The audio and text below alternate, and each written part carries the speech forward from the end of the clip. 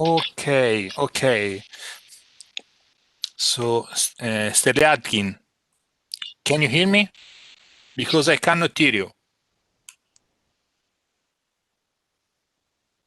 I saw you speaking, but I cannot hear you.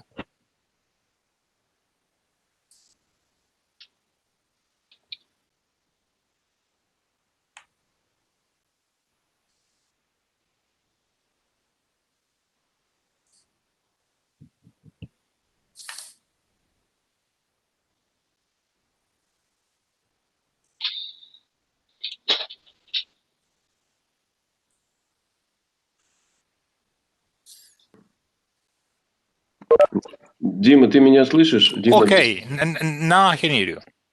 Now you hear me? Okay. Yes, fine. Fine. And can I use new version of my presentation? Try to share the screen, because if everything works, you are going to share the screen. Now I try to wait a moment. Yes, sure.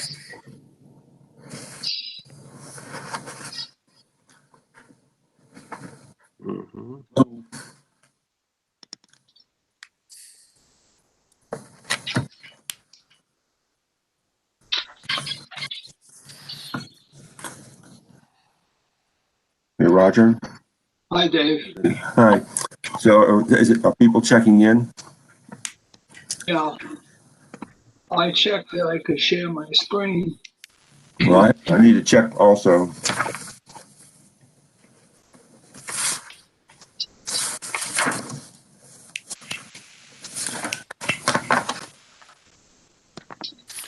You should find a button on the bottom, close to your video.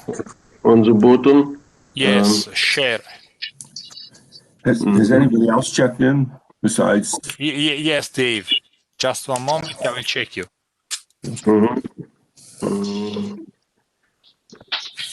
On the bottom, you should find a bar with unmute your video settings and sharing. Share. I see. Okay. One moment. Yeah, sure.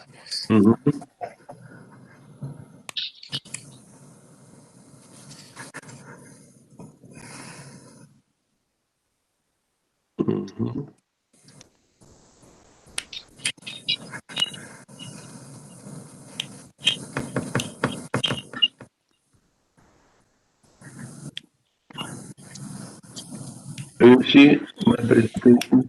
Yes, I can see your screen. Fine. So you are going to run your presentation by yourself. You don't have to send us anything updated.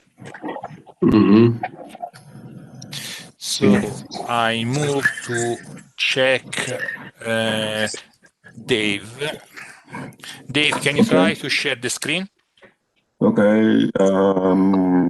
Share. Okay. Oh, I don't have my presentation up yet. Wait a minute. Go find my presentation. Yeah, I gotta go. I guess it doesn't matter if you can see anything, it'll be okay. But let me go find my presentation. A second. I put it away, I guess, last night. Yeah. Okay. I have to find it. I'm sorry. All this time I should have been looking. Okay, here, I think.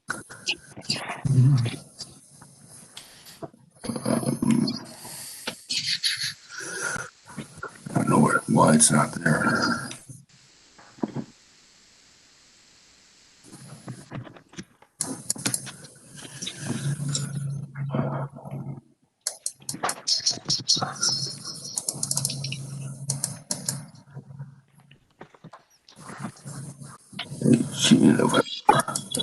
Okay, there's the presentation. Now let me go back and find the share. Sorry. Okay. No, just one moment. Okay. Okay. Can you see it? Okay, yes, I can see it. Okay, yes. So okay with that part. Okay. Yes, it works fine. Thanks, Dave. You're welcome. So we can move to Alamgir San. Can you hear me?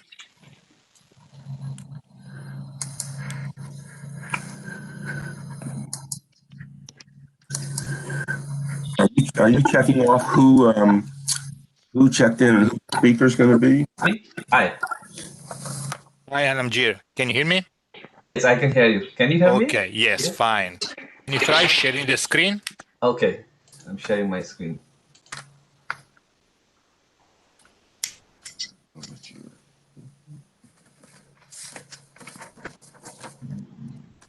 Okay.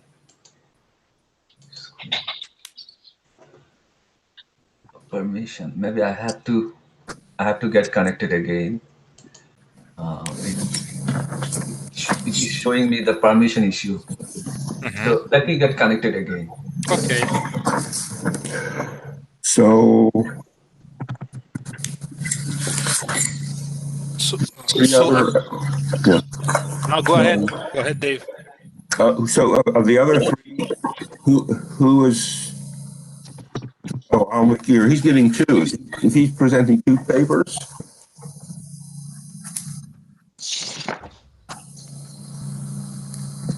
Oh, Dave, yeah. we're also taking care of the one atmospheric paper at the end of the session. We have another one. Okay. Which? So either one of us can do that. I can probably, I'll probably do it because you'll just be finished speaking. Doesn't matter. Okay. Tell me, but let me put it on my. Which one is it going to be? It's profiling the atmosphere boundary layer. The last paper. Multiple free. Oh. Right after your paper, it's the atmospheric session only has one paper in it. So we're doing that too. Atmospheres. Okay. I don't see. What's the title? Profiling the atmospheric boundary layer at European scale in the context of the cost action probe. If you print out the schedule for today, it's listed up there. Oh, okay. I don't see. It's not on my schedule. No, sorry. Maybe there is a problem because this was added at the last moment. Oh, So okay. Okay. you can find it on the website. Okay. And so it's going to be after my paper, and you Yes, have it on your exactly. list, Roger. So you'll take care of announcing it. Yeah, I'll be good too because I'll already be doing it for you. So. Okay. Alamjir, we saw your presentation and it worked. It worked fine.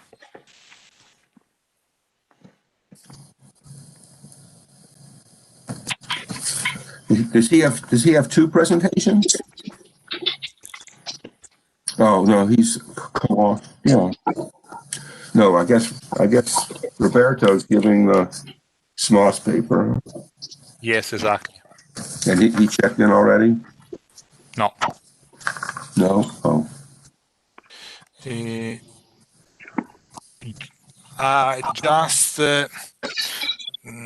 Just to remind you, unfortunately, we have not been able to join room 1 and room 2. So if you want to follow the keynotes which is given by Bill Blackwell, you have to go in room 1. Okay. I'm sorry, but we have not been able to merge the two rooms. Okay. We'll go to room 1 when we're finished here. And as soon as he's finished at or at 14:30, we'll come back here. Yes, exactly. We have to do that like this way. Okay. For the moment, sorry, Roger. Everybody for our session is not here though. Paper number 3, is that person here? No. Well, Not yet. yeah, but somebody from there is going to show up. I can't imagine that they're going to. How about how about the other two? How about the 1445 and the 1500 paper? I don't see 45. Yeah. Dimitri? Dimitri is here. Oh, okay. Okay. first paper is here, but the third paper, I don't see the person here. And the fourth paper, third and fourth paper? The fourth paper is Roberto. Yes, yeah. Roberto. Does he? I don't see Roberto. Oh, no. No, he's not here. Let me see if he is in the other room. No, he's not in the other room. And the paper's here, we're here. No. And I don't see the last paper here either. He was here. He was here. Maybe he switched. Let me see. No, he was here. The last paper meaning the atmospheric paper, the profile? Yes. No. So what do we do if someone, we haven't had any no-shows, so what do we do if there's a no-show? I'm not sure. Okay, we can. We can recover the time. Maybe if someone has been late, we can keep the discussion of the previous paper, or we can discuss and accept other questions about the previous papers, or last, we can wait. Okay, but you don't want to just keep going, huh? If we're behind schedule, then we'll just keep going. But if we're not on schedule, then we should wait. Yeah, Yes. we're not going to keep going if the paper's not there. We're going to wait for the. Yes, exactly, Roger. Yeah. And we'll wait for the schedule time. Okay. Yeah. Okay. I'm going to go switch rooms. I mean, my rooms. Moving to a different place in my house.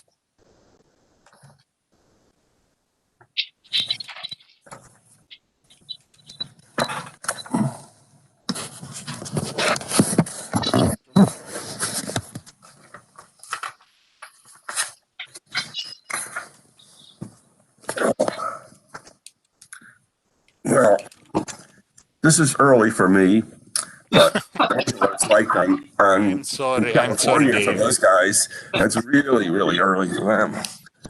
I know. I'm sorry, Dave.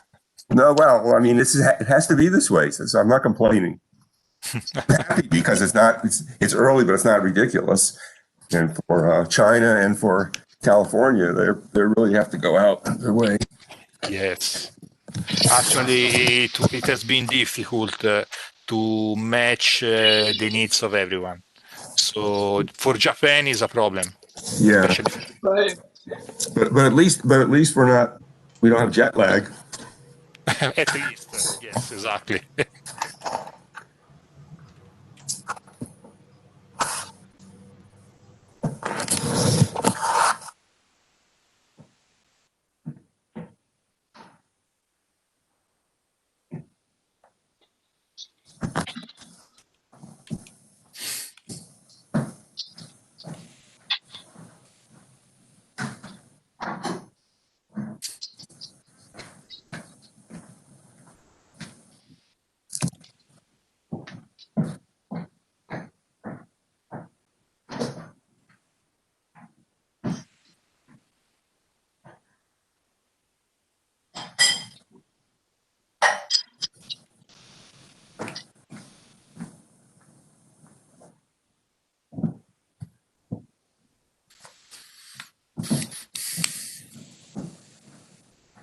Well, I don't see the paper by the last person,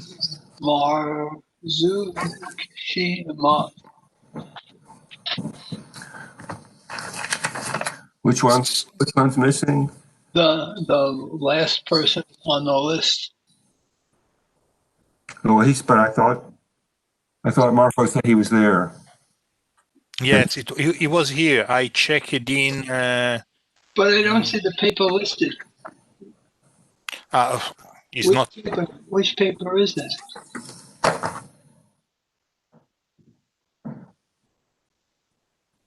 It's not on the old schedule. It's a revised schedule. That's right.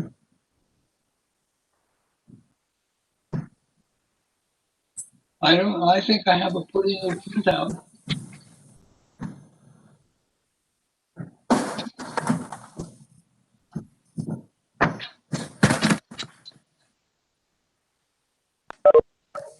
So do you see him, Dave? Where? On the schedule, is a paper No, list with this? well, no, Marco said it was not on the old schedule. I haven't looked on the. I can send you the schedule downloaded by the website. It has been a problem. I recognize that it was not managed in the proper way, but Oh, so if I print out the schedule again, it'll be there? I'm going to send it to you right now. By email? Yes. Lang and Levine. Okay.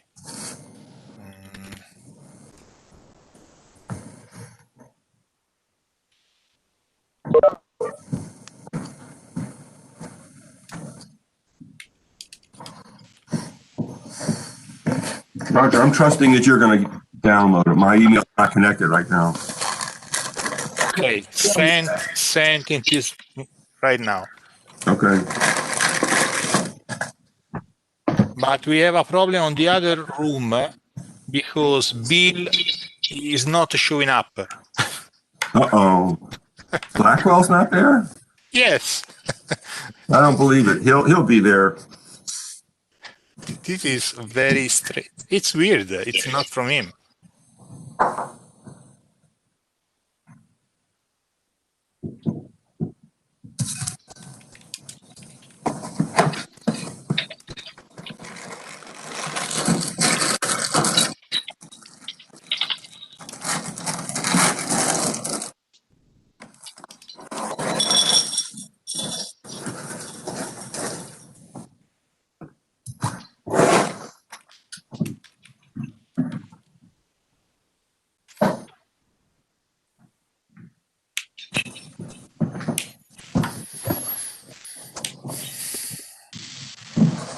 I'm going to write to this.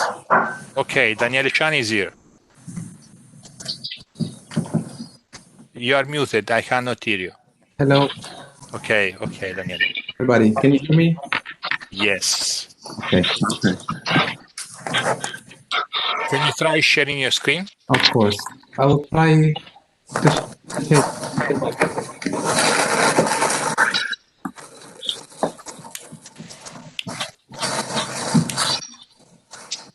Okay, yes. Is it good? Yes, it's fine. If I do like this, screen mode, is it still okay? Yes, no, it's fine. Works fine. Much.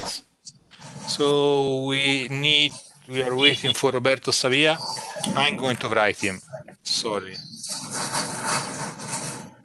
Now, I just printed out the schedule from the website.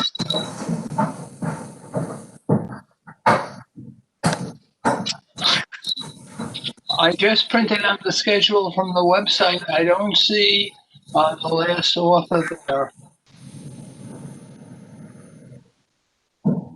on the paper list. Maybe he should be in room 1.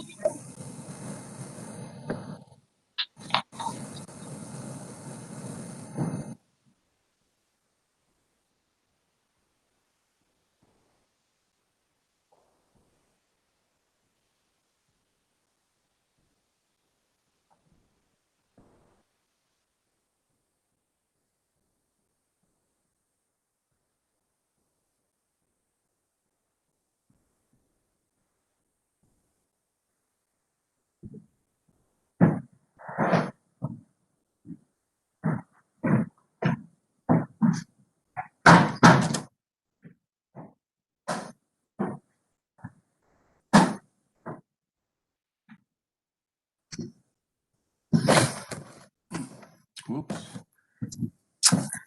So my clock says 8 o'clock. Should we be?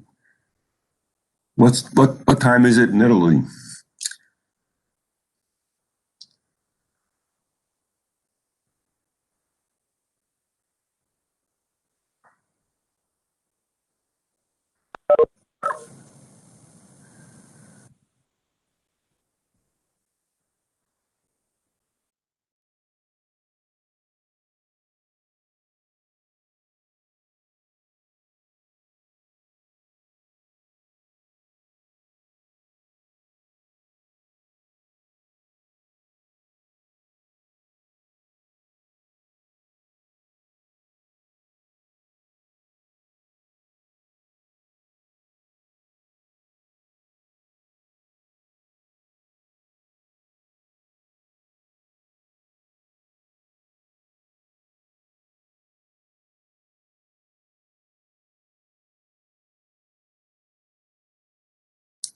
Is it time for us to go to the lecture?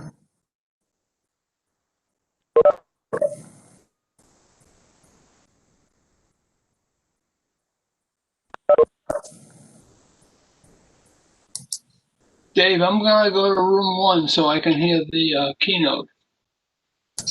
Yeah, can you hear me, Roger? Yeah. Oh, okay. Yeah, I'm gonna go too. Okay. We'll come back as soon as come. Yeah, we'll come back here after the keynote.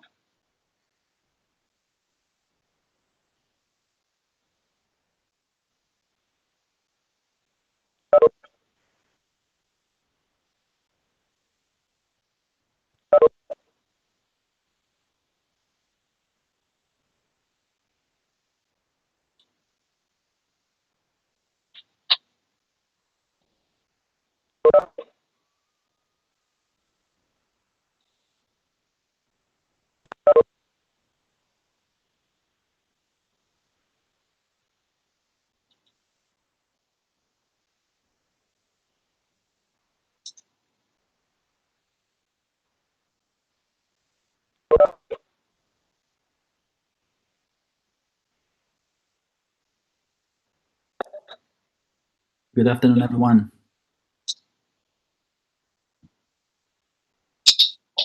Roberto, can you hear me? Hello, Hi, Marco. Roberto. Ciao, buongiorno.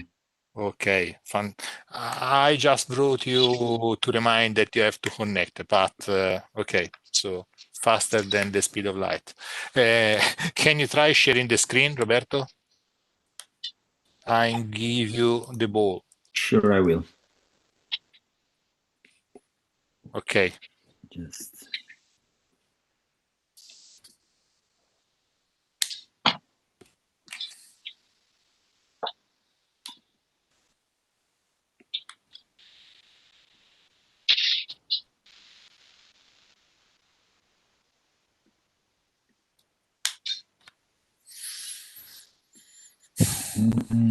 Screen.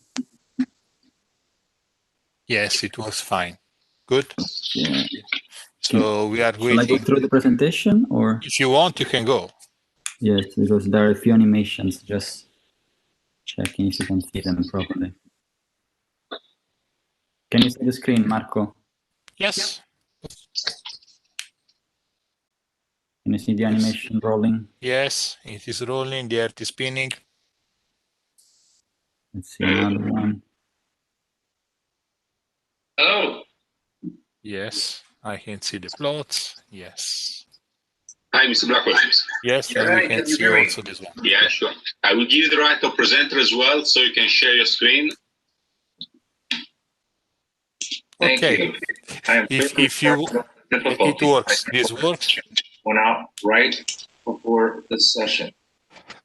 So let me get started here. Ready. Okay, ready. Shall I If stop you share? want to, yes. If you want to go in room 1 for the presentation of Bill Blackwell, you can go. First day Okay. today. Then I'll go there and I'll join again at the half. I mean, can speak with the start presentation, I think. Sorry. All right. Thank you very much. Sorry, Roberto. Can you say again? So shall I just connect again at the 1:30? Yes. This is room 2. If you connect to room 1 and after you reconnect. Very well. Thank you. Okay. Cheers, everyone. You're welcome.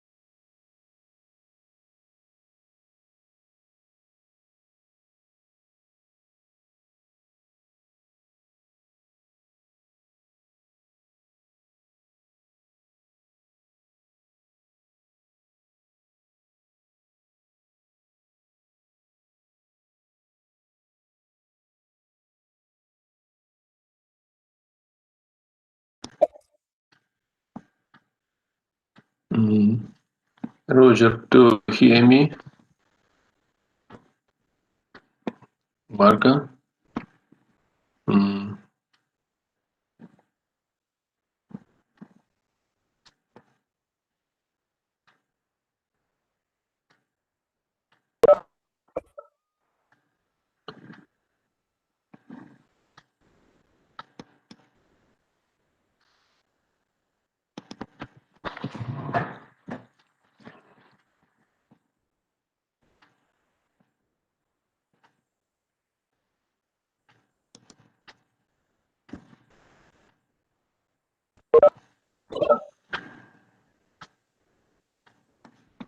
Marka, do you hear me? Roger? Loud and clear. Okay.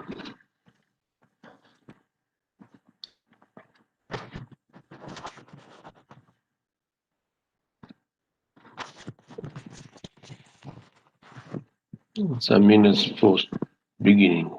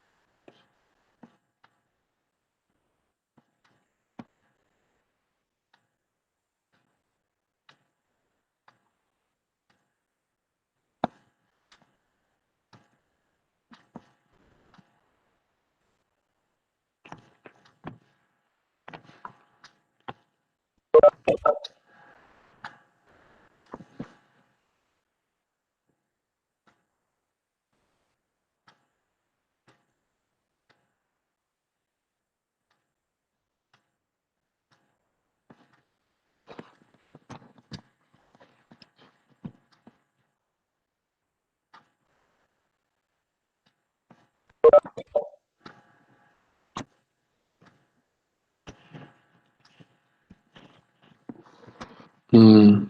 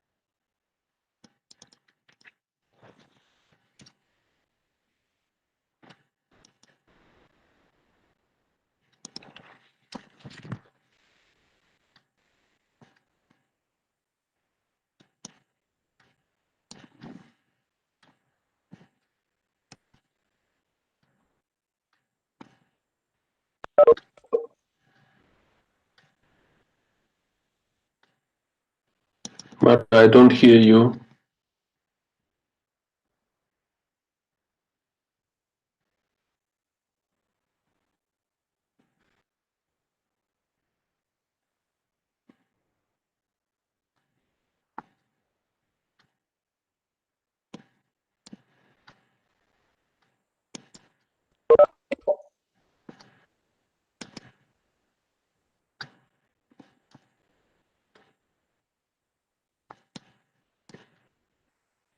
Marco, can I start? Can I begin? I don't hear you. So, what's happened? I don't. But there's certainly interest and work in that area, definitely. Thank you very much. Thank you very much. May I start it? Oh, we have a question from YouTube. Just a minute. Mm-hmm. I'm going to forward it to the chat.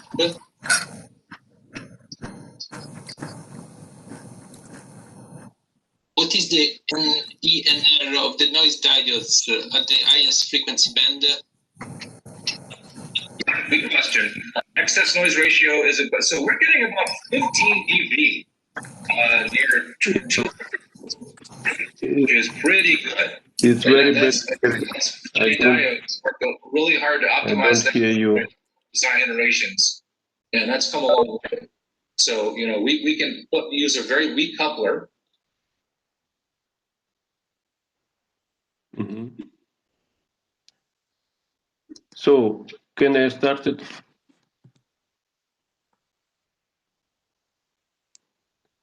I don't hear you. Hello. What's happening? Victor, we have to wait for the other session because there is the keynote ongoing.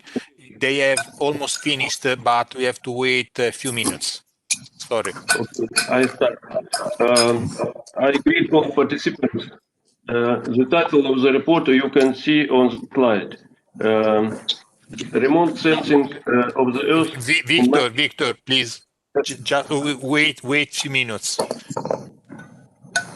because the other session is not finished. Other session not finished. I see.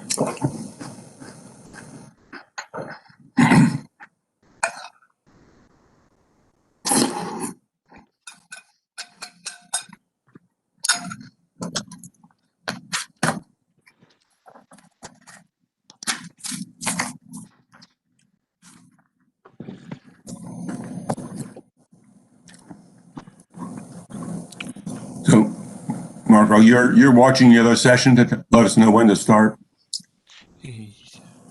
Yes, the other session is now finished. The keynote given by William Blackwell on Tempest D is finished. So I'm going to I welcome you in this session on oceans and atmosphere, and I leave the floor to the chairs of the session, which are Roger Lang and David Levine. You have the floor. Okay, this is Roger Lang. David Levine and I are going to jointly manage the session. I'm going to take the first 3 papers, take the next couple of papers, and then I will take over for the last 2 papers. So the first paper is field radiometry measurements of the effective emissivity and complex dielectric content of sea surface, and it'll be given by Victor Storyatkin. Okay, go ahead, Victor. Thank you. I greet all participants. The title of the report you can see on the slide. Remote sensing of the Earth in microwave is based on solving those problems. Traditional radiation transfer model uses the following expression for brightness temperature. The difficulty in calculating emissivity EP from equation 1 consists in the fact that it requires preliminary calculation of TB scat, the correction of downwelling sky radiation scattered by surface. It is a very difficult problem that relies on sea surface models and ambiguous scattering models. This work suggests not apply the ambiguous and complicated procedure of calculating TB scat. Instead, it is proposed to perform direct and reliable ground-based measurements of the effective emissivity EF sub P of the roughened sea surface. that uses the effective reflection coefficient RAF associated with effective emissivity by the relation EF plus RF equal 1. The advantage of this approach lies in the fact that it allows performing in situ ground-based experiments on measuring the emissivity dependencies on the wind speed, on polarization parameters, on the angle of incidence, and on the other sensing conditions. The emissivity dependence on the list parameters can be measured and associated in database both from motionless marine platform, aircraft, or unmanned flight vehicles. The non-calibration radiometric method is presented on the figure. Radiometer 1 is mounted on marine platform at the altitude h above the sea surface. When sensing upward at the zenith angle phi, the downwelling atmospheric radiation is recorded, for which we obtained the equation 3. When sensing downwards towards the surface, we have equation 4. Here, T sub S, the thermodynamic temperature of underlying. From relations 4 and 5, we can obtain the expression for effective emissivity of underlying surface. The radiometer signal U is proportional to the brightness temperature of radiation falling on its receiving antenna, equation 7, where radiometer's calibration coefficients A and B are constant. Substituting 7 into 6, we get the 8 equation.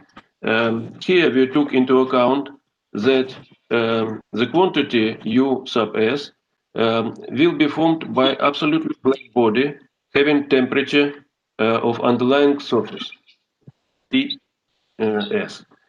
Thus, the measurement of effective emissivity of roughened underlying surface is carried out by Formula 8 based on 3 signals, radiometric signals, measured by radiometer without absolute calibration of radiometer and without calculation of calibration coefficients A and B in relation to 7.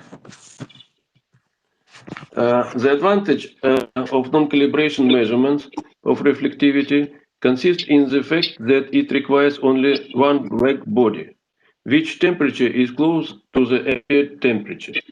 Such a black body can be manufactured and stabilized easier than, for example, the payload with liquid nitrogen temperature. When sensing from a satellite, the geometry of downwelling radiation scattering on a rough underlying surface fully correspond to ground-based measurements, except for averaging scales.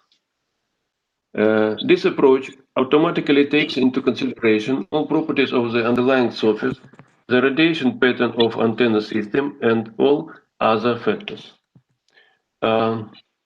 Results of measurements. The marine platform was located at Crimea Peninsula at a distance of 600 meters from the shoreline. The working frequency was 37.5 gigahertz. Radiometer recorded two polarization, vertical and horizontal one. It was installed in 30 meters above the sea level. Radiometer could rotate at elevation and azimuth.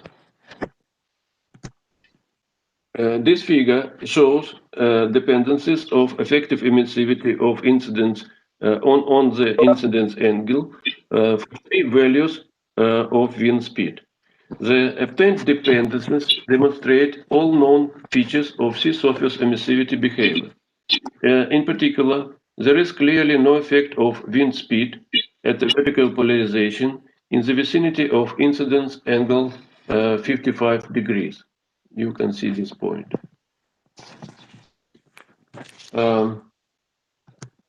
This slide depends dependencies of effective emissivity of the wind speed for various incidence angles.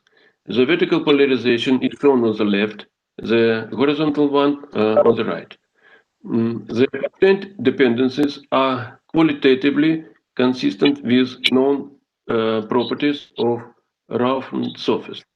The purpose of the experiment was to confirm the workability of proposed method. The second part of the report describes new remote method of radiometric in situ measurements of real and imaginary parts, the dielectric constant of the underlying sea surface. The method does not require absolute calibration of radiometer. Figure 6 shows the dependence of reflection coefficients for vertical and horizontal polarization on the angle of incidence and on the loss tangent under the condition of nadir reflectivity is measured and equal 0.539. The figure has some very interesting properties. Firstly, the semi-sum of reflection coefficient for vertical and horizontal polarization is practically independent on the angle of incidence in the range from 0 to 30 degrees in this range. And secondly, the reflection coefficient at vertical polarization is most sensitive to loss angle in the vicinity of Brewster angle. Here you can see the greatest dependence on tangent angle, loss tangent angle. These properties were used for in our measurements. On this figure, you can see the angular dependence reflection coefficient measured in field conditions. The upper curve presents the horizontal polarization, the lower curve, the vertical one. The wind velocity was very small, from 1 to 2 meters per second. As the first step, the reflection coefficients were measured at angle of incidence near nadir. And we obtained the reflectivity at nadir direction, or 0.539. In the second stage, we have detected the reflection coefficient at Brewster angle. This value is 0.131. In the third stage, we have averaged reflectivity dependencies by antenna pattern and the distribution of sea surface slopes under the condition that reflectivity at nadir is constant and measured.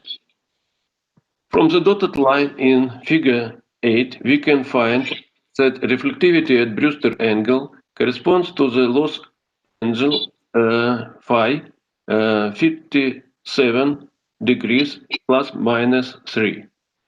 Then we can determine the real and imaginary parts of reflectivity, parts of dielectric constant.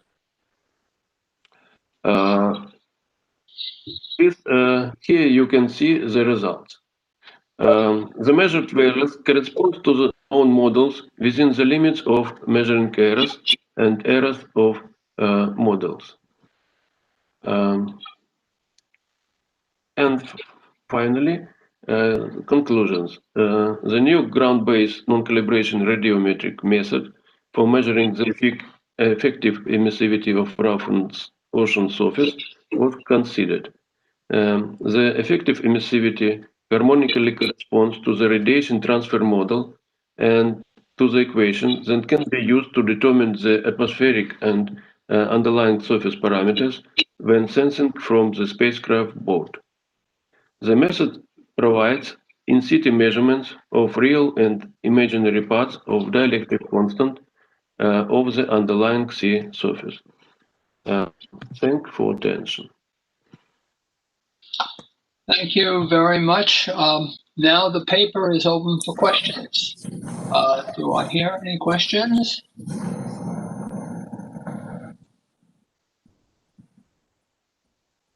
I have a question, Victor.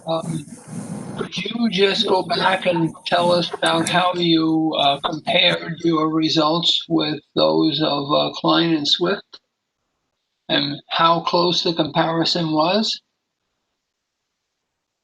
I don't hear you well. Can you write on the chat your question?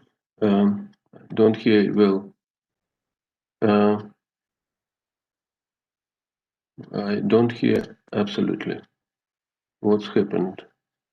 I think it's muted. It seems like Roger muted. No. No. I hear. Can you hear me? Now we can hear you. Okay. So the paper is over, and now we'd like to entertain any questions there are. Are there any questions from the audience? Yes, I have one question.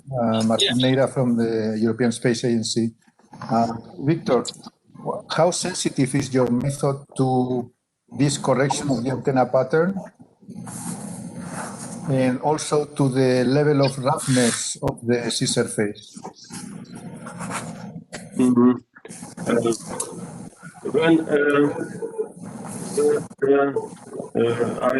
one moment. This curve take into account the diagram pattern of the antenna and the sea surface forms. The wind velocity was very small, from 1 to 2 meters per second, and the slope angle dispersion was very small, much less than 4 degrees. And as a result, we can integrate the Fresnel formulas and obtain such dependencies, which are presented on this slide. And so the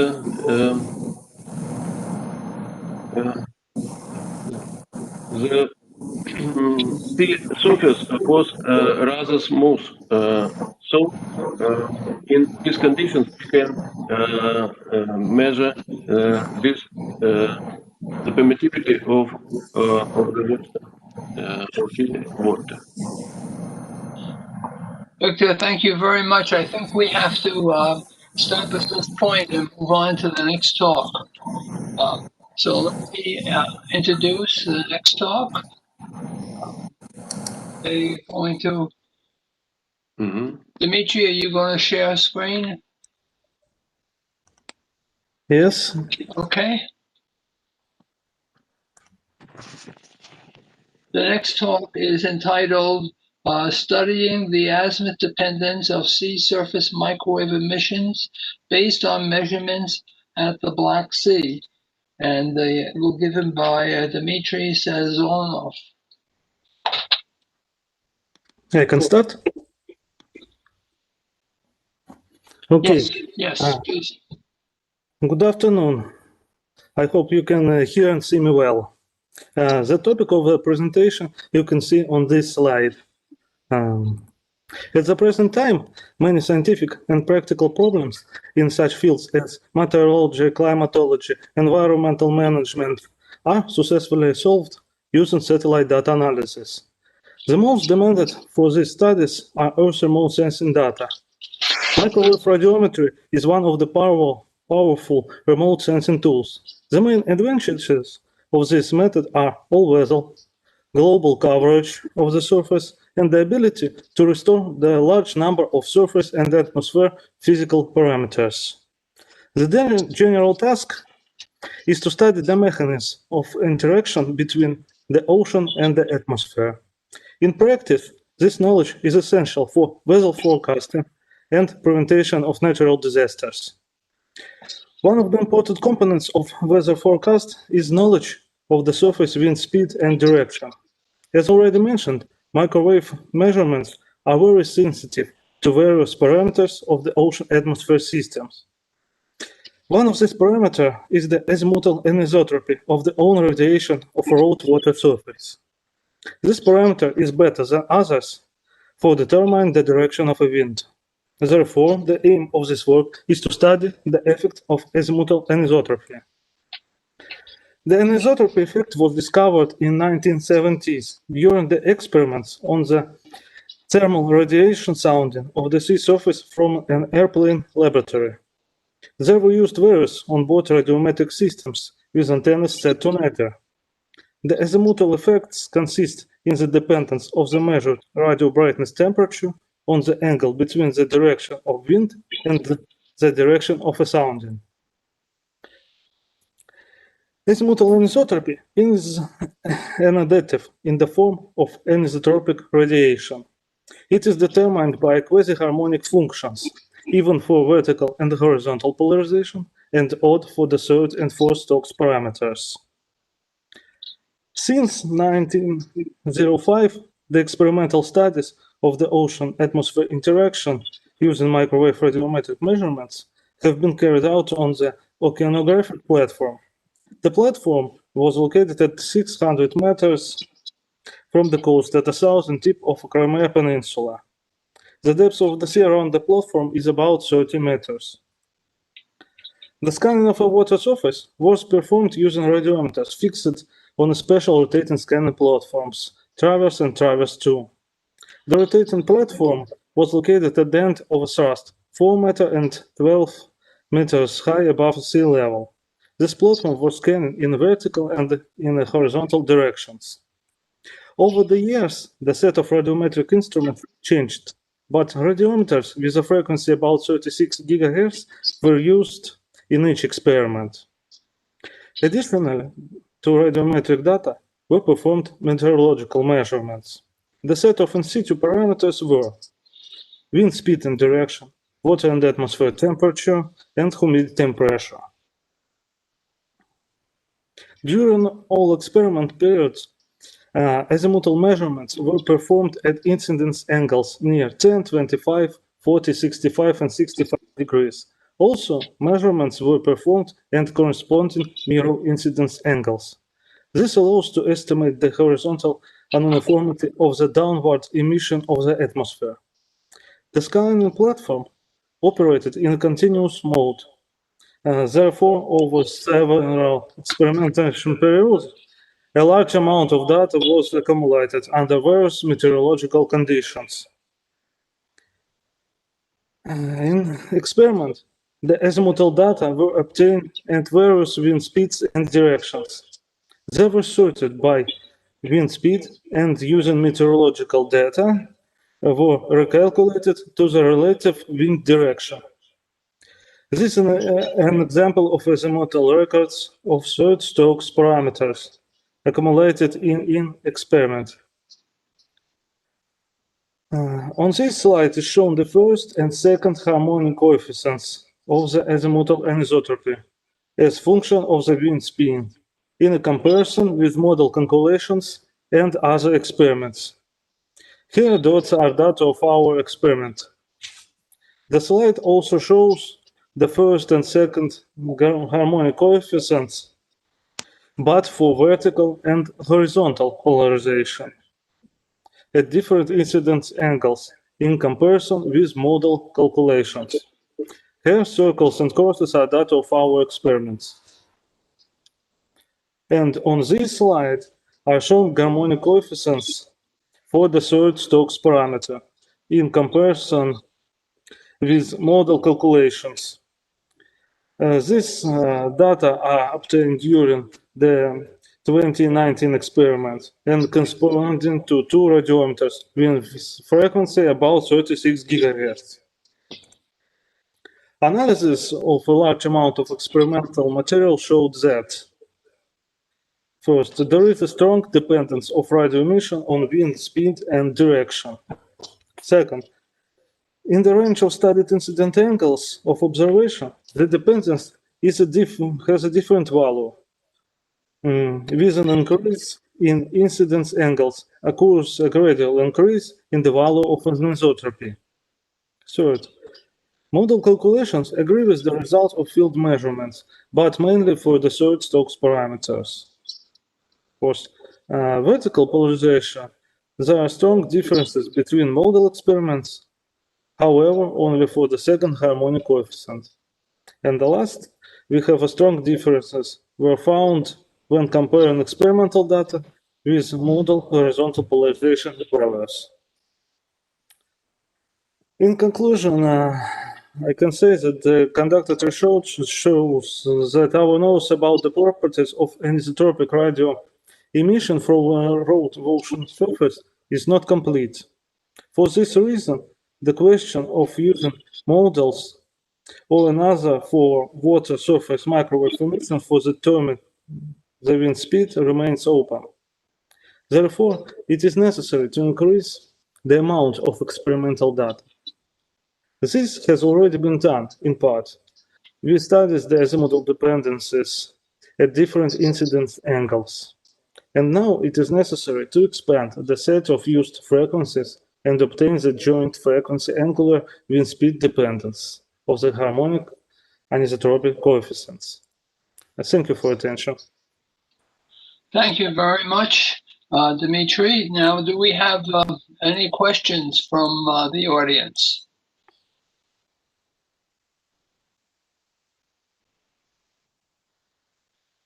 I have a question. How did your results depend on the surface characteristics of the ocean? In other words, if there were swell waves, one would expect a large amount of anisotropy. If there were very confused spectrum in all directions, one might not see so much. Did you see anything like that? We analyzed the radiation from a water surface, but these dependencies are included, these complex dependencies. In this analysis, we have shown only the wind effects, how the wind affects the radio emission. Only in this. So you didn't have actual data on how the spectrum of the sea looked? No, we have no current measurements of a spectrum. I see. Okay, thank you very much. I think we're actually a little bit ahead of time, so sure there's no questions on any subject. We have a couple minutes to wait before we get to the next paper, just 1 minute or so. We started a little bit late, but because some of the papers weren't quite as long, we are a little bit ahead. Let's just start on the next paper. The next paper is entitled Copernicus Imaging Microwave Radiometer Benefits for Copernicus Level for Sea Surface Salinity Processing Chain. And it'll be given by Daniele Ciani. Hello, everybody. Can everybody hear and see correctly? Yes, go ahead. Yeah, yes. Thank you. Okay. Hi, everyone. Thanks indeed to the MicroRad 2020 meeting organizers. Today, I will give you a presentation on the Copernicus Imaging Microwave Radiometer satellite mission with a specific focus on the sea surface salinity monitoring at global scale.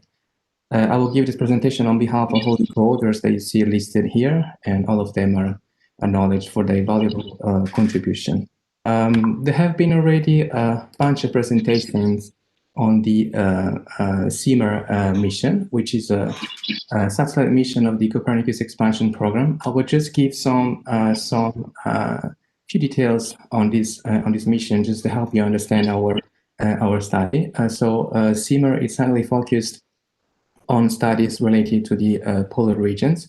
to climate change and water resource management. It is expected to bring lots of benefits for the sea surface temperature, sea surface salinity measurements, with all related studies, like, for example, the improvement of the surface current products and estimate of the heat and moisture fluxes at the ocean air interface. Also, with applications related to marine biogeochemistry and also the water cycle. CIMR is going to be a conical scanning radiometer, providing information over a wide swath, roughly 2,000 kilometers, with dual view capability. And on your right, you can see the measurement frequencies that will be embarked by this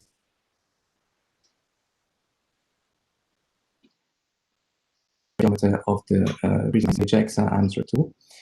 So first of all, we can see the inclusion of the L-band, which is really advantageous. All the measurement frequencies will have higher resolution footprints at the Earth's surface, and will have they have an expected lower NEDT. The very interesting thing for our applications, but for oceanographic applications in general, is the simultaneous observations of sea surface temperature and salinity from the same platform at respective spatial resolution of 10 and 40 kilometers, but also the possibility to have many information on the sea ice, like its thickness, concentration, and extent, and also other information like the ocean wind speed. Another interesting potential of the CIMR mission is the daily coverage. Here you have a sketch of the global coverage over one day, which is almost total, except for a few areas in the tropics. And as we approach the polar regions, the number of daily revisits can reach the value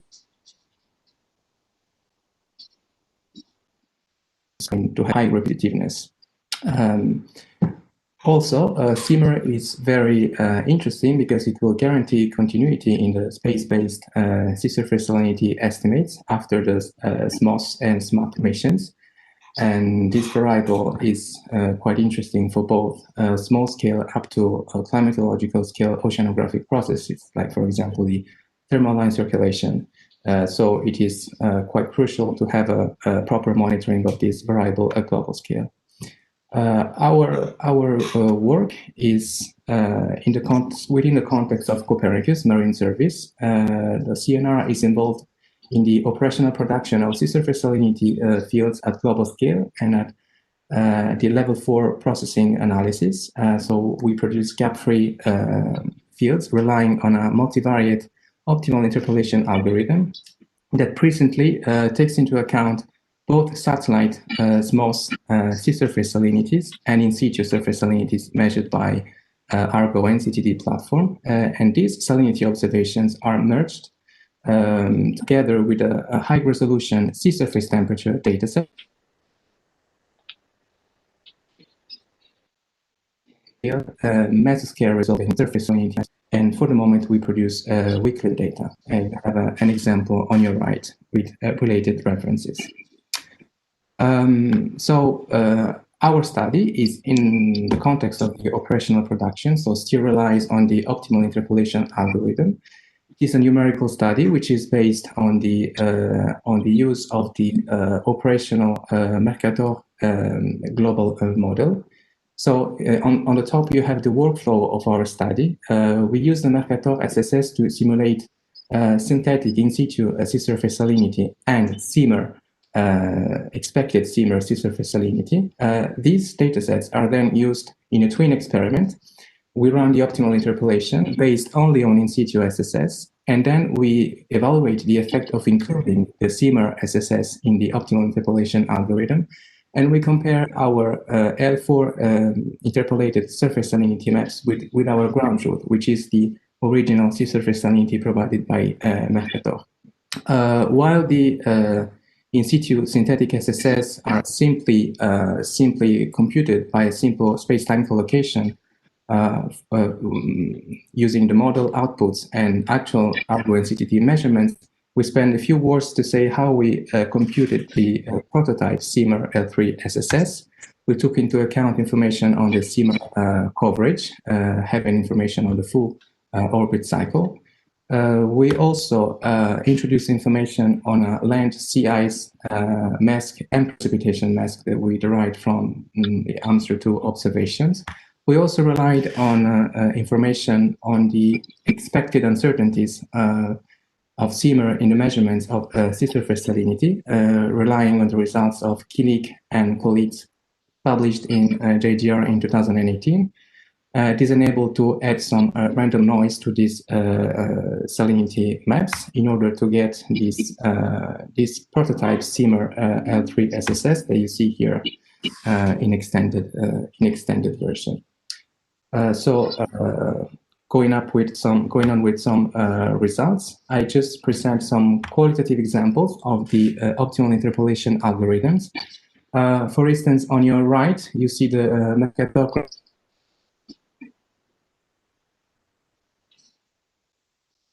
estimate that we have to get close to with our optimal interpolation algorithm. On the left, you see what we are able to do if the optimal interpolation algorithm SSS are introduced in the optimal interpolation algorithm. So you retrieve, you can see an enhancement of the mesoscale activity, and also in some areas you see significant corrections of the SSS field with respect to an optimal interpolation that only accounts for in situ sea surface salinity. We also performed some statistics. The global ocean. So here we present the RMS computed relying on our weekly sea surface salinity production and using the Mercator SSS as a validation benchmark. In blue, you have the RMS of the optimal interpolation only relying on in situ data. And in red, you see the same estimate when the CIMA observations are introduced in the optimal interpolation algorithm. So you can see that in the northern and mid-latitude ocean, we have improvements brought by CIMA throughout the year, with in some cases improvements up to 50%.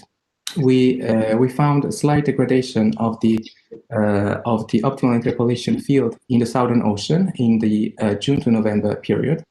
And you can see also the signature of this degradation in this additional map, which gives us the spatial variability of the improvements brought by CIMA, here indicated by the blue areas, which are the areas where the optimal interpolation relying on CIMA has a lower RMS with respect to the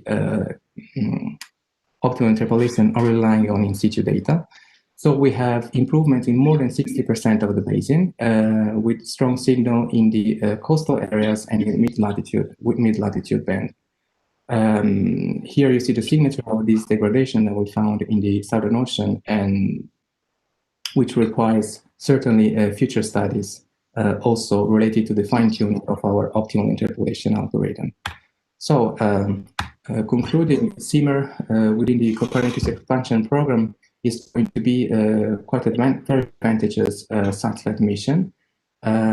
Within the context of the Copernicus sea surface salinity operational production, it will bring lots of benefits for the estimate of the gap-free sea surface salinity field, bringing improvements for the present-day version of the optimal interpolation algorithm in more than 60% of the global ocean. We plan to do additional studies, including more features of the CIMA satellite mission, like the dual view capability, but also to rely on more realistic conditions in coastal areas, like the introduction of radio frequency interferences. CIMA is also going to be quite powerful if we consider its potential in sea surface temperature monitoring. Also, the sea surface salinity and multivariate optimal interpolation algorithm is going to take advantage of the CIMA SST, including other applications relying on SST, like, for example, the surface currents products computation. This is all from my side. Thanks very much for your attention, and I just leave you with a couple of references on this study and additional studies citing the potential of CIMA. Thank you. Thank you very much, Daniela. Do we have questions from the audience? Roger, can I ask a question? Yes, Dave. When you are using Simmer plus the ground truth to get a global map for salinity, what are you assuming the error in the intrinsic Simmer salinity retrieval is when you do these combinations? If I understand correctly your question, the errors that we use depend on the local sea state. So for example, if I go back to this sigma SSH global map, this is computed taking into account the local sea surface temperature, salinity, ocean wind speed, and also the cloud liquid water in the atmosphere, in the atmospheric column. So you take those as given and correct, and then retrieve salinity, and then combine with in situ salinity to do your optimal interpolation.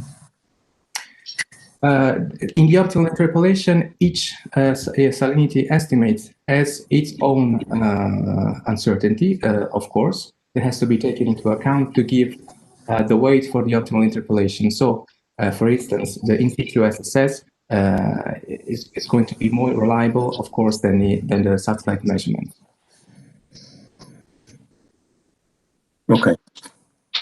Thank you. Have you compared these measurements with SMOS and SMAP values of salinity? Of course, presently, the multivariate optimal interpolation algorithm, for instance, relies on SMOS observations. In principle, there are ideas for future developments of including also SMAP observations within the optimal interpolation algorithm. This is just a preparatory study for the future when SMOS and SMAP will not be available anymore. And what sort of errors? I realize the errors are going to vary from where you are, but maybe you could qualify that a little bit. But how many? What's the average PSU difference? Yes, this is the, if you refer to the sigma SSS map, this is the error as given in PSU, the retrieval error, which is expected from the Simmer instrument, still considering the local system. I see.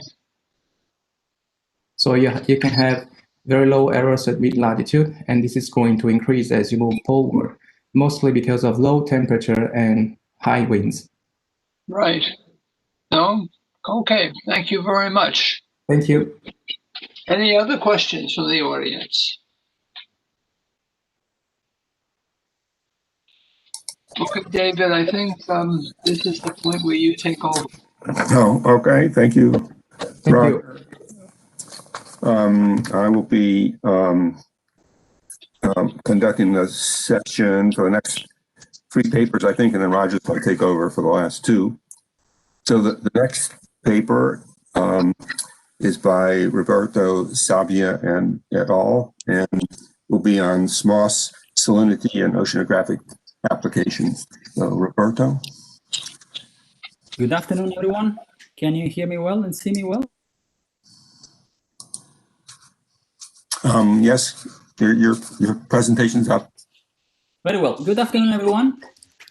The ambitious objective of giving you a compendium of the various oceanographic applications out of small sea surface salinity in the last 10 years. My name is Roberto Sabbia. I'm at ESA, European Space Agency in Italy, and I'm the technical officer for the Salinity Algorithm Evolution Project, the validation platform PIMET. And I put together these slides with inputs and help from the various representatives of the expert laboratories that support ESA for the processor maintenance and evolution. And their contribution is much acknowledged. I'll go straight to the outline of the talk. I'll have one slide on SMOS in a nutshell and the general retrieval of salinity, and I will then move on. There's a lot of background noise, I'm afraid. And then I'll go to the level 2 ocean salinity status and foreseen development. Then I also have one slide on the PyMap salinity platform. And then I have several slides for a variety of oceanographic applications that are coming from SMOS and that summarize the current portfolio of SMOS over the ocean. And then I'll have some final remarks and perspectives. I'll start with a single slide of SMOS to get you acquainted with the mission. SMOS stands for Soil Moisture and Ocean Salinity. It's an ESA Earth Explorer mission launched in November 2009, so it's now just turned 11. And it is also a technology demonstration. It's a microradiometer by aperture synthesis. Over ocean, it aims at measuring the sea surface salinity.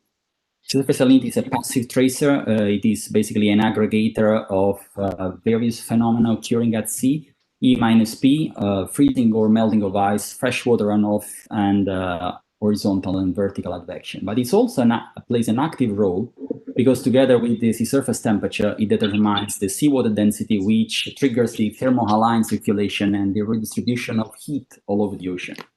So you can see in this table the accuracy that is expected. It's at level 3, which is a spatially and temporally averaged product.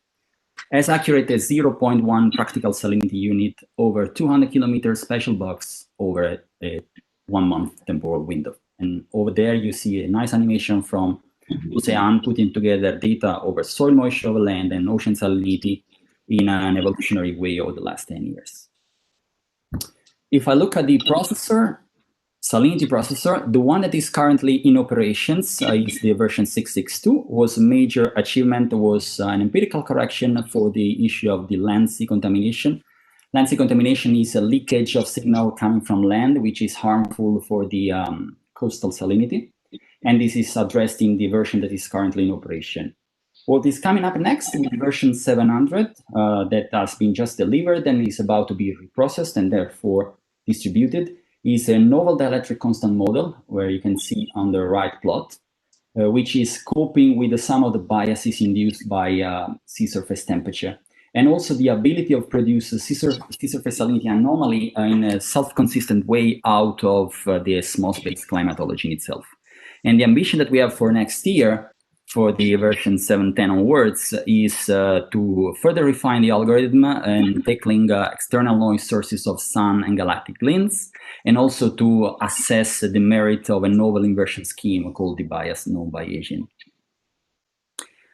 PyMap stands for Pilot Mission Exploitation Platform. It's a validation platform that started for SMOS and then it became an interagency effort with NASA. It is a single-based, web-based environment to visualize, validate, monitor, assess, and exploit satellite surface salinity data. And you're able to generate match-up database reports per any single satellite salinity product in every regions of the ocean, as compared to every single source of in situ salinity dataset, be it from Argo or from other sources. There are a variety of online tools there. There is some example in these pictures. And since 2019, there is a partnership with NASA. What ongoing activities are basically an evolution of the match-up database criterion for validating data, specific case studies over SPURS 1 and SPURS 2 campaigns, and the production of a trouble collocation plugin, which is coming next year. And you can see all these at the Salinity platform that is indicated there. If I go to the portfolio of the intended oceanographic application I'd like to cover, you see that there are many of them, and these are not the only ones. Obviously, I don't have time to go through all of them. I highlighted in red the ones that I will describe with the one single slide each in the next few slides. But here I want to stress the fact that they can be clustered and classified in several oceanographic domains. This classification is somewhat arbitrary, but it gives you the sense of how broad is the scope of the various oceanographic application that we can cover with SMOS satellite salinity. This is a nice animation I took from Nicola, in which we can see all the various features that we can assess and evaluate out of a composite snapshot of salinity. You see here in red evaporation areas, in blue the evolution of freshwater river plumes areas, In cyan, the areas that are back, we can see the evolution of west boundary currents, like in this case, the Gulf Stream. And in pink, the area that are subject to upwelling, which I'll speak in a second. So it's quite a various compendium of phenomena that you can look at with the salinity maps.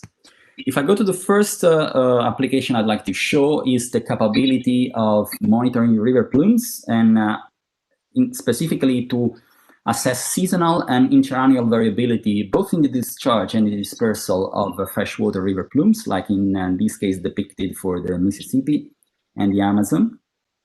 And of course, the monitoring of river plumes through salinity has big implications for stratification, generation of barrier layers, exchange of both heat and greenhouse gases, and also hurricane intensification and fisheries.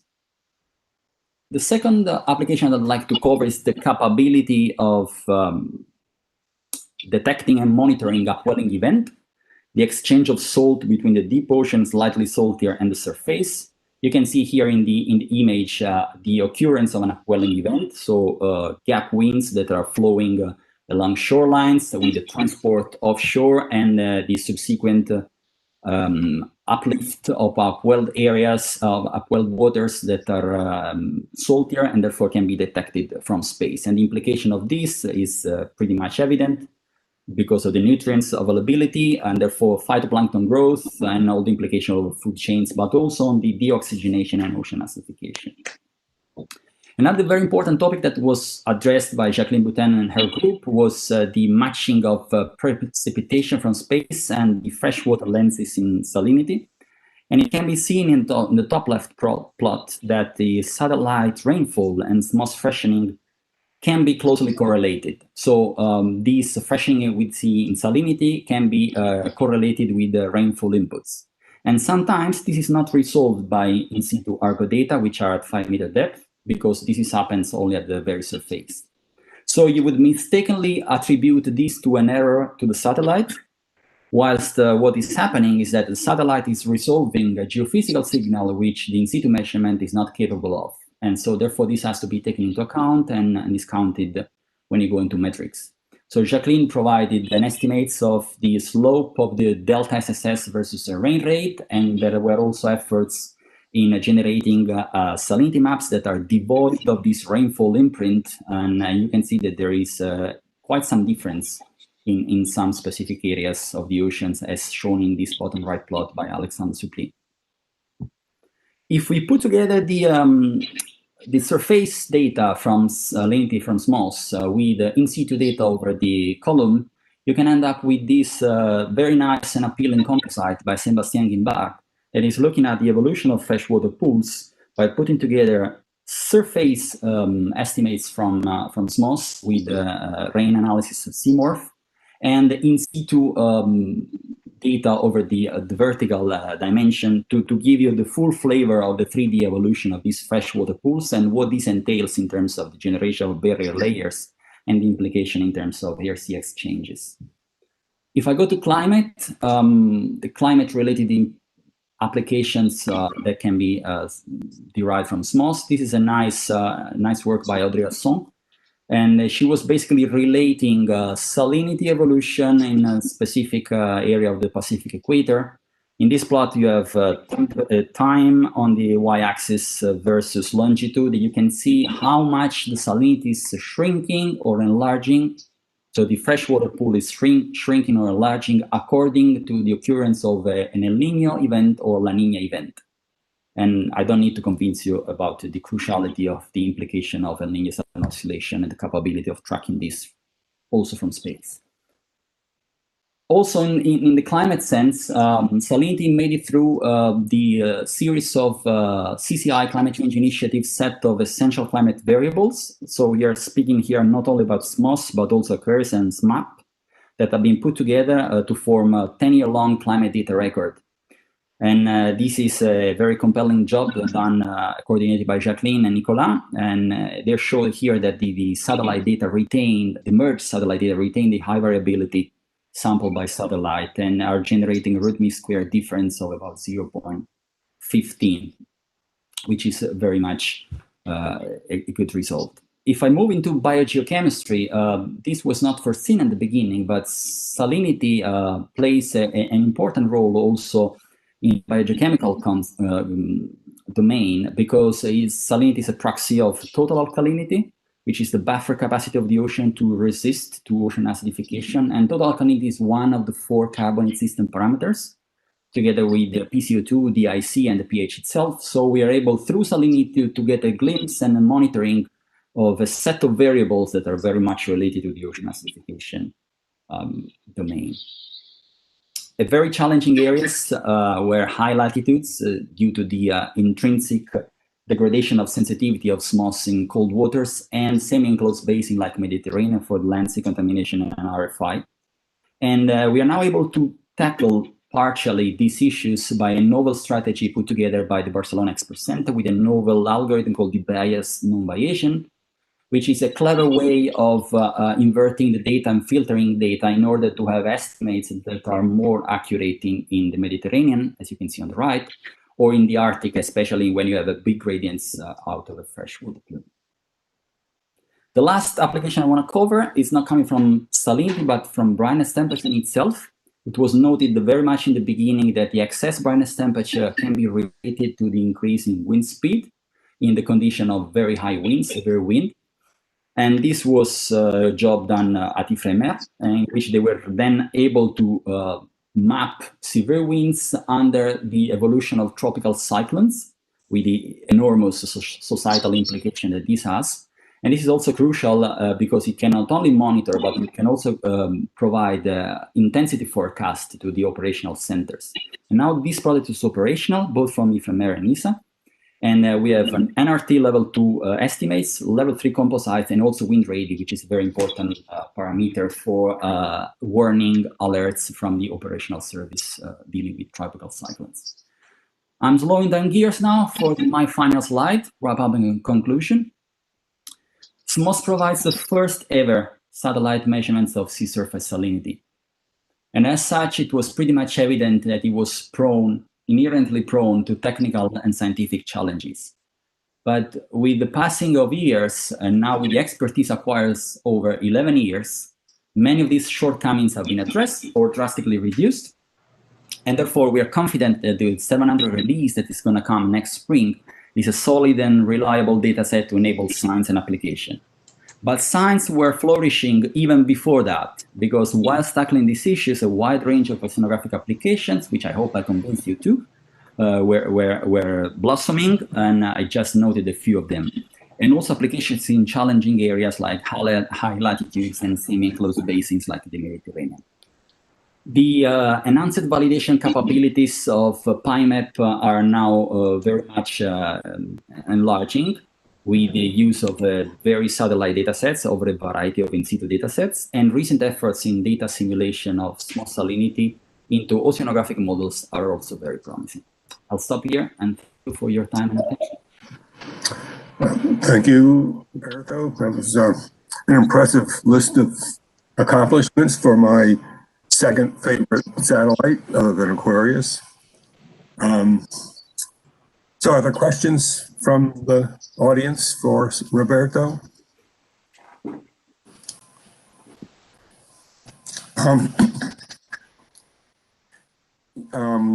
One thing that you said very early on intrigued me. It's a little off topic, but I think you showed an animation of soil moisture over land and ocean salinity together in the very beginning. Has there been any real work on trying to combine those two observations together in sort of real-time analysis, like in the Indian Ocean, where you have the monsoon season and big changes in the land and ocean?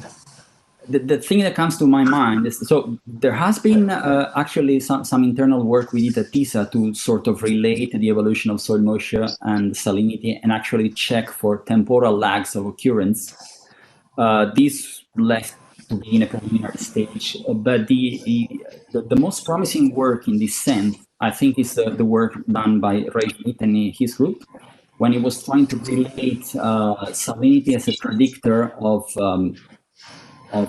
rainfall over land, and therefore with the occurrence of soil moisture. So this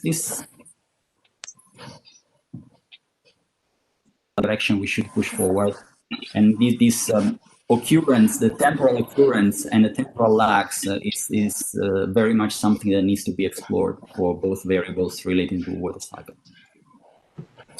Thank you. Are there any other questions? Okay. Thank you, Roberto. Thanks to you. So our next speaker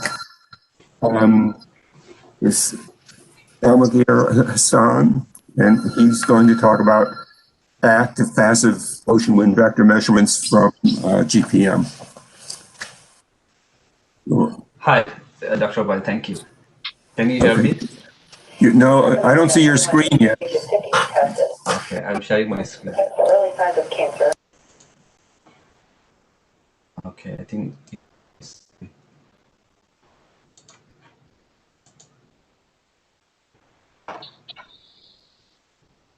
Do you see my screen now? No, I don't see your screen yet. Okay. Did you try the share button on the bottom? Yes. Roger, do we have a copy of his? Pardon me? Do we have a copy of his presentation if he can't put it up? You'll have to ask Marco. Second. Okay, keep trying. I see your video, your picture, but I don't see your presentation. You press share. Yeah, I think you see my screen now, right? No, not yet. Oh, yes, now we do. Okay. Okay.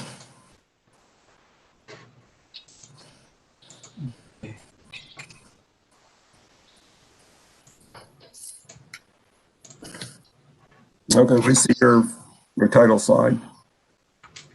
You might want to put it in presentation mode.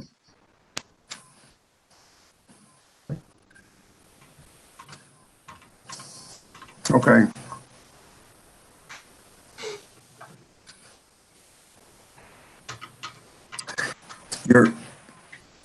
It's visible. Oh, we just lost you. Okay, I think you see me now, right? Well, now I have a, oh, there we go. It is. Okay, okay. Yes, ready to go. Sorry. Okay. Slow down. So we see the last, what looks like we see a summary slide. Yeah, it's so it's slow switching. Do you want someone to do you want us to run the slides? You should have submitted a set of slides. Submit. Okay.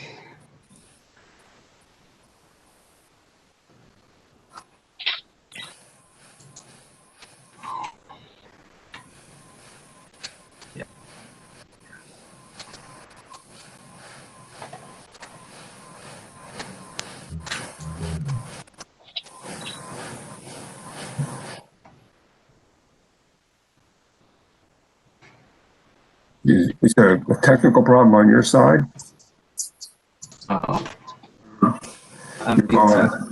Just 1 second. I'm sharing other screen. Maybe not connection.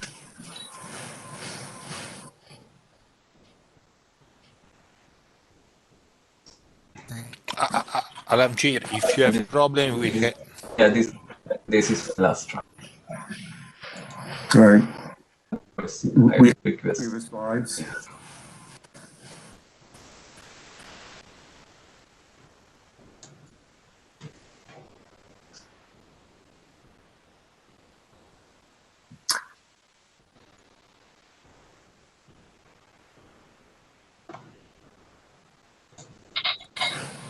No, it's not coming up yet. there's something.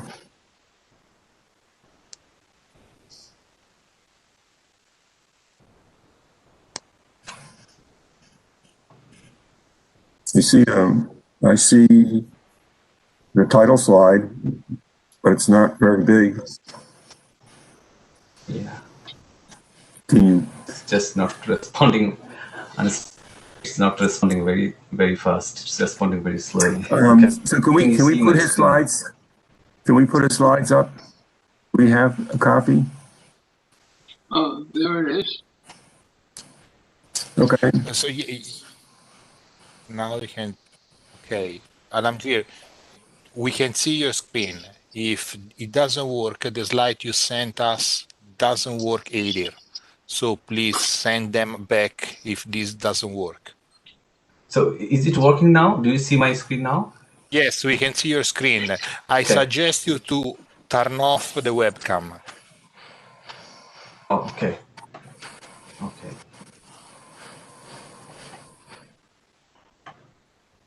Okay. Can you try?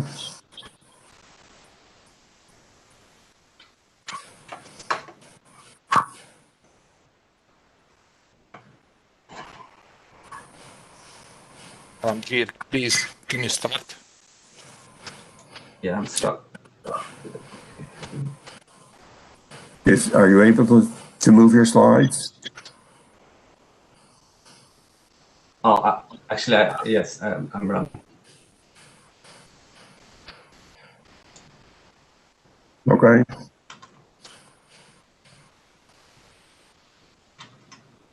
You want to start? Yes, I'm not starting. Okay, I believe you see my screen now, right? I've stopped my video, so I think it will go faster.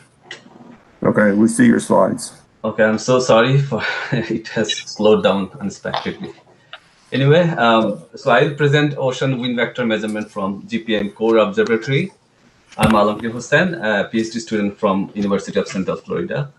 I would like to thank my advisor, Dr. Lynette Jones, and my co-author, Maria Jacob. So as you know, GPM is a joint mission by NASA and JAXA, primarily for global precipitation measurement. Although the primary objective of GPM is precipitation measurement, some other environmental parameters have already been available from GPM, like wind speed, cloud liquid water, water vapor, HST. So in this work, we are trying to provide the ocean vector wind product from GPM Core Observatory using its active passive data. GPM was in actually is in a non-sun synchronous orbit. So being non-sun synchronous orbit, it has a very significant advantage.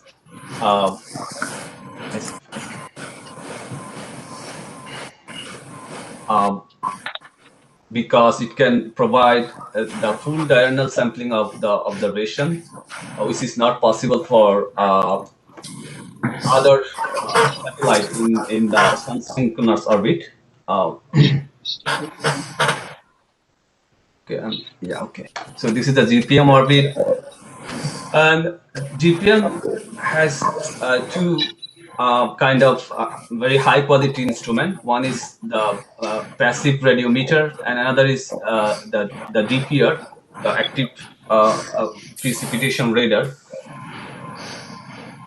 GMI is a very well calibrated microwave radiometer. It has 931 kilometer wide swath, and it has 13 channels ranging from 10 gigahertz to 183 gigahertz. But for this work, we are using the low frequency channels, 3 low frequency channels for wind vector retrieval. The figure here shows the 1 day a sample 1 day coverage of GPM, which extend plus minus 60 latitude. DPR, on the other hand, consists of 2 precipitation radar. One is KU band, another is KA band. Both use a phased array antenna.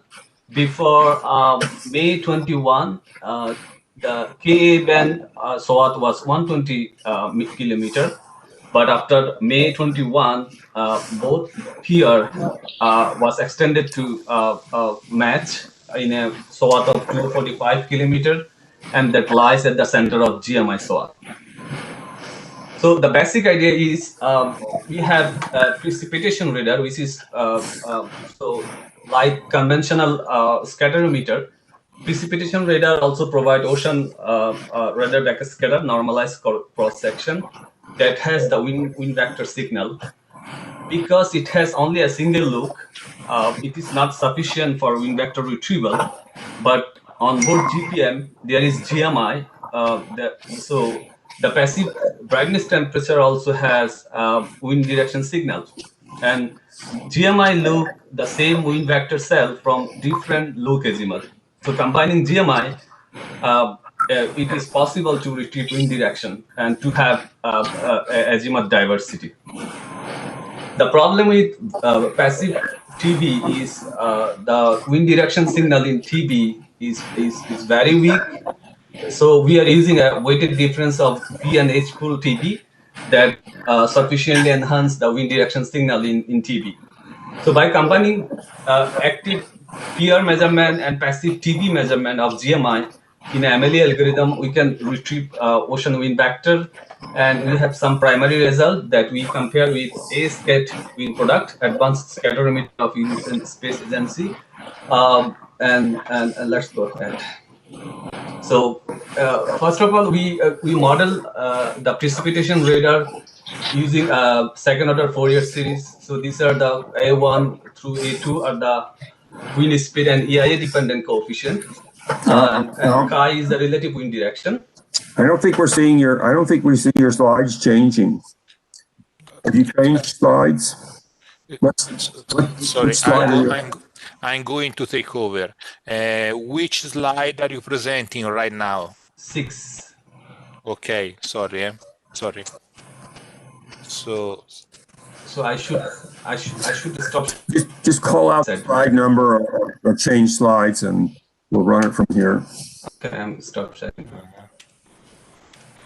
Okay. Dave, where do you think it was freezed? He should be on slide 6, he said. Okay, this is slide 6. Okay. I don't see the slides either. Sorry, you're right. Screen, share screen. Okay. Okay, is that the right slide? Yes, this is the right one. Okay, so go to slide 6. Is this correct, or do you want to go on? So should I start from here or from? Yeah, no, start from here. Start from where you were. Okay. So this is the modeling of the active part that we model sigma naught measurement using this. This is the isotropic, the A naught. We plot A naught, the mean value of sigma naught as a function of incidence angle. So in the right hand side figure, this is K band PR sigma naught, and the right hand side figure is the Ka band. So we plot this as a function of incidence angle for different wind speed, 4 to 20 meter per second. So as you see near nadir, where EIA is 0, near 0, the sigma naught backscatter decreases monotonically with wind speed. On the other side of the swath, at the edge of the swath, this behavior is opposite. So this is very common, just like conventional scatterometers.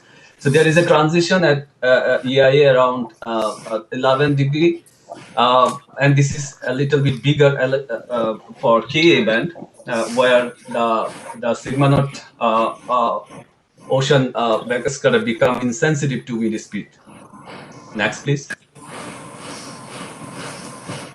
So this is the direction and anisotropy of sigma naught, which form the PR GMF. So this is plotted for 3 different EIA positions for Ku band at the top and Ka band at the bottom, and for 3 different wind speed. There are so blue is the 6 meter per second, red 10 meter per second, and black is the 14 meter per second.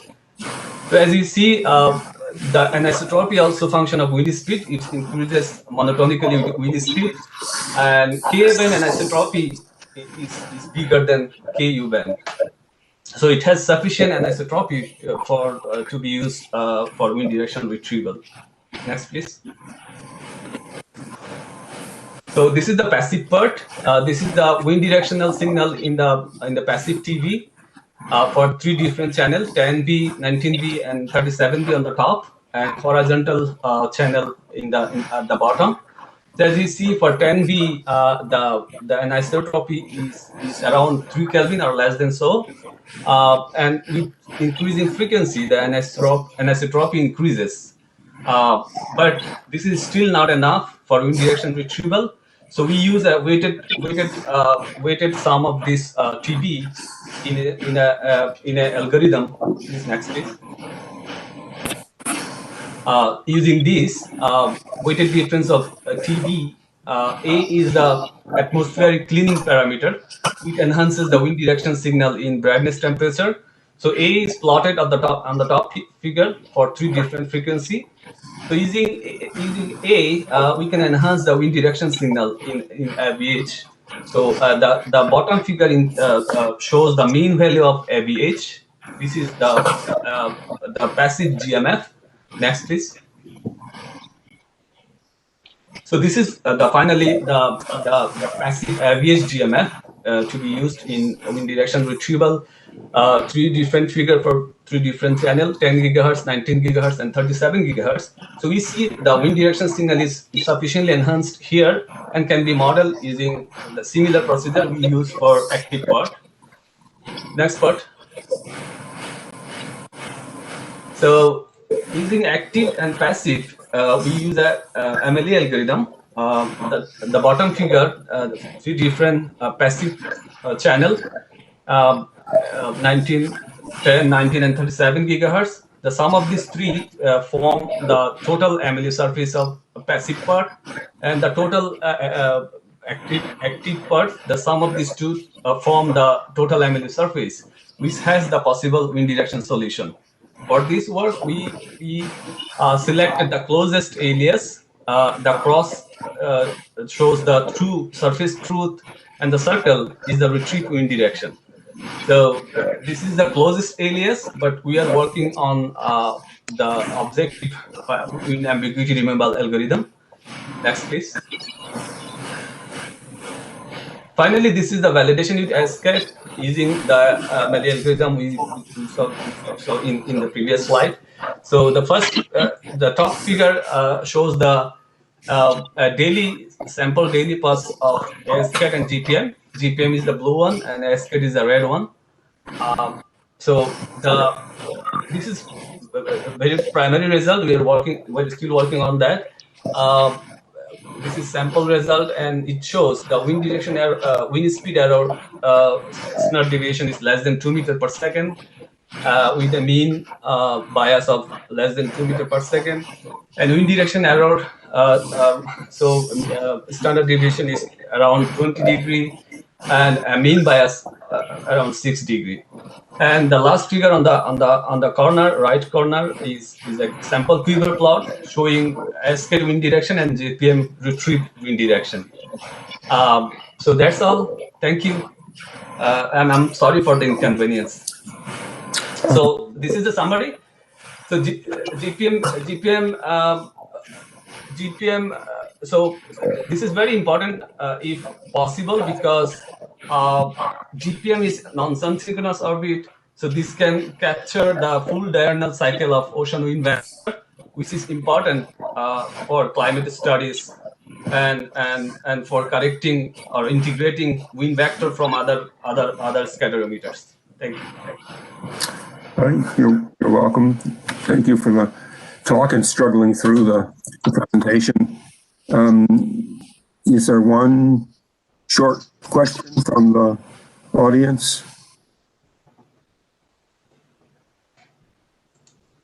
I think if there's no questions from the audience, and since we're just a little bit behind, let's go on to the next talk. So thank you, Amir. So our next speaker is Roger Lang, and he'll be talking about the measurements of and the new Debye model for the dielectric constant of seawater. So, Roger, you got the floor. Can you see my screen? Yes, it's up. Okay, so this is a new L-band Debye model function for salinity retrieval, and there are my authors and co-authors. So the first slide is, hold on, I'm not getting the first slide. Oh, gee. This is just an outline. I'll talk about GW dielectric measurement setup and previous model function. New measurements made in 2018, development of a new model we call the Debye model, and the application, the verification of this model that works. So just to give some background, we are making dielectric measurements, and we have a measurement setup shown here. There's a microwave cavity, which is immersed in distilled water and antifreeze to keep it at constant temperature. And there is this circulator over here which keeps the temperature of this microwave cavity to 0.01 degrees over 24 hours, very stable. The cavity, basically, we don't show the network analyzer here, but it's swept. It's at 1.413 gigahertz. This is the center of the protected band. And what we do is we put seawater in the cavity. Now, first of all, when there's nothing in the cavity, how we insert seawater in the cavity is there's a tube that runs down the cavity, a very fine tube. The inner diameter of the tube is 0.1 micron, well, 0.1 millimeters. That's a little bit larger than a human hair. Lets very little seawater into the cavity. And because seawater is quite lossy, it kills the resonance of the cavity. So when the cavity is empty, we measure the resonance frequency and the Q, and when we put the seawater in, we measure the resonance frequency and the Q. From the difference in resonance frequency, we get the real part, and from the difference in the Q, we can get the imaginary part. So that's the setup that we use. We also have very accurate seawater, which we get from Ocean Scientific International. Here are some bottles of it.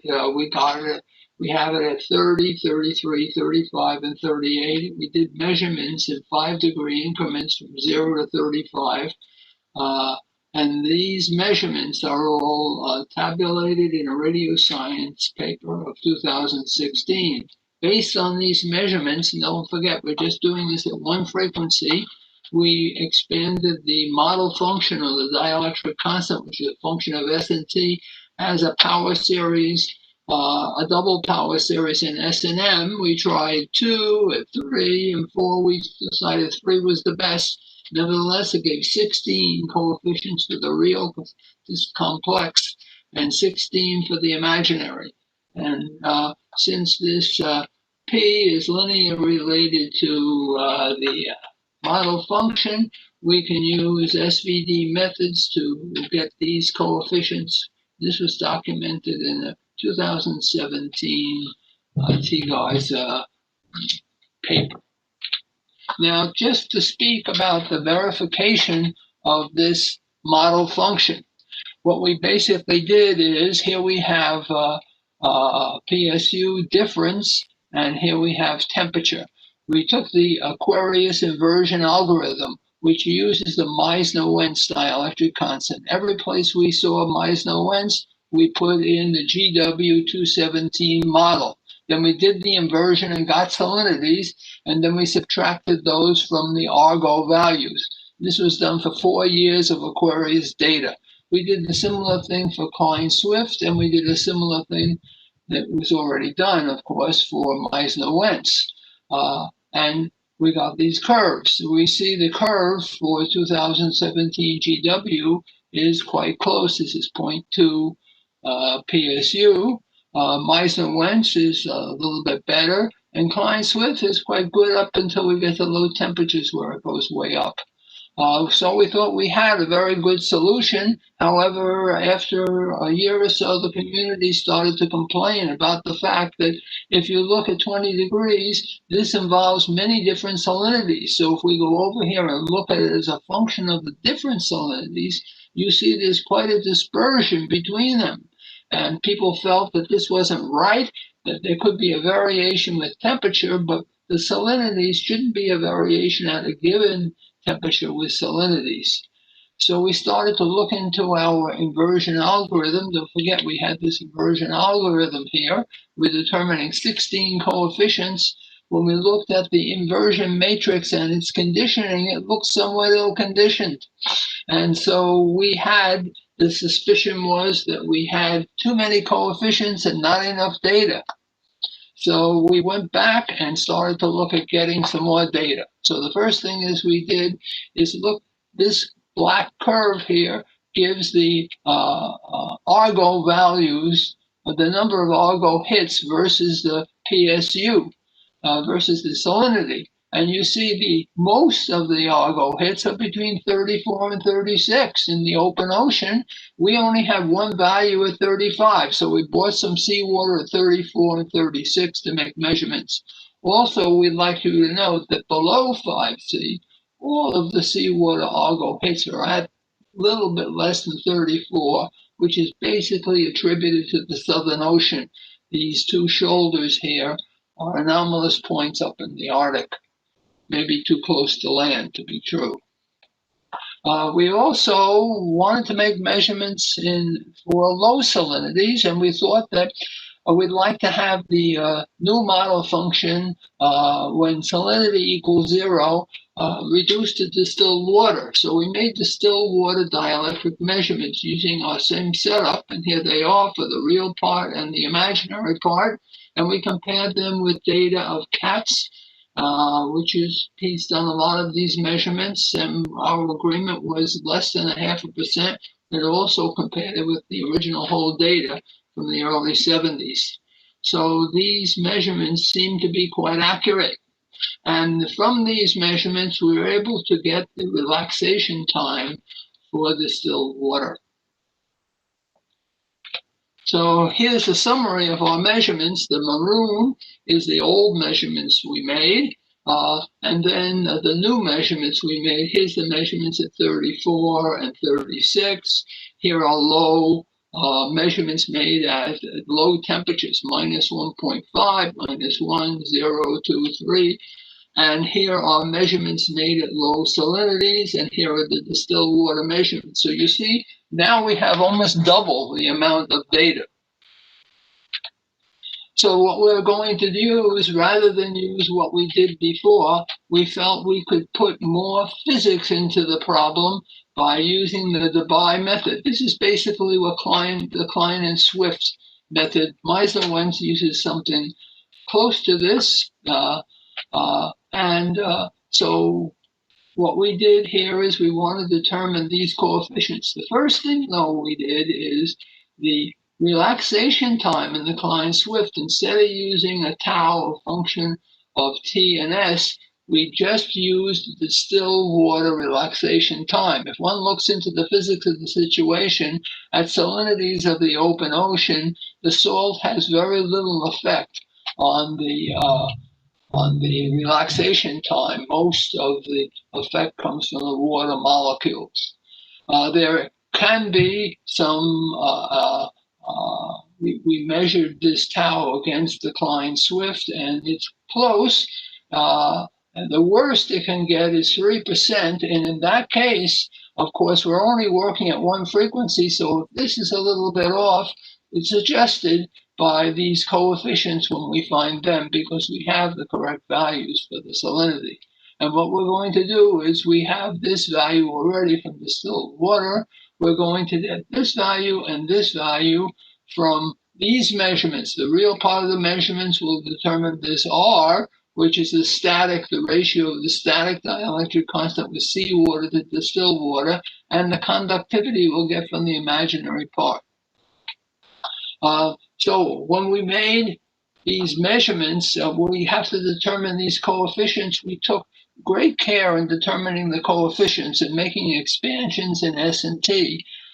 For instance, when we made an expansion for the R function over here, the ratio, we took terms and we looked at the data and we said, there is no dependence on something like T squared S. So we eliminated that term. So by using this method and other physical procedures, like it has to go to distilled water, other things like that, we were able to reduce the coefficients to all of them less than 6 or less coefficients. So we don't have a lot of coefficients, we have a lot more data, so we have a much more stable solution. And it converges to distilled water when S equals 0. And by the way, it could be used for a range of frequencies, and we have looked at that, but we won't report on it today. So finally, we'd like to look at the new dielectric constant, which we call GW 2020. Now, by the same technique we used before, comparing it with Argo data via the Aquarius algorithm.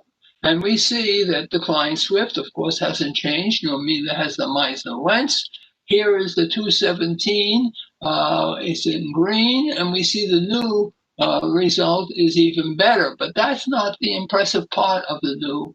The impressive part is that if we go over here and we look at the breakup of this, when I said before, at 20 degrees has many different values of salinity. If we break it up by salinity, we see these are crowded together here rather than being dispersed. If we compare it with the Meissner-Wentz at 20, and we compare it with the Klein-Swift at 20, the dispersion is about the same. So we feel that we have a good dielectric constant, which is stable, has a good dispersion.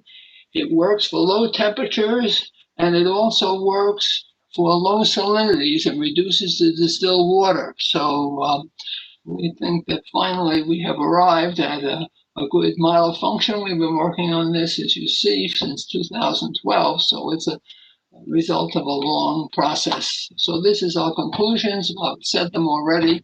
So thank you very much. Thank you, Roger, for reviewing that. Are there questions from the audience? Being a co-author, I guess I am not allowed to ask all the millions of questions that I would normally be inclined to ask. Are there any questions from the audience, please? Is the audience unmuted? Al Gashevsky, can I ask a question, please? Yeah, sure. Go ahead, Al. Yeah. Is it correct to assume that sigma is equal to 0 for the distilled water? It's got a pH of 7, yes. So there's a bit of a hydrogen ion content. Yeah. Distilled water has no conductivity. Well, it's got a hydrogen ion content, though, and so I'm not assuming 0. It still has an imaginary part due to relaxation time, and we measured that very accurately, better than 0.5%. So we can just take the Dubai model, set the conductivity equal to 0, and that's a model for distilled water, with the static dielectric constant being the static dielectric constant for distilled water. So we determined from the data the static dielectric constant and the relaxation time, having the real and imaginary part measured. Yeah, I just don't know if we can assume exactly 0. Maybe it doesn't have a big impact. That's the real issue. I have a quick question, if I can ask you, and that is, have you done a chi-squared analysis of the fit of your model? A chi-squared analysis of the model? Yes, for goodness of fit. No, we haven't done it. We've done it on the old model, but we haven't done it on the new model. Yeah, but if I remember correctly, there were problems with those fits in the old model anyway, weren't there, Roger? You get good fits, but you could have places where it wasn't so good. Yeah, you can have, for instance, when you make the measurements, there's some error. And so if you fit the curve very, very closely, like we did with the 2017 model, the curve actually goes to the actual data points and does variations which would not happen if it were going to the mean point. So that's, in other words, if you have too much accuracy, you'll have more accuracy than the data, and it introduces problems of conditioning into the solutions. Yes, the chi-square fitting technique quantifies that. Goodness. Okay. That's okay. We can take. Yeah, we can discuss this later, Al, if you want. It's a good. It's a good discussion. It's a longer discussion. So, let's stop there, and I'm going to hand the chair back. I'm taking over. Yeah, you're going to take over for the rest of the. Okay, so the next talk is spurious signals in the SMAP radiometer 4 Stokes parameter, and it will be given by David Levine. I have to stop sharing, I think. Oh, it's okay. So can you see my screen? Yes.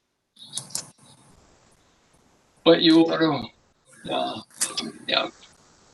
Is that okay? Well, we have some blank spots. I think you need to go to the, we are in the PowerPoint. You're not quite there. When you open up PowerPoint, you have two screens. Yeah. You have the first screen, not the presentation screen. Is that any better? Oops. David, if you go to the top, display settings. Yeah. Display settings, yeah. And then the first one. Swap. How's that? Okay. Is that better? Can you see it? Yes. No, okay. So among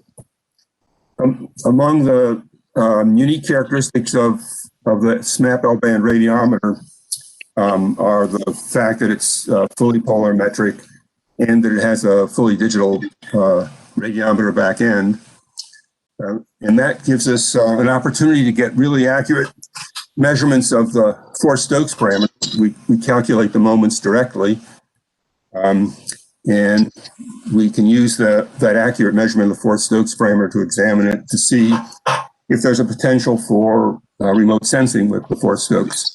And so we did that. We began looking at the global distribution of the fourth Stokes parameter. And we found some surprises. And among the surprises were big spikes at the coastline and a coupling to Faraday rotation.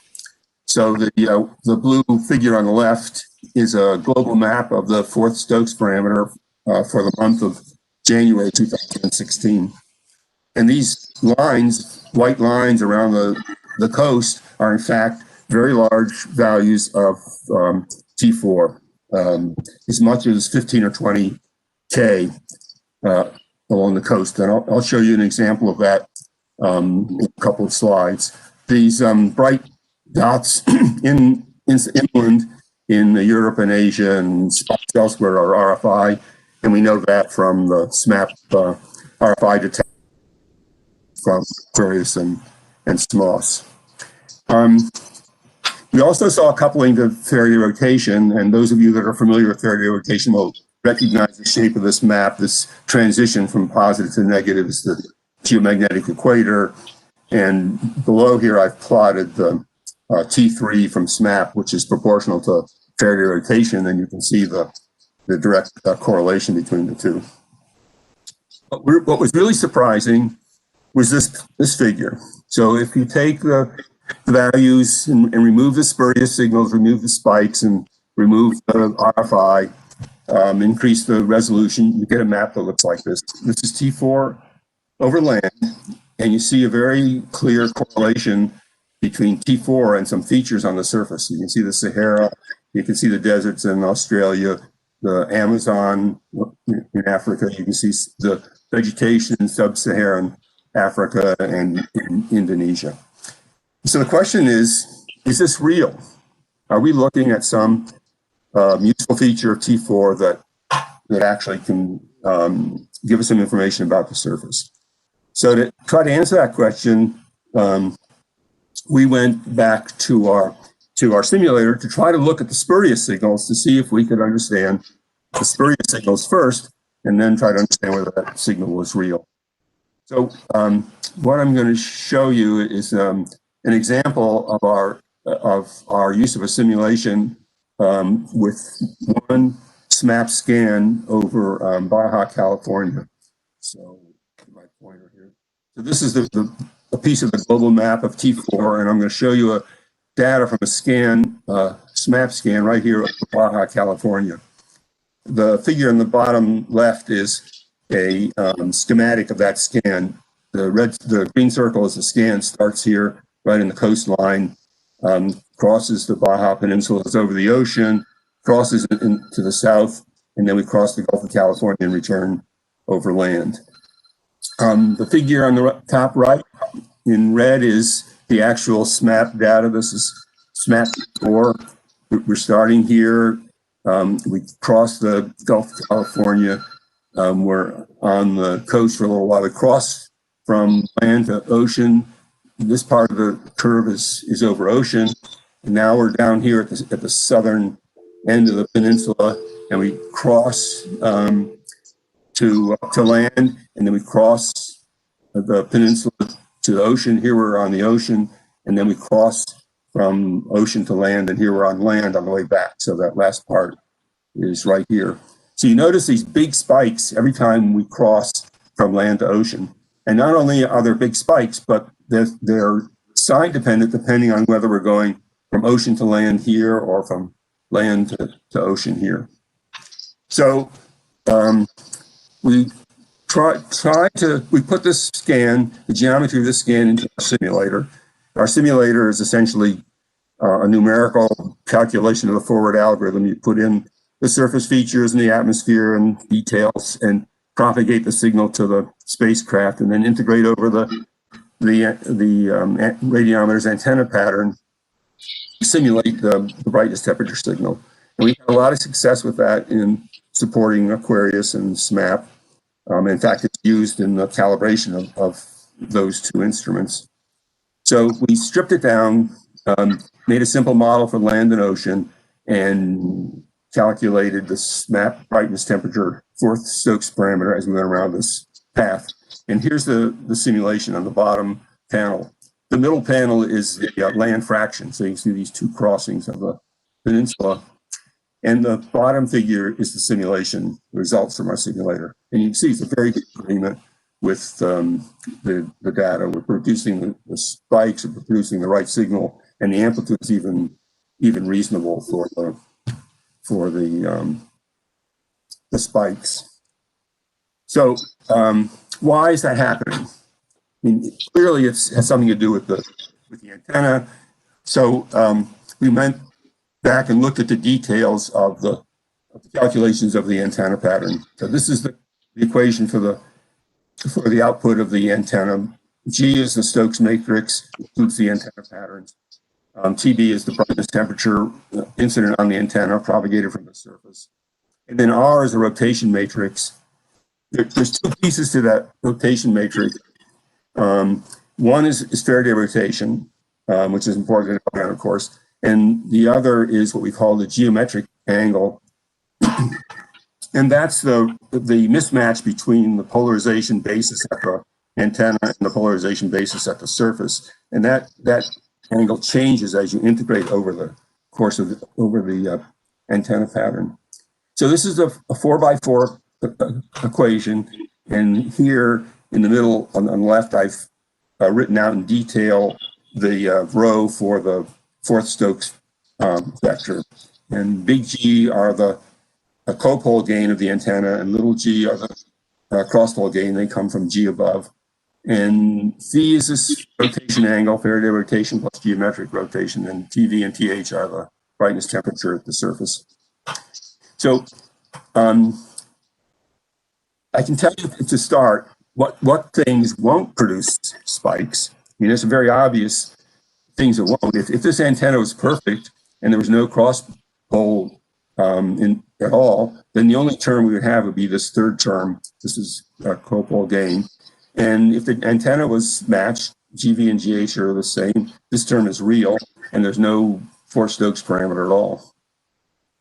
And if the antenna was ideal, just a delta function at bore site, even if there were a cross-pole gain, there'd still be no jumps because the integration would just be a single value, and it might be a little different on the ocean side because TV is different than on the land side, but it would just be a shift in level, no spikes. So whatever's producing the spikes is a function of the finite width of the antenna and includes some mismatch in here between the V pole and the H pole sides and the cross pole gain.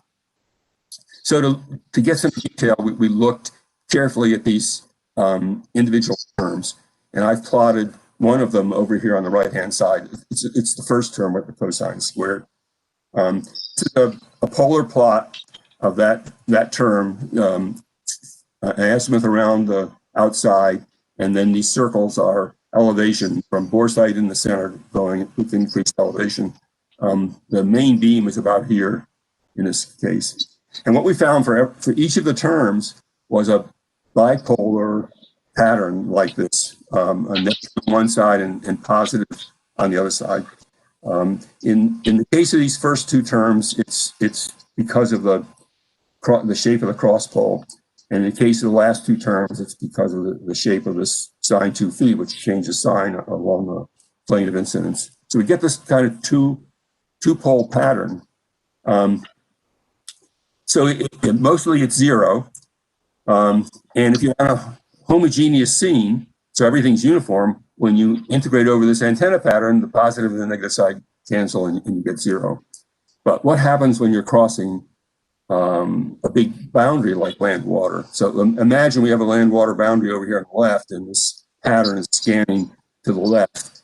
So when we're over water, it's zero. And as the land-water boundary approaches, we begin to encounter this negative side, this negative peak, and land is brighter than water, so we get more negative, and we get this negative going signal until we get here towards the center where it reaches a peak. And then we move to the positive side, now begins to cancel, and cancels more and more and more, and then finally, when we're over land again, we get zero. So we get this negative going peak, a negative going signal followed by positive going signal, which results in a spike. And it's sign dependent. If the land had been approaching from the other side, we'd approach the positive peak first, and so it's positive going instead of negative going. So it's sign directed, and it's direction dependent and depends only on this transition. So, and it's due to the shape of the cross pole term.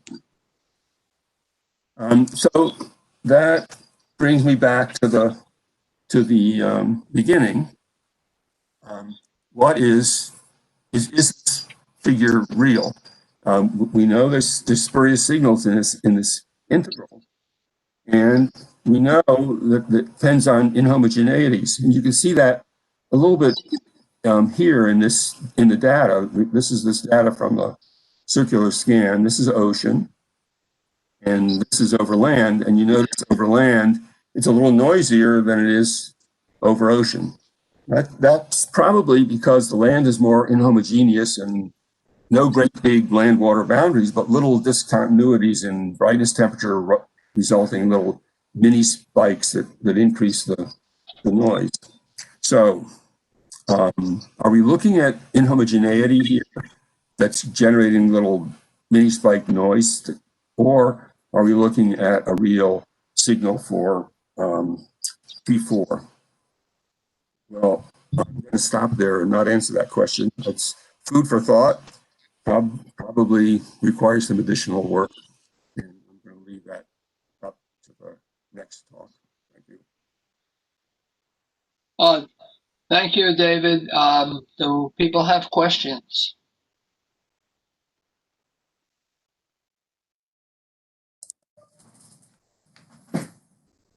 I've got one quick question, Dave Algashevsky. Yeah, well, thank you for paying attention to all these talks. No, this is great. I really love seeing the physics here. I'm just curious, is there any possibility you think that this integration effect could be considered a point spread function that could be deconvolved over land?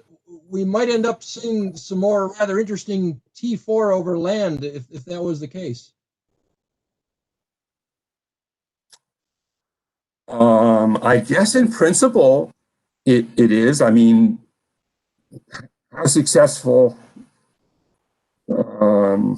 It's probably an integral inversion problem like all the others, right? It's probably how do you invert this integral? And it's not particularly trivial, and it may not be unique either. Yeah, just a thought. Very interesting, though. Thank you. Oh, you're welcome.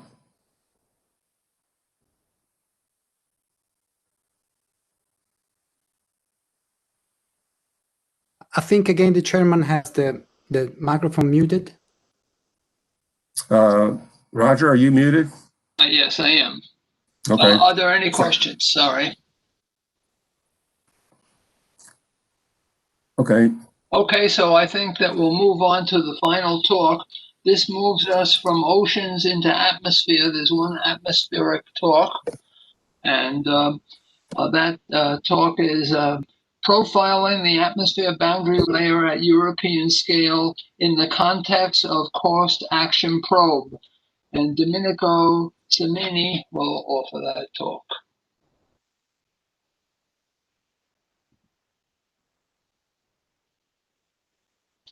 Yes, thank you, Mr. Chairman, and thank you for hosting my presentation in this session. Can you hear my screen? Can you see my screen, sorry? Yes, Okay, we can see the screen, but it's not. So,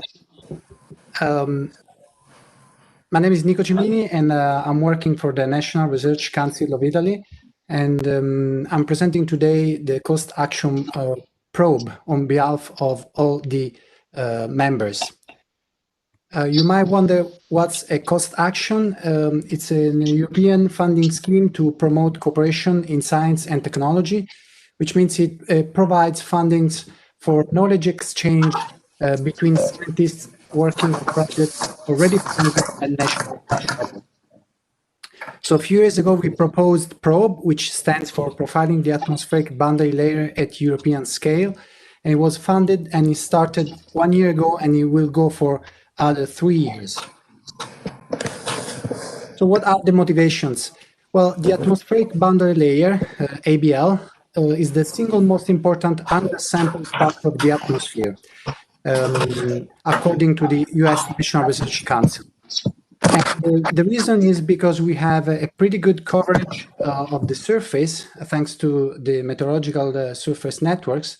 And we have also a good coverage of the upper air, thanks to satellite sounders, although none of them is particularly good in monitoring the boundary layer, which is the layer of the atmosphere between the surface and the first few kilometers of the atmosphere, let's say 1 to 3 kilometers. So there is a kind of observational gap in the ABL, which is particularly important for meteorology, air quality, and renewable energy. Also, ABL was selected as an incubation targeted observable, and it was recommended to implement programs to accelerate the readiness of high priority observables. And according to WMO, the top priority are wind profiles and temperature and humidity profiles in cloudy areas. And the last is exactly the kind of products that a ground-based microradiometer can provide. So the challenge is, how can we close the observational gap efficiently and cost-effectively at European scale? So we set up 4 working groups. The first of which is for end users. They provide user requirements to the other 3 working groups, which are advanced profiling, measuring networks, and operational and data quality. And these 3 working groups interact between each other concerning algorithm research and development and instrument specification, and they provide feedback to the end users in terms of training. We have a network of 30 European participants, 30 participants from 30 European countries and 7 non-European countries. And those are from universities and national weather services, instrument manufacturers, as well as end users. So concerning, the probe deals with many different instruments. However, focusing on ground-based microradiometer, we are establishing a microradiometer calibration center. This is actually at the Joyce Observatory in Germany, and it is in cooperation between University of Cologne and Research Center Jülich. And it is part of the Center for Cloud Remote Sensing of Actris. And for those who are not familiar, Actris is a long-term research infrastructure being established in Europe for aerosol, cloud, and trace gases monitoring. And one important activity is the evaluation of the impact of microradiometer observations for meteorology and numerical weather predictions. And there are a few projects out, and I will briefly touch these. And finally, I will talk about the roadmap for implementing an operational European-wide microradiometer network. The first project I want to talk is led by Meteo France, Frédéric Burnet and Pauline Martinet. They deployed a network of 8 microradiometers in France in the context of a SOFOG 3D campaign, a campaign dedicated to fog monitoring. And that was one of the successful stories of cooperation, because those instruments were actually lent by different institutions and including the instrument manufacturers. So they deployed these 8 instruments in a 300 by 300 kilometers domain, and took measurements for about a few months, and there were many different fog events. And for example, let's look at one preliminary result. In this case, a case study early in February. There was a false alarm by the AROM numerical weather prediction model, which forecast a thick fog layer, which you can see from, let me do the laser pointer here. So you can see from here, there's a thick fog predicted. This is the radar reflectivity that is calculated from the model output that was then not observed by the co-located cloud radar. And then the preliminary results say that if we assimilate the measurements from the microradiometer, we have a large temperature increments up to 3.5 Kelvin, which should limit the temperature cooling and the saturation in the model. So again, this is very preliminary, but there are plans for 3-dimensional and 4-dimensional ensemble variational simulation into this model. Another project is from Meteo Suisse, Claire Merkel and colleagues. They are looking at improvements for warnings with respect to nuclear, chemical, and biological incidents by assimilating measurements for 3 microradiometers in Switzerland into the COSMO model using a Kalman filter data simulation scheme, and using the RT12 ground-based fast radio transfer model that was developed within the action. And again, those are preliminary results. This is a 2-month time series of O-B. O-B stands for observations minus background at 22 and 58 gigahertz. And you can see the difference between the observations and the model, and you can take the statistics in all data, cloud-free or cloudy, either the observations or the model. And those are the kind of statistics that are needed before the data simulation is performed. Another project from the German Weather Service, DWD, Jasmine Rural and colleagues, they are testing benefits of ground-based observations in data simulation, and they are looking at different instruments, but first of all, microradiometer. They have one instrument in Lindenberg, 40 channels, K and V band, and they are evaluating the O-B statistics considering the ICON forecast model. And a very preliminary result is here, in which they are showing the impact of the data simulation at two different levels. And you can see on the left, a lower level at 1.3 kilometers, you see that the impact is pretty large, plus or minus 4 Kelvin. And while it disappeared, it is almost negligible as we go up in the air. So that's totally reasonable. Finally, the last project I want to mention is a cooperation between University of Cologne and DWD, Maria Toporov and Julik Lohnet. They are using simulated data, in this case, both from satellite sounders and ground-based microradiometers.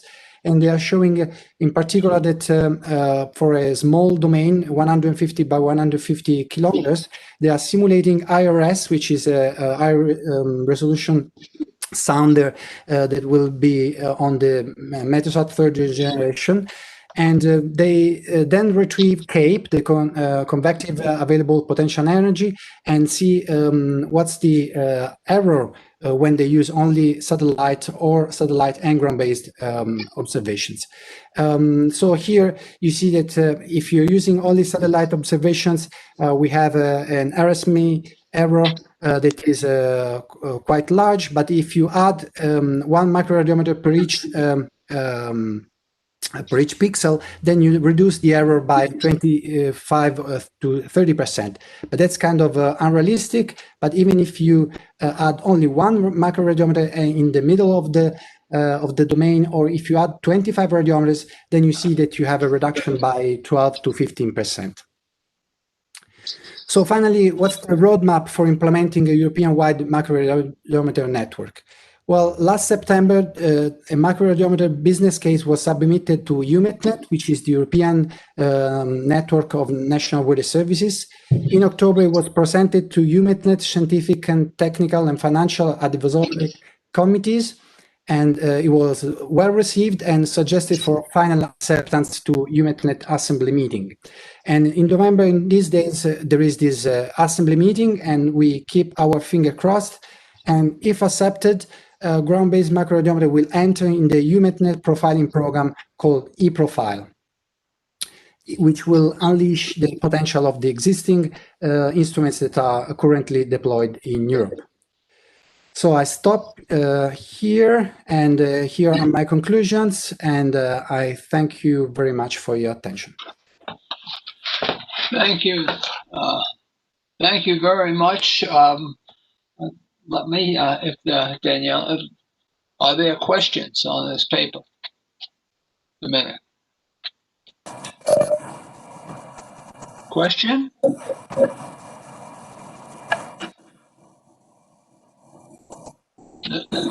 Was that a question? I'm not sure. I think that was just me unmuting, Roger. I see. So if there are no questions, I think that ends our session.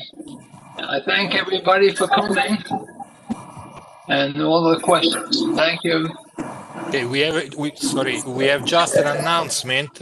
In 15 minutes, maybe a little bit lesser, it is going to start in room 1, the ceremony for the Gordon Florin Award, in which the committee is going to award a colleague of us for his distinction in the remote sensing, micro remote sensing. So you are really invited to join room 1. Well, thank you. You're welcome.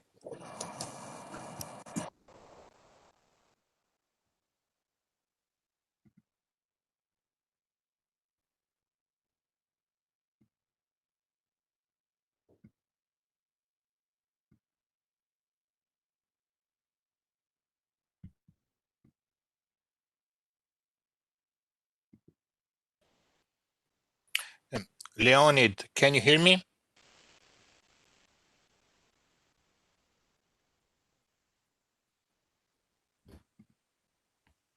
You are muted.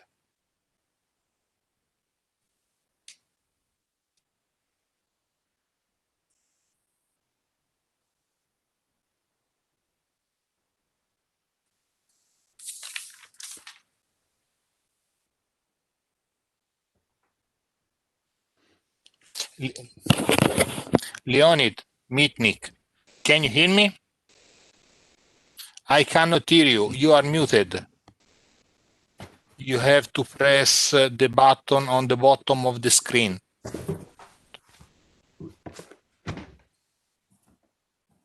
Okay. Okay, now I can hear you. Fine, and I can hear you very. Sorry, I'm going to. Okay, can you try sharing your screen, please? So we are going to see if everything works. Hope I arrived at another place because very weak connection in hotel. So now I am at the institute. Ah, okay.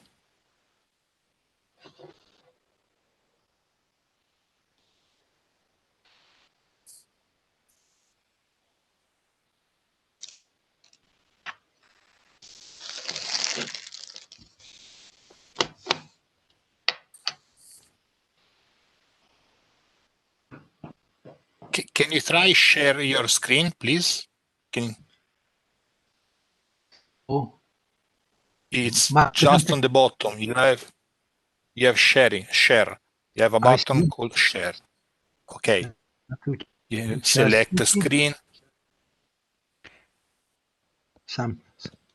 It's the symbol with the arrow that points up.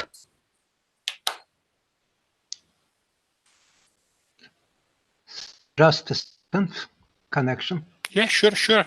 Take your time. I see.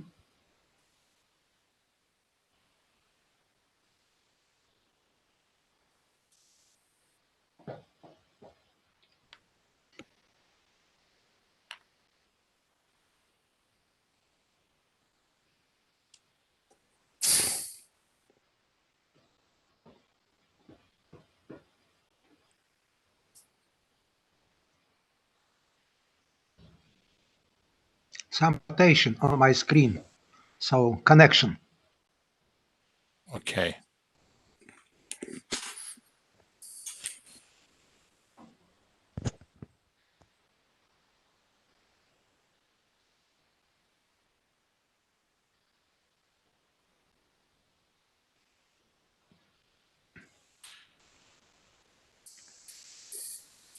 So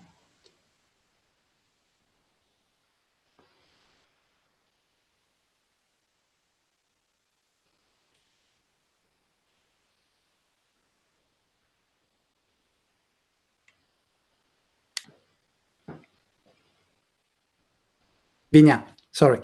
Yes, if it's in 2 minutes. Okay, don't worry. I look for the other participants with Marco. Okay. I will be back in 2 minutes. Yes. Leonid, if the sharing of your screen doesn't work, will it be okay for you if Marco share the presentation and you tell him when to turn the slides? join access. So too slowly. Okay, so if for you it's fine, I'm going to share the presentation and you tell me when I have to skip the slide.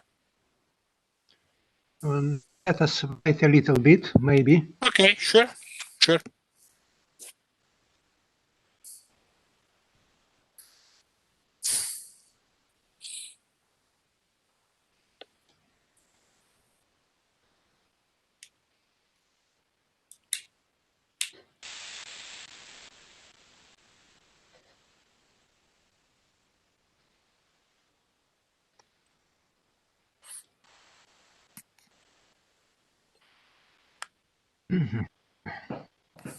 Okay, Leon, while you are trying to share the screen, I'm going ahead, I'm going on, and I try to check all of the other guys.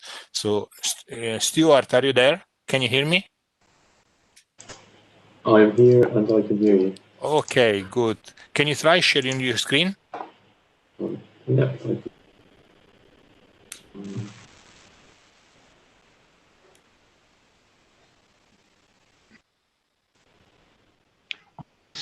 At last I see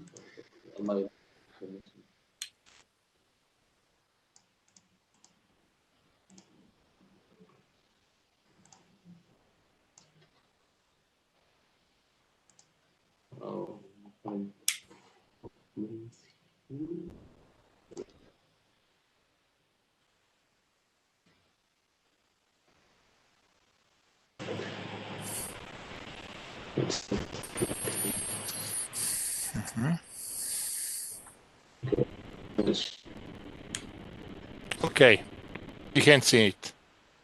Good. Thanks a lot. I see also Maria is here. Can you try to share your screen, Maria? Yeah. Hi. So let me do that.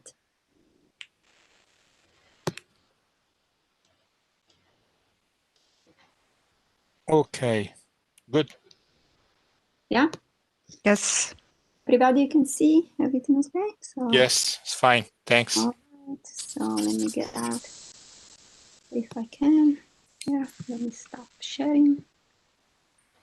Okay, Luca Milani is here. Luca, can you hear us? Yes. Okay, try to share the screen. Yes.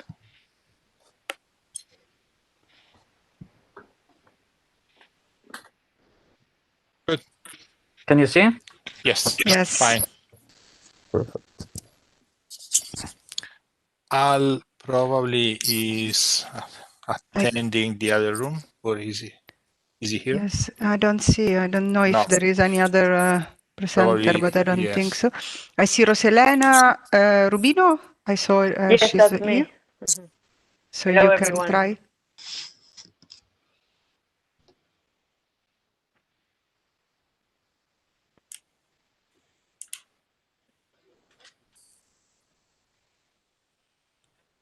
Can you hear me right now?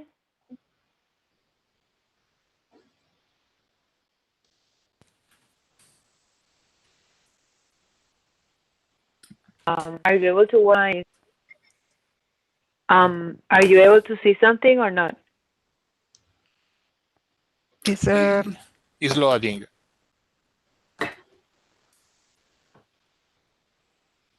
Yes. Can you hear me or not? Because I'm feeling like you No, have a delay or something. we can hear you and we can see your slide. Okay. Okay, thank you very much. Like it. Can I try to put it as a presentation mode? Yeah, is everything Sure. okay? Yes. Okay, great. It's fast. Thank you. Thank you. Okay, Leonid. Yeah. So have you find the Yes, way to share? Did you see my presentation? Hold on. Not for the moment. Right. Oh, I see.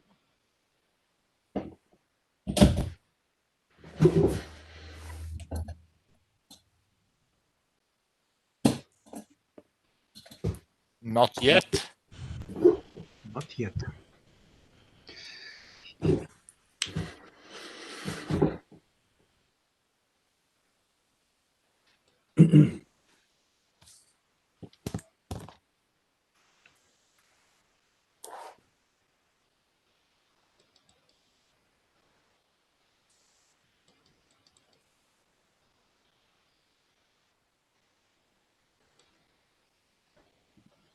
But right now, maybe. Not yet. So.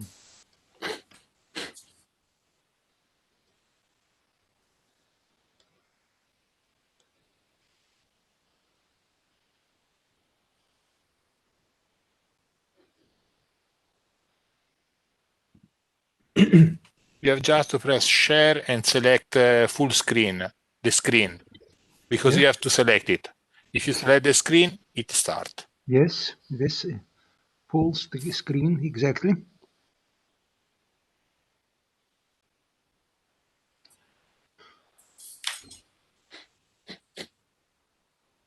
Okay. No, sorry. This is my screen. Oh, yes. Just I tried. So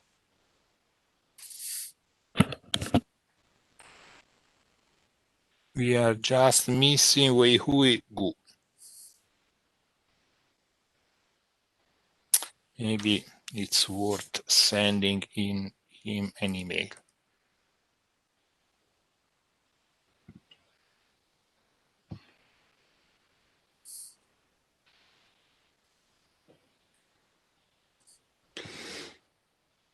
So Vinya, what's your preference? How should we share? As you think, you want to present, let's say, the first four, and I do the last three. So Okay, first, that's this is fine. So far, we don't have the last presenter, right? No, and also Al is not here, but I imagine that is will be He was presenting. attending. Yes, he was attending the session before. So yes, so. So we could do 3 and 3, Yes, or 3 and fine. 4, unless, yeah. And I'll let you choose which one you prefer. It's the same for me. That's okay. You can start, and I start from Luca, and then Okay. and I present from Luca. Then we, let's say, if you present the presenter and keep up the time, I look at the chat. And if there are, if there are questions, I tell it very good. in the Yes. chat. While for the questions on YouTube, as far as I understand, I'm going to post the YouTube questions, if there are, in the chat here. Okay, very good.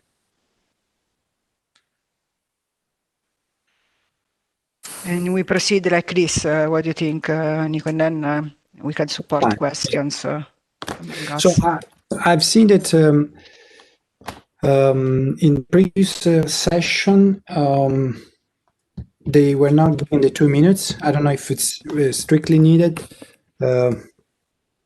No, it's not needed. It's Yeah. up to you. So- It depends. If you see that the presenter is quite close to the end, yes, okay. you can skip. But if you see that we are running out of time,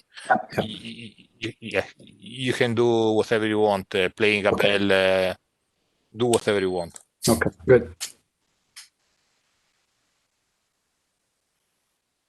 Yes.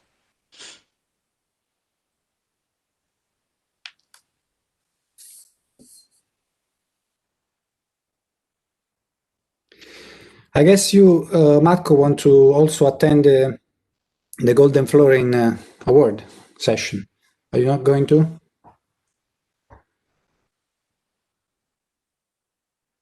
We cannot hear you, Marco. Sorry, I have two laptops on my desk. Okay. Okay, good.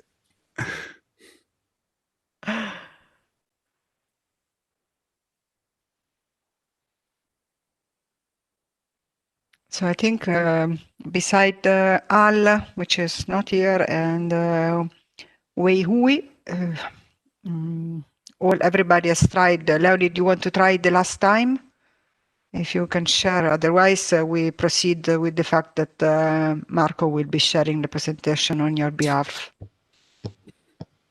If that's okay for you.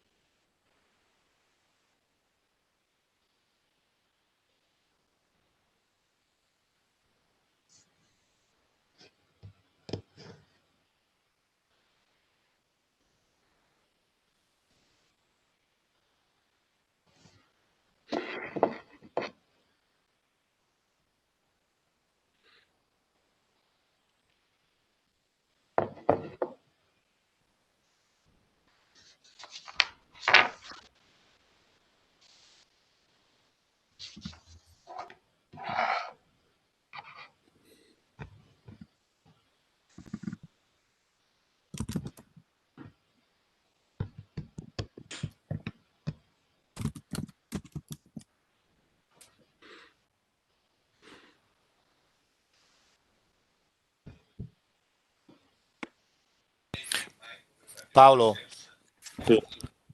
è nell'altra stanza, è nella room one. Ok, va bene, grazie.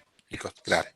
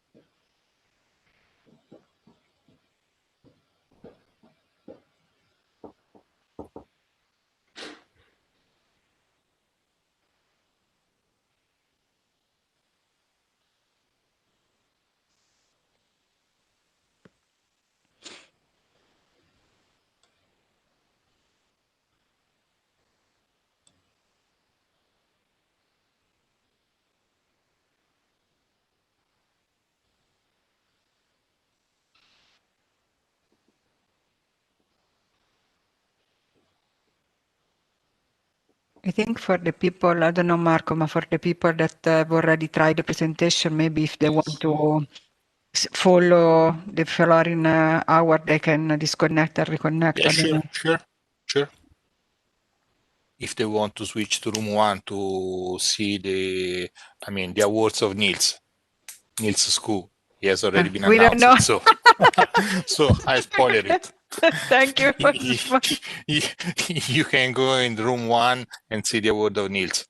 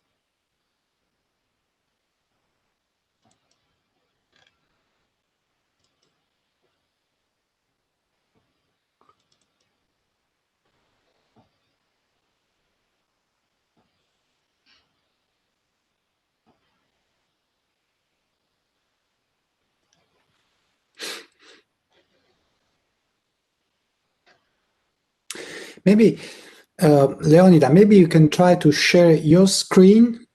Yes, just a second. So if you share your screen, maybe we can see. Okay, just a second. I will from this one. Can you see my screen? Not for the moment. Let's see.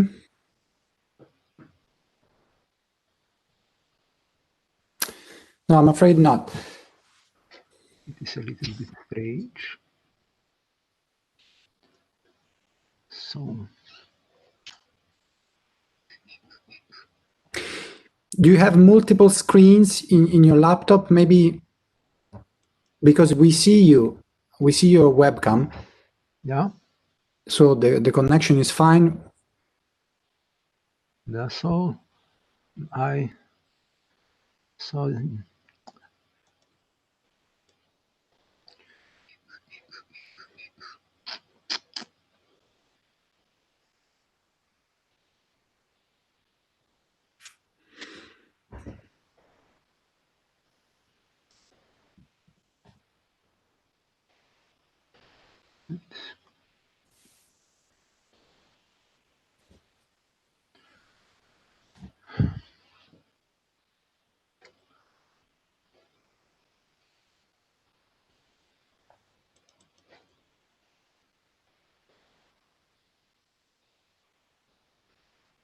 now I see your face. Then I try to open my presentation.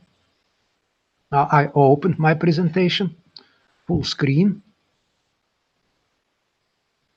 But okay, but did you press on the same window where you see our face?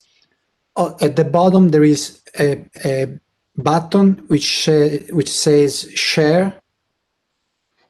Just a second, I see. Okay. If you press that button, it should ask you what window do you want to share. Yeah. Yes, we just совместный экран. Or this, maybe?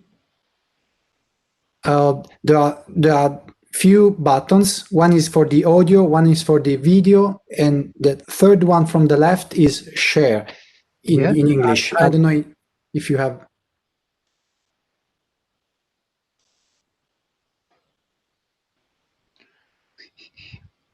So I can use video, then. Yes, but the video is only for your camera.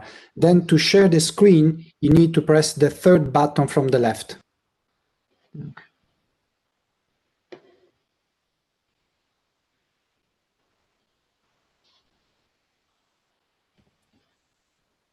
Maybe. Okay.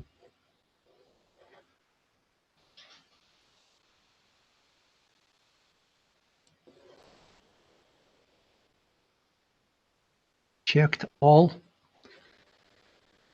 versions, but without any positive results as I see. Okay. But let me ask you one more time. On the window where you see our face, do you see buttons on the bottom? Yes. So the I first see. one, what does it say? The first one, it has the audio, right? Yes. From the left. The second one is for the video. Exactly. Right. The third one, what does it say?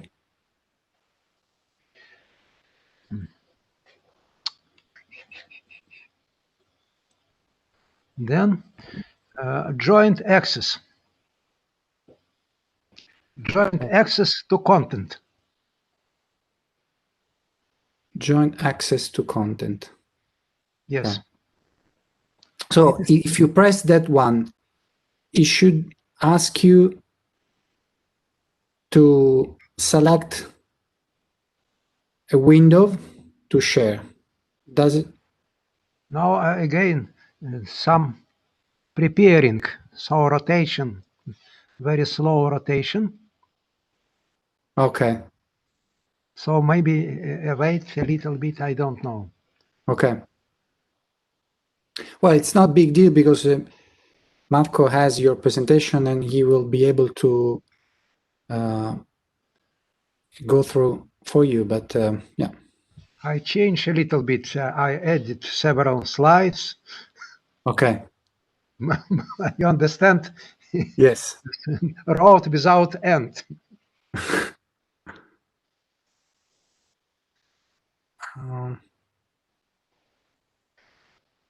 I can send you via email my last presentations if you like. No, but I think it is not good version. I mean, if you have a newer version, you might be able to send it because we still have 15 minutes before we start. So okay, and right now I will send. Okay. The email with, send okay. to Marco and to the organizers. Just a second.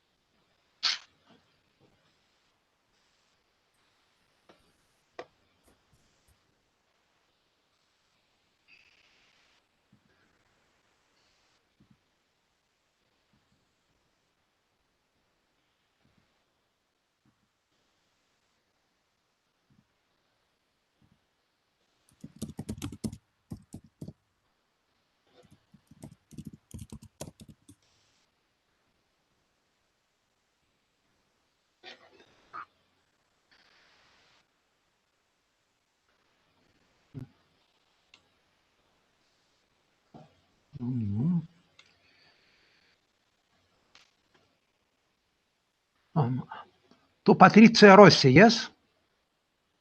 Address. Marco? Marco, can you hear us? Marco, ci senti? Yes, you can send to Patrizia Rossi, but also there should be other address, Marco Borgioni and Emanuele Santi. You can start with the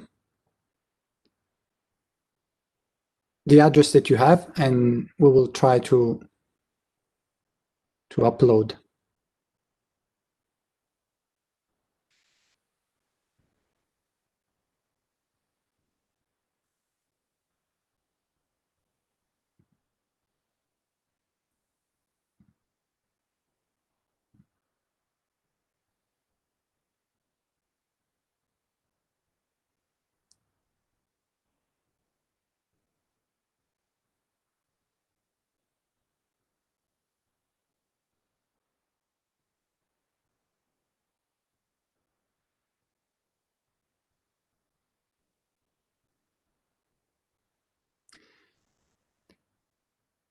Did you send it?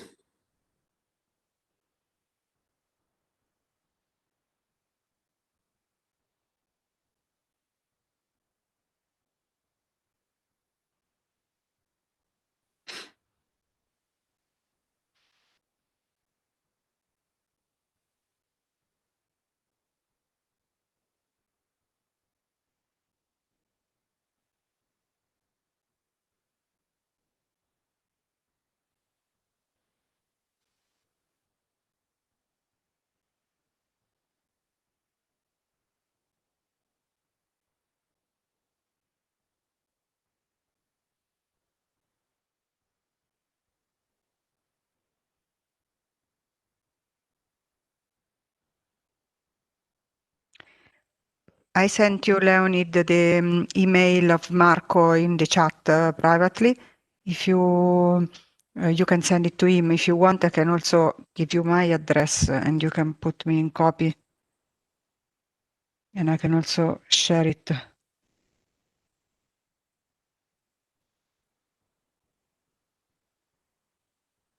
If you want.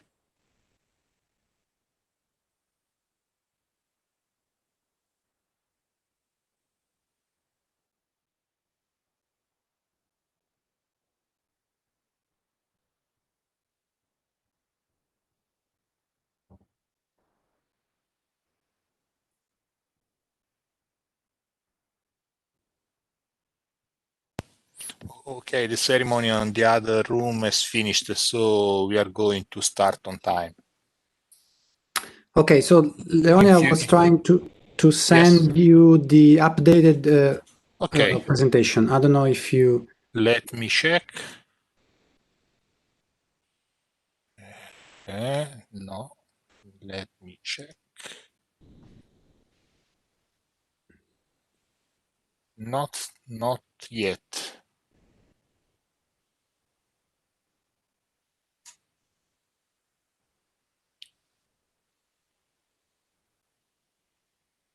Hi, Marco.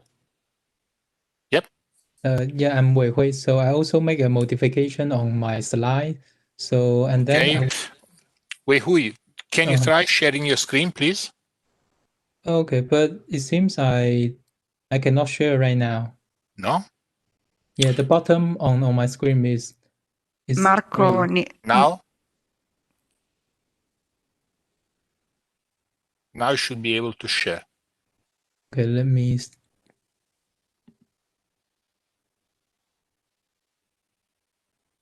So maybe I need to rejoin because the system remind me if I change the setup, I need to rejoin the meeting. So Okay, try to rejoin.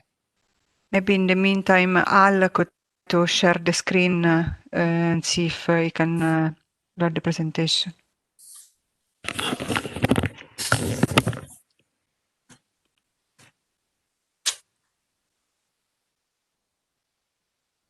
Al, we do not hear you. No, cannot hear you. Maybe the Marco needs to allow you to activate your microphone.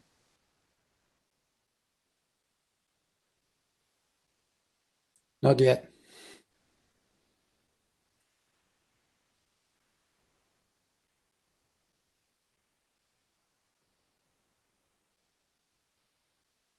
And can you hear me now? Yes. Yes, we do. Good. Once again, people triumph over machines. Okay, I will share my presentation and then let's see. Yes, please. Properly.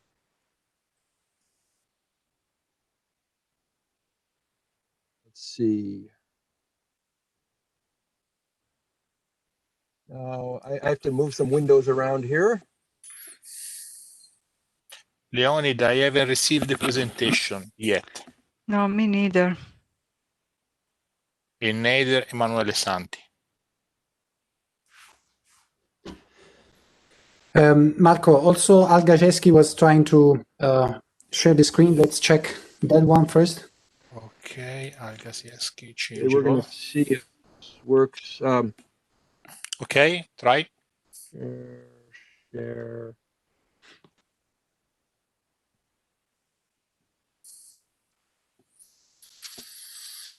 Okay, does that share properly?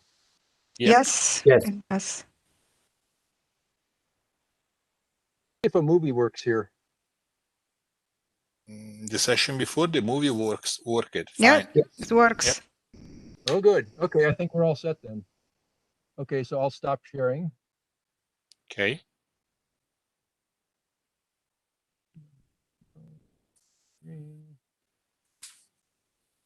Oh, okay, good. Hi, Marco. So Hi, can I try to share my screen to test this connection? Yes, go ahead, Okay. please. It should be. So, no, sorry. No, wait a moment. No, wait a moment. Okay. Oh.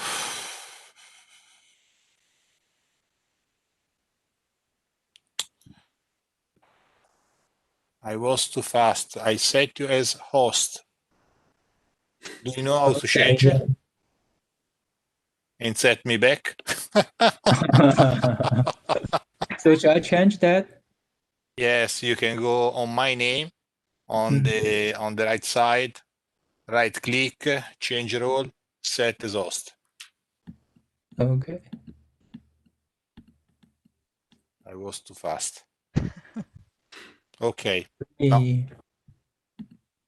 Okay, cost is fine. Okay, try to share. Okay.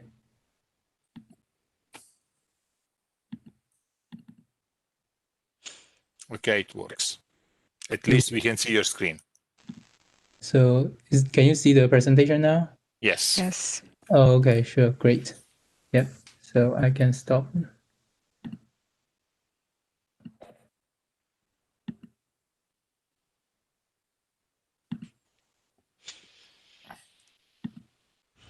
Yep, thank you. You're welcome.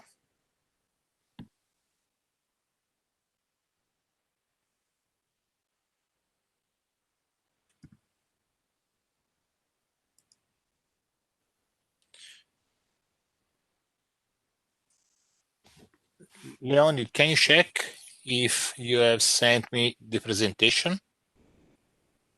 Because I have not received anything from you. I'm not sure it does hear us. Leonida, can you hear us?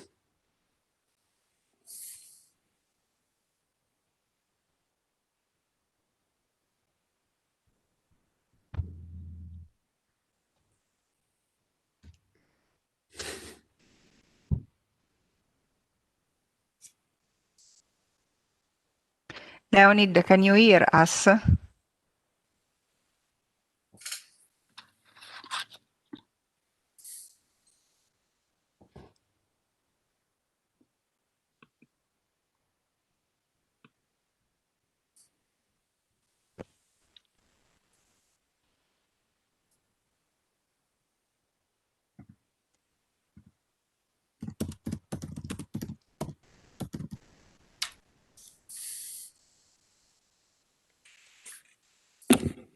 I don't know. Linnea, do you want me to swap?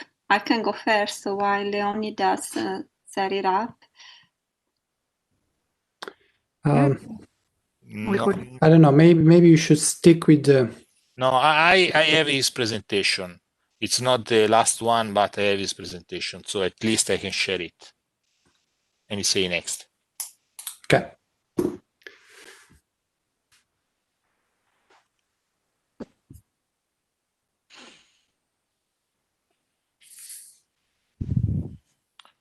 Okay, I think it's time to start this last session for today. This session is a composite of two sessions. One is on atmosphere, which has already started with Domenico Cimini in the previous sessions, and then at the end we have two papers of the electromagnetic models. So I'm going to leave the floor to Vinia Mattioli and Nico Cimini, which are going to chair this session. You have the floor. Thank you, Marco. And so this is Nico Cimini again from National Research Council of Italy. And welcome to the atmospheric session that I have the honor to chair with Vinia Mattioli from EUMETSAT. We have 5 presentations in the atmosphere session and 2 presentations in the electromagnetic model sub-session. And so since the first presentation is already up, I welcome Leonid Mitnik, and he will talk about microwave radiometer on new Russian satellite and sudden stratospheric warming over Antarctica. So Leonid, please, the floor is yours. You don't hear me.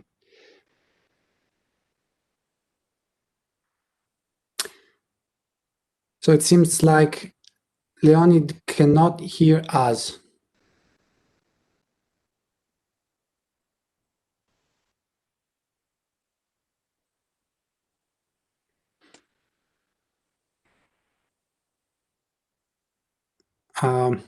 Leonid, can you try to reconnect on and off the audio?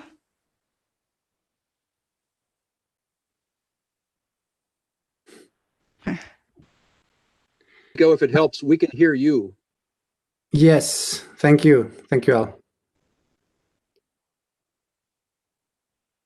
He was able to hear us a few minutes ago during the pre-session, so not sure what happened.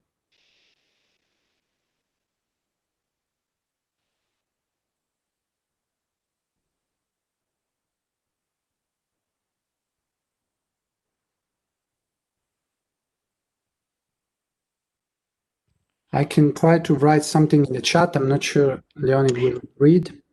And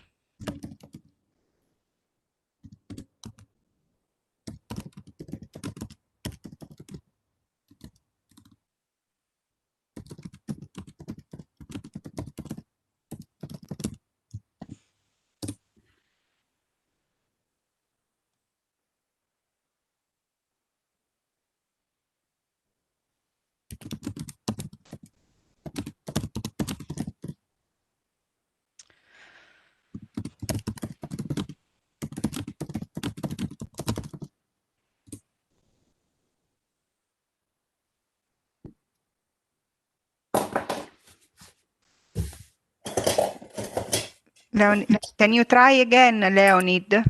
Try to speak.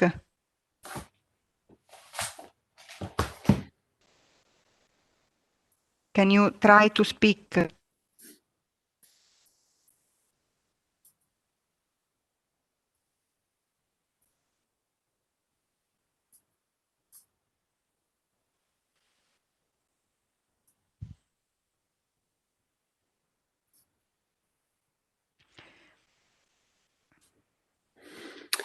Maybe, Marco, can you send him an email to tell him to try to turn on and off the Yes, the but microphone? yes, but his microphone is on. He's still on, but he cannot hear us. Maybe he could try to reconnect.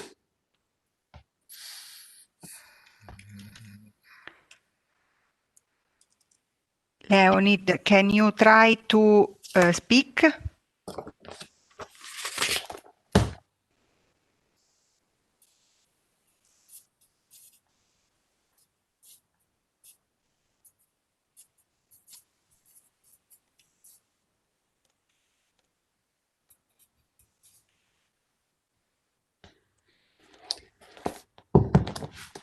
Maybe we can send a message over the...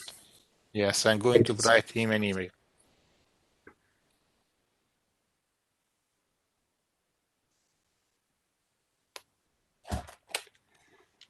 So I understand he doesn't hear us, but...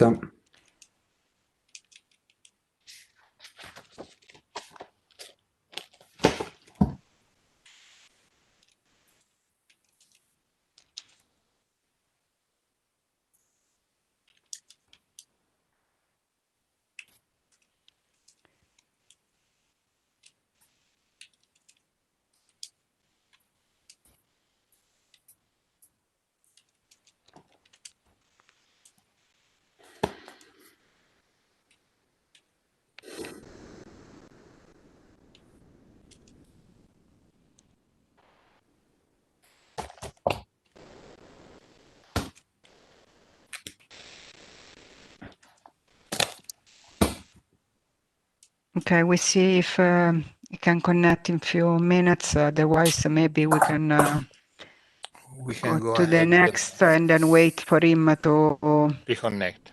To reconnect and see if we can solve the problems. Okay, so we go Maybe on. just wait 1 second, and if he reconnects, well, otherwise we go on.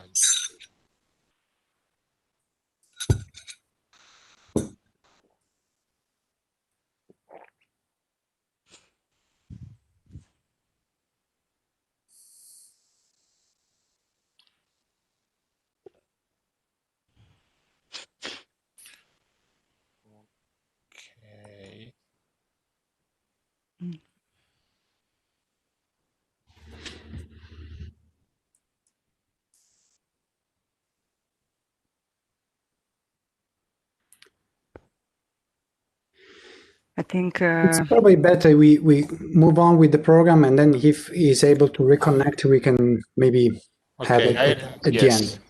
I Okay. received his presentation right now. Okay, that's good. That's good.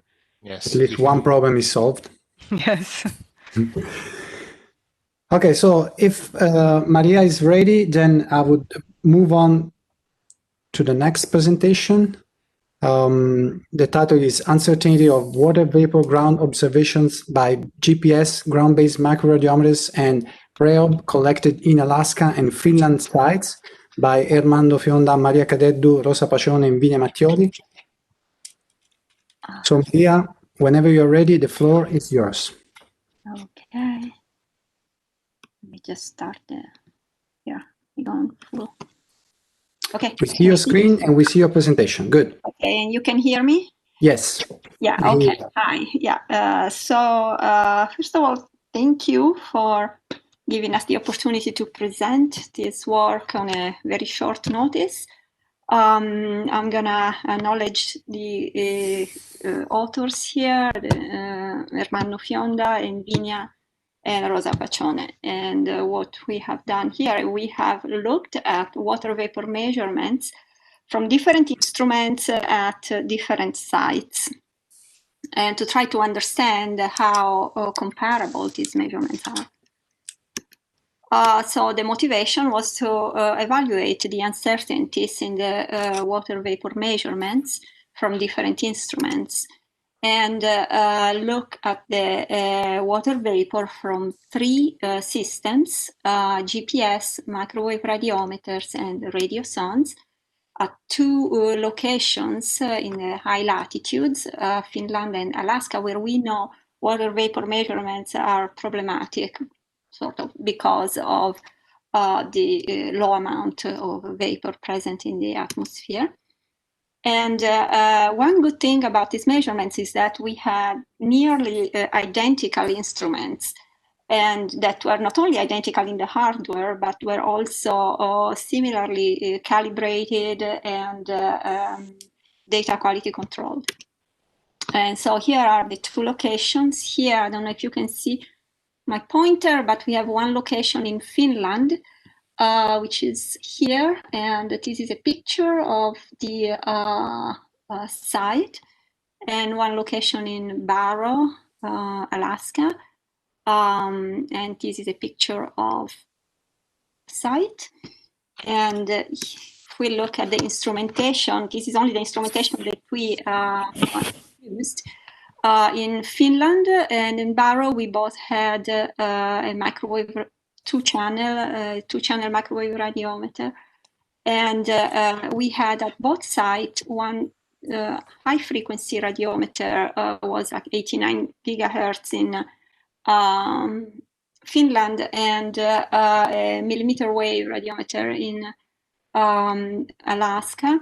And at both sites, we had Vaisala radiosondes, RS-92. They are launched twice a day in Alaska, and 4 times a day, I think, they were launched in Finland.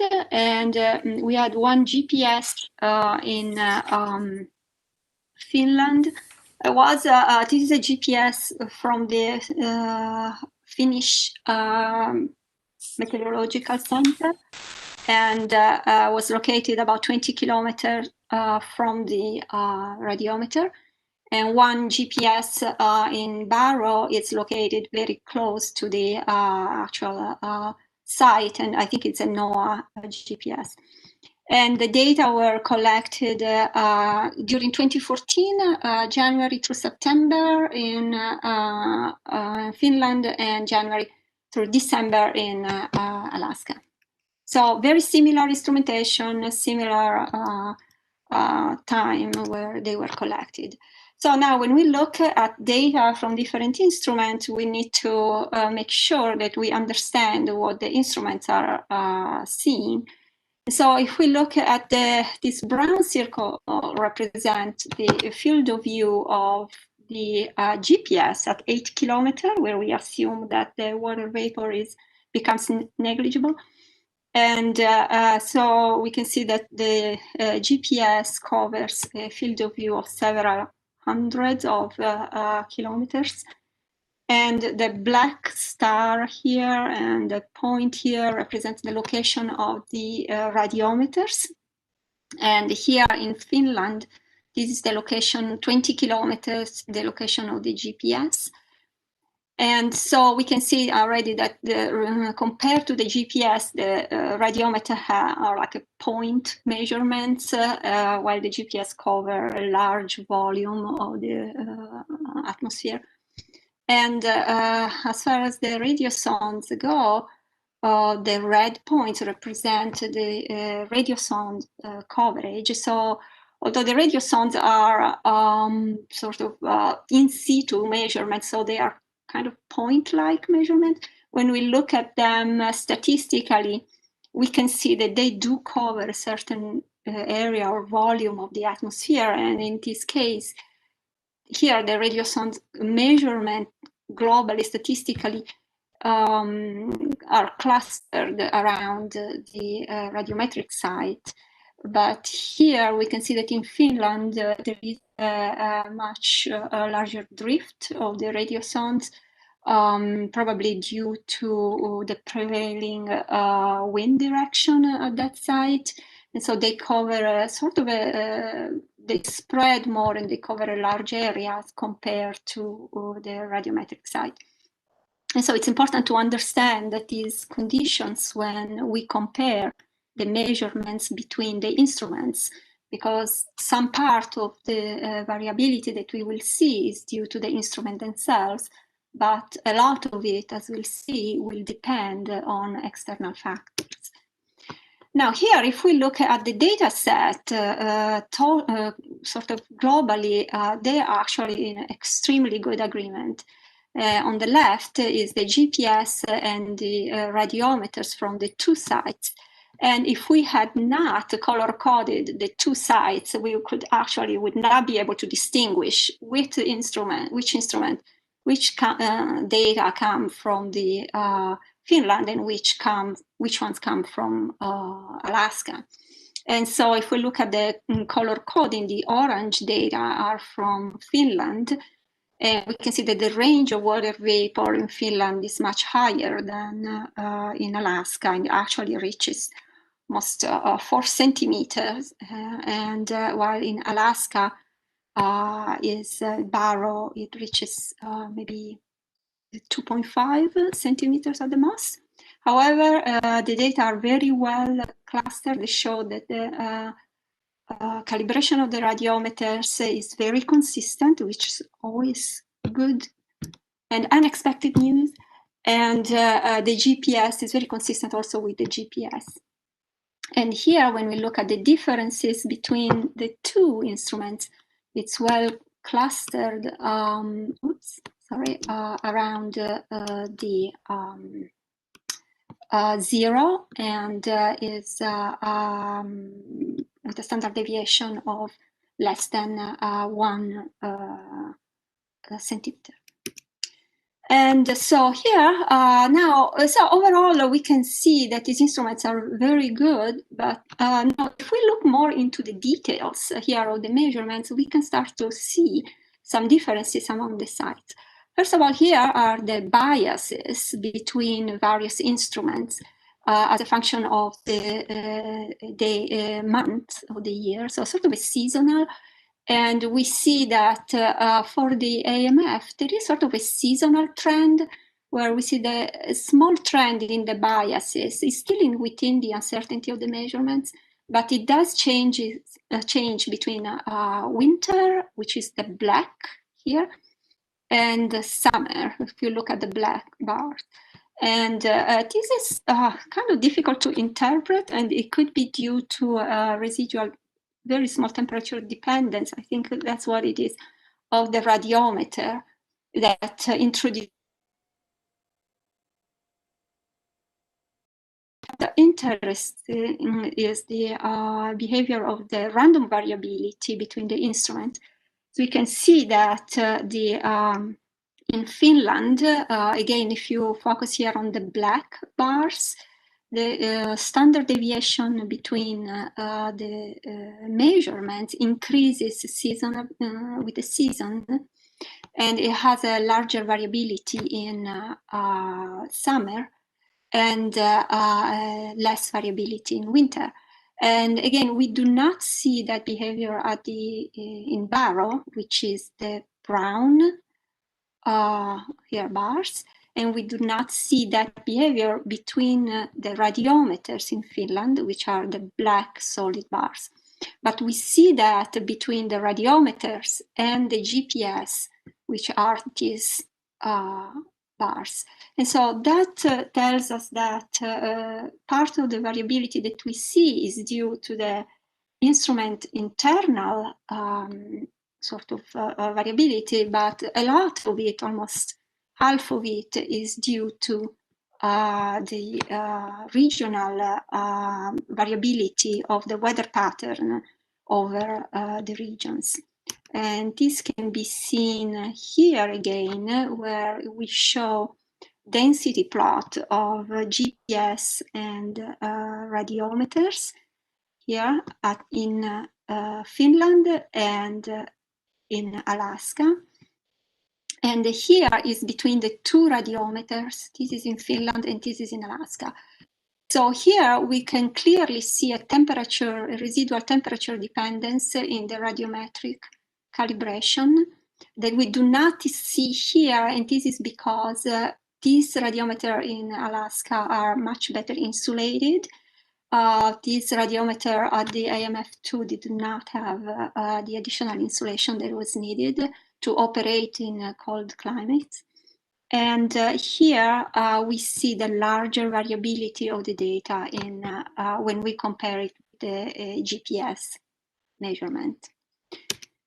And here is my last slide. It's a little bit busy, but if we focus on this one again, it shows how the variability of between the radiometer and the GPS increases with water vapor. This is binned by water vapor bins. And again at the AMF. So this is in Finland, but it does not increase in Alaska. And this is the variability of the radiometers in Finland, which again does not display any trend with the water vapor. And at the same time, if we look at the cloudiness of the site, we see that the Finland site shows an increased cloudiness as we go, as the water vapor increases. That is rather an indication of this inhomogeneity in the field of view of the GPS. And probably this cloudiness may be driven by frontal events, unlike the arm site in Alaska, where although we see a high cloudiness, this is probably associated more with stratiform conditions. And so we can see how when we compare instruments, really the regional climatology and the regional weather of the site does account for a large percent of the differences that we see between the instruments. And another interesting sort of curiosity here is that if we compare the variability with the, between the radiosondes here on the right and the GPS and the radiometers, it's sort of in between the radiometers themselves and the radiometers and the GPS. So it seems that there is a dependence, although cannot prove it, but the dependence between the size of the field of view, the relative size of the field of view of the comparison, and the variability that we see in the comparison between the instruments. So here, I'm just gonna conclude here. So what does sort of take home this little experiment to show us? That understanding the differences in the water vapor measured by different instruments to understand that better, it's important not only to look at the characteristics of the instrument themselves, but it's very important to look at the regional patterns of weather and climate of the regions where these instruments are located. And the regional instruments with a larger field of view are, of course, regional climatology plays an important role in the ability of the instrument to represent features at a smaller spatial scales. And this also shows that using near located and co-located instruments which have very similar calibrations can give us useful information to separate the contributions from the instrument and the contributions from external factors. And another thing I want to stress out here is the importance of having network of instruments that are similarly handled, calibrated, and located to do this type of comparisons. And so this is my last slide, and thank you. Thank you, Maria. And I'm afraid you use up all your time, but unless there is one very quick question. I don't see any on the chat. No, there aren't on the chat. Okay. Maybe I have a very quick one. What level of GPS data did you use? Is that the real time or preprocessed? I think for the Orivesi, for the Finland data, we got the raw data and Rosa processed them. So she got the 5-minute raw data and she did whatever. And for the NOAA, we just got the 5-minute data that are provided from the ARM archive. Okay. Okay, that's very good. Okay, thank you very much. We need to move on to the next speaker. And next speaker is Stuart Fox from the office. We can try again to check if Leonid can. Okay, sure. Leonid, now you should unmute your microphone so we might hear you.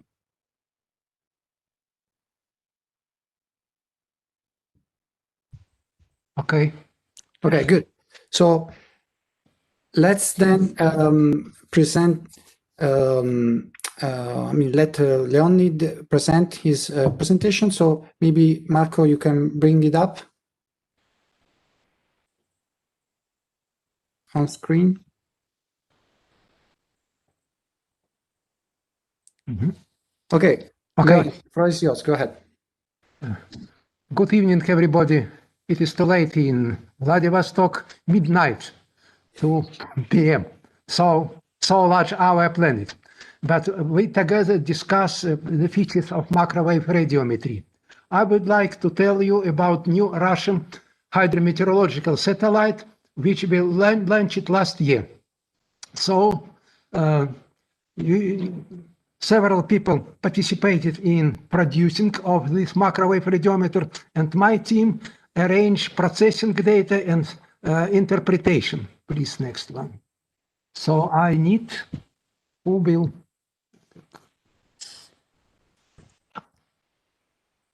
will change. Is Marco? Marco is changing. Mm-hmm.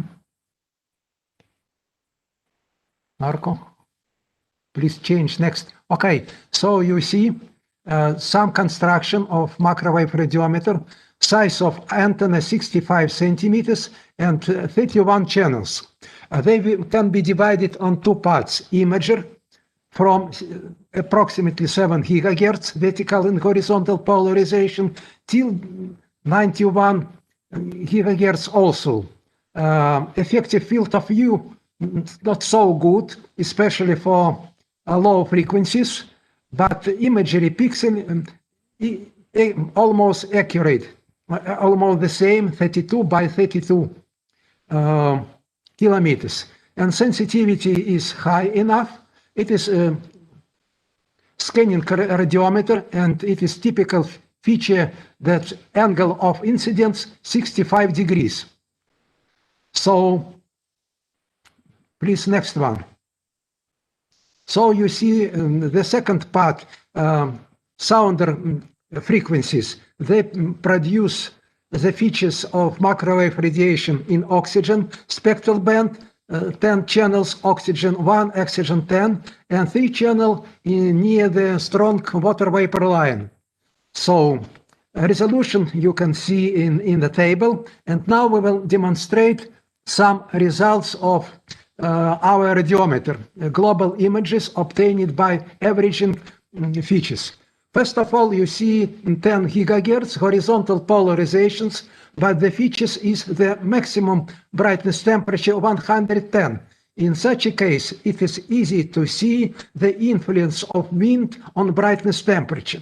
Brightness temperature without clouds at low values of liquid water vapor content, approximately a little bit larger than 70 kelvins. But so other addition will be mainly wind speed. So around tropical cyclones and extratropical cyclone, you see some green light denoting that wind speed. So it is simple example to demonstrate influence of wind on brightness temperature. And for operational application, it is good to use such limitations. Brown features due to intertropical convergence zone and other convective features. Please, next one. So here you see typical frequency 23.8 gigahertz. So water vapor distribution can be detected very clearly, especially such features as intertropical convergence zones. So in Northern Hemisphere, Southern Hemisphere, in Atlantic Ocean, and Indian Ocean, also the features associated with tropical cyclones, and also sea ice, temperature of sea ice significantly higher compared with quiet ocean, and a lot of cyclones in the Southern Hemisphere. Please, next one. Now resolution is significantly higher because it is 42 gigahertz. I don't see this one просмотр экрана. 31 gigahertz. So the atmospheric features associated with liquid water content can be seen very clearly both in Northern Hemisphere and the Southern Hemisphere, chain of cyclones surrounding Antarctica. Please, next one. Now 42 gigahertz, 42 and 48, these channels are new for satellite applications. 42 may be a little bit better compared with 36 gigahertz because absorption by clouds will be significantly higher. And when we divide a contribution of water vapor and liquid water, it will be better to use, instead of 36, to use 42 gigahertz, especially for polar area, for moderate latitude. In such a case, it will be error of retrieval will be less. So again, you see typical features, and I added also atmospheric river, both in Northern Hemisphere, in Southern Hemisphere. Microwave can provide very valuable information. Please, next one. Now the same frequency, but 17 December. So it is very attractive applications, passive microwave. We can, especially when you have some animation, you can detect movement, not only water vapor, but movement of liquid water content and their transformation, including atmospheric river in both hemispheres. In Northern Hemisphere, it is famous atmospheric river, and also they provide very serious income in mass balance in Antarctica. Please, next one. Now, very attractive to indicate deep convection. To indicate deep convection, we use 3-channel near water vapor line. So due to very strong scattering radiation, you can see the tropical cyclone and also individual small-scale features within intertropical convergence zones, sometimes showing atmospheric fronts. So it is possible to divide a deep convection area from area with stratiform clouds. Okay, please, next. It is closer to the central frequency. Again, a lot of dark features associated with low brightness features due to deep convections and scattering of radiation in uppermost parts of convective clouds. Okay, next. Now I demonstrate you some detailed applications to study extratropical cyclone and tropical cyclone. It is a surface analysis map of Japan Meteorological Agency and brightness temperature at 23 gigahertz and 31 gigahertz. So we can distinguish location of warm front, cold front, occlusion front. So the main features associated with synoptic scale phenomena, because resolution is not so high, but probably it is enough for many applications. Please, next one. Now I would like to demonstrate so-named warm core of tropical cyclone detected by stratospheric channels. You see title of channel, frequency were given in tables, so bright features in the center of tropical cyclone, typhoon Hagibis over the Pacific Ocean. And it is possible only see surrounding area at 10 gigahertz due to strong wind, and central part due to precipitation and liquid water content. So thermal anomaly will be function of central pressure and stage of development of tropical cyclone. Thermal anomaly, some average data. Please, next one. Next day, the same features, but I added 42 gigahertz to demonstrate you closed spirals of dry cold air and wet warm water in the surrounding of central area. This typhoon was awful for Japan, a lot of economic features in when he moved to Honshu Island. Please, next one. Now again, southern polar area. First of all, you see eastern part of Antarctica, cold area of Antarctica at 36 gigahertz. It is too low temperature because beginning 180 degrees. And very interesting features, cyclone surrounding Antarctica at the 3 channels near 183 gigahertz. So different height over the land, and features are function of temperature and air humidity. So not so easy to interpret this data. Please, next one. Now about sudden stratospheric warmings. The term sudden stratospheric warming refers to what is observed in the stratosphere, a rapid warming up to 50 degrees per week. So dark features, it is sudden stratospheric warming in the end of August, in the September, last year over Antarctica. It is very rare phenomena. The previous one, green color, was 2002. So, but what is interesting, in accordance with modern stratospheric model, they predicted this rare phenomena in Australia and published the paper in Nature a week before stratospheric warming began. So you see average data and very sharp change of stratospheric temperature. Next, please, next one. So weighting function describing contribution of different layer of the atmosphere in brightness temperature. Please, next one. And we produced brightness temperature over southern polar area. So first of all, we observed warming features in the uppermost layer, it is middle stratosphere, and then data from 24 August till 7 of September, beginning of sudden stratospheric warming. But in the lower stratosphere, thermosphere, almost no change at the beginning. Please, next one. And then development of stratospheric warming, you see very hot area at uppermost layer, it is middle stratosphere, and so some signal can be detected in the lower stratosphere, in upper troposphere, and also in ionosphere. Please, next one.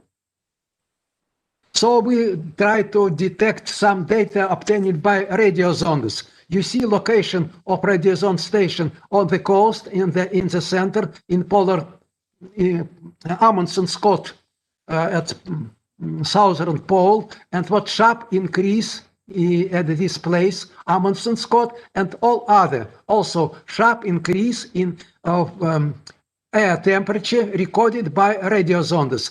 But uppermost height of radio zone about 30-32 kilometers. But you see difference is very high detected by radio zones. So we can detect using from space and from radio zone data. Please, next one.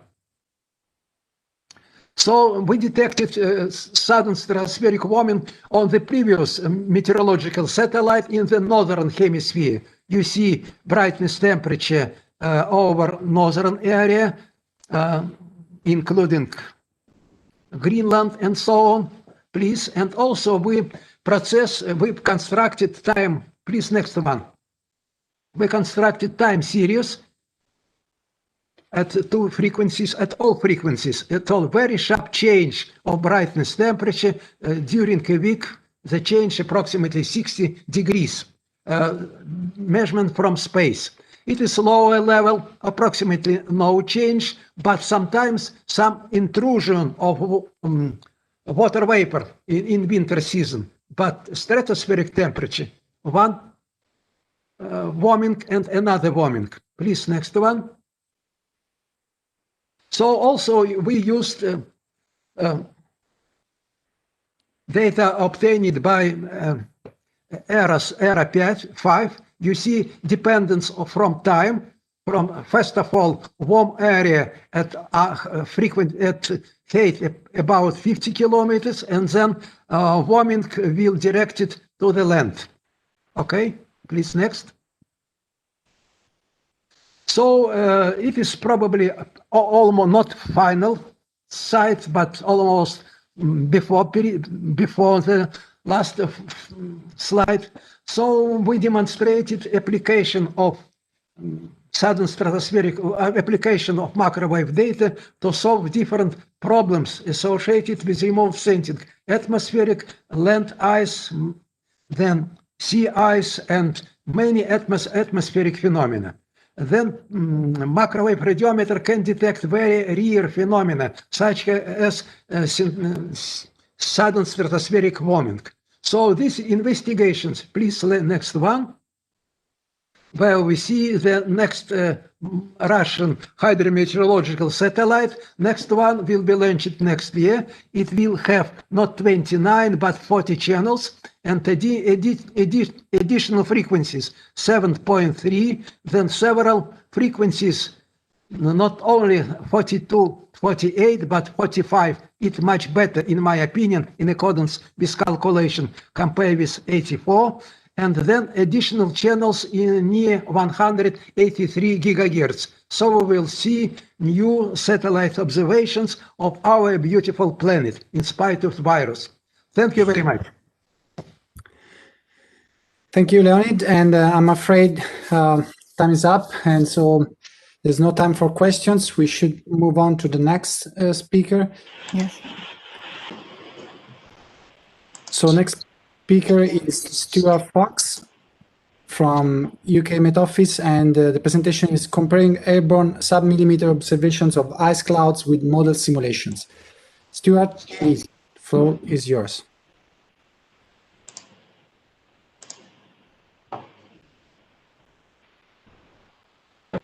You see my screen? Yes. Yes. Okay, so thank you. My name's Stuart Fox and I work at the UK Met Office, and as Nico said, today I'm going to talk about some work I've been doing comparing airborne sub-millimeter observations of ice clouds with model simulations. So just a brief overview of my talk to begin with. I'll begin with some motivation as to why this is something that we might want to do. Then I'll introduce the observations that I've used for this and the modeling setup. Show some results and present some conclusions. Motivation, why is this a good idea?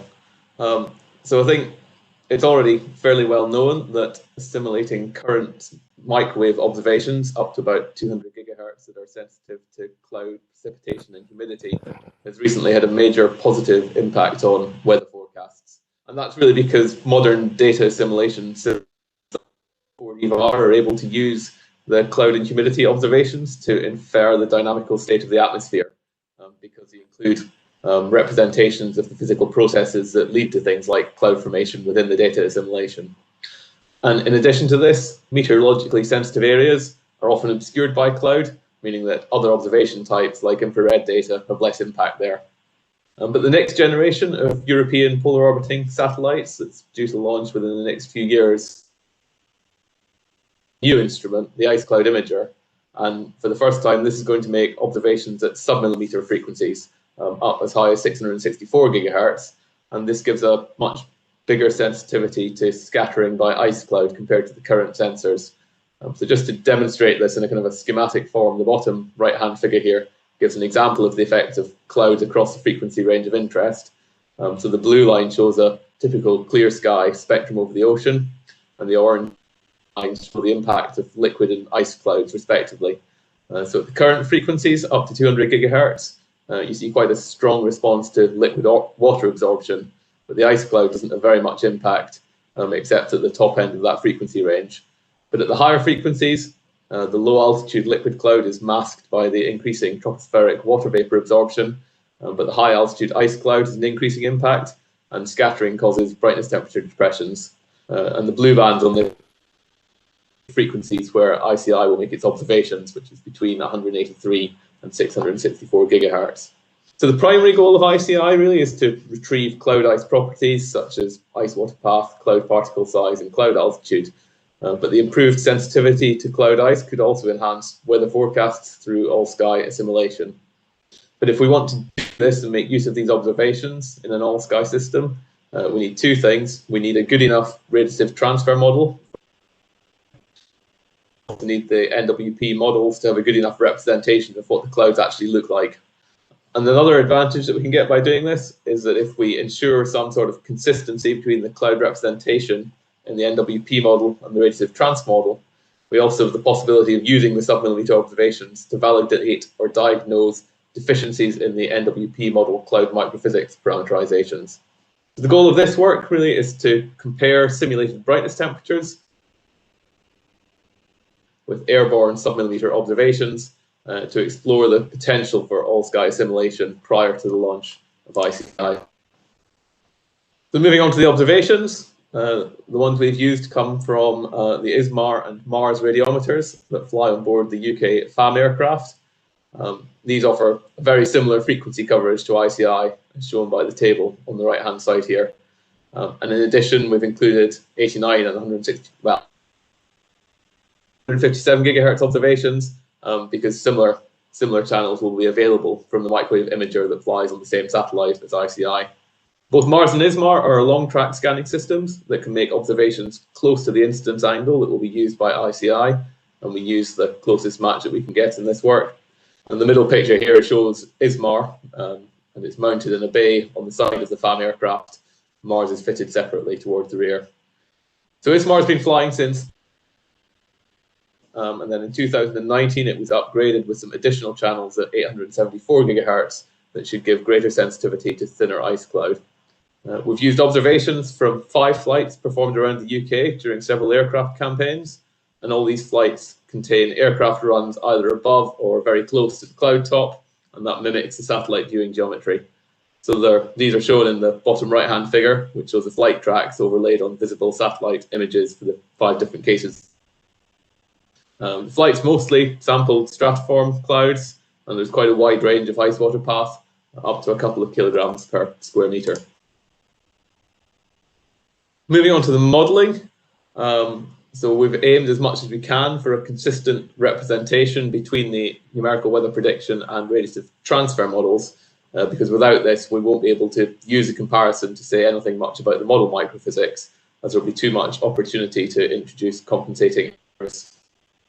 We've taken atmospheric fields from a configuration of the Met Office high-resolution UKV model, which is very similar to the one we use for operational weather forecasts in the UK.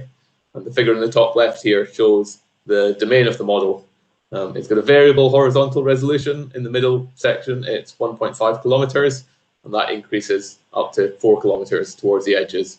So you used short-range forecasts up to about 3 hours from the initialization time that were valid aircraft flights, and the model provided fields of pressure, temperature, humidity, and cloud hydrometeor mass content, which were input into the radiative transfer model. For the radiative transfer simulations, use the ARTS model. This is freely available and very flexible.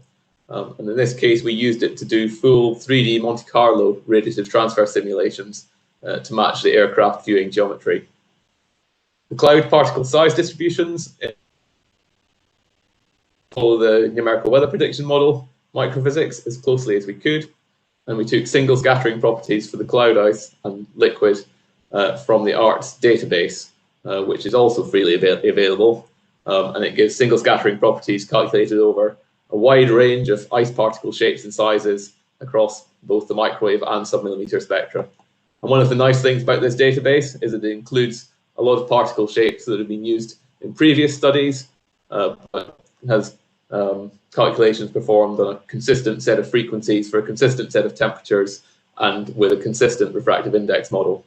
So the figure on the bottom right here just shows some example bulk optical properties as a function of ice water content calculated using particles in the ARTS database and the NWP model size distributions. These plots are only showing the bulk extinction, but ARTS actually uses a full phase matrix and can perform polarized calculations. Range of optical properties for a given ice mass for different particle shapes. So we expect that the particle shape will have quite a big impact on simulated brightness temperatures. So here we're showing an example of the results from one of the case studies. This case is a cold front progressing southeastwards over the UK. The plot on the right shows the flight track and the satellite image. And the left-hand plot shows the model integrated hydrometeor paths and a cross-section of tracks. So that shows the ice in blue. The grey contours are the cloud liquid water. The green is rain and the red is graupel. So the cloud fields show a transition from kind of shallow cold air convection behind the front at the start of the flight track. Then we start to get trailing edge cirrus and then deep precipitating frontal cloud. So in the main frontal region, the model has predominantly ice and liquid with some rain and small amounts of graupel. The figure in the center shows the simulated and observed brightness temperatures for this particular scene. So the observations are shown in the black lines, and the simulations using different ice particle shapes are the colored lines. So the plots show a cloud-induced brightness temperature. That is, we've taken the difference between either the cloudy simulation or the observation and an equivalent clear sky simulation, which means that cloud scattering shows up as a negative brightness temperature difference here. So you can see that liquid water absorption gives positive brightness temperature differences, particularly over C point, which are indicated by the kind of pale blue shading in the background of that plot. And that's because the clear sky background here is cold due to the low surface emissivity. And the observations and most of the simulations show very little scattering from cloud ice at this frequency, with the exception of the orange line there, which is an 8-column aggregate particle. At the higher frequencies, you begin to see brightness temperature cloud ice, and really there's quite good agreement in the general location of features between the observations and the simulations, but the different ice habits give a really wide range of simulated brightness temperatures, with the biggest sensitivity to the particle habit occurring at 243 gigahertz. For the first part of the run, the intermediate frequencies between about 157 and 243 gigahertz show some kind of negative spikes in the observations, and that's because they're sensitive to and you don't see these in the simulations because the NWP model has just not represented the ice here at all. And the higher frequencies between 664 and 874 gigahertz have got increased sensitivity to the initial cirrus layer from around 200 kilometers along the track, which consists mostly of small ice particles. And the large negative spike in the observations later on along the track is likely caused by embedded convection, which gives a much higher ice mass at high altitudes. And in this case, very well represented by the model, but there are similar peak brightness temperature depressions showing in the simulations, even if they are kind of occurring over a broader spatial distance.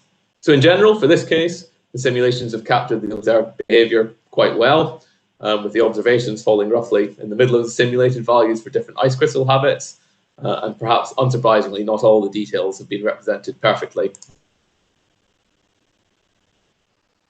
To look at all 5 of the flights, these plots show the statistics averages across all the flights. So the figure on the left shows the bias on the top and the root mean square error on the bottom of the difference between the observed and simulated brightness temperatures using each different ice particle habit. And this is really indicative of the sort of first guess departure that you might be seeing in an all-sky simulation system. So at 89 gigahertz, we see generally a large negative bias, and this is really indicating that the simulations are too warm. That's probably because the NWP model has an excess of liquid water in the clouds, which isn't present in reality. Before on the previous slide, the higher frequencies show a strong sensitivity to the ice particle habit, particularly at 243 gigahertz. But it should be noted that for all these cases, most of the ice mass is at lower altitudes. And if you had scenes where there was a large ice mass at high altitudes, like you might find in tropical convection, you'd expect to see high at the higher frequencies. The biases show that we could have both under and over scattering habits in the database, and there's quite a wide range in root mean square error values. And just noting on the biases, 804 gigahertz, we suspect that the observations might have an uncorrected bias of around 5 Kelvin, which accounts for a lot of what you see there. So the large column aggregate particle, which is shown in red, and the 6-bullet rosette, which is shown in pink, perform with relatively low bias and root mean square error. And the results at the sub-millimeter frequencies are pretty comparable to what you see at 183 gigahertz. And that's really encouraging for all-sky simulation, because all-sky simulation has already been successfully demonstrated at 183 gigahertz. So the right-hand plot shows brightness temperature histograms from all the flights. And by comparing histograms, what we're really trying to do is to reduce the impact of collocation errors between the reality, although the number of cases that we've got here is maybe a bit low to get robust statistics. So the most obvious difference between the simulations is how often you get particularly low brightness temperatures, and quite a few of the particle habits overestimate the occurrence of really low brightness temperatures.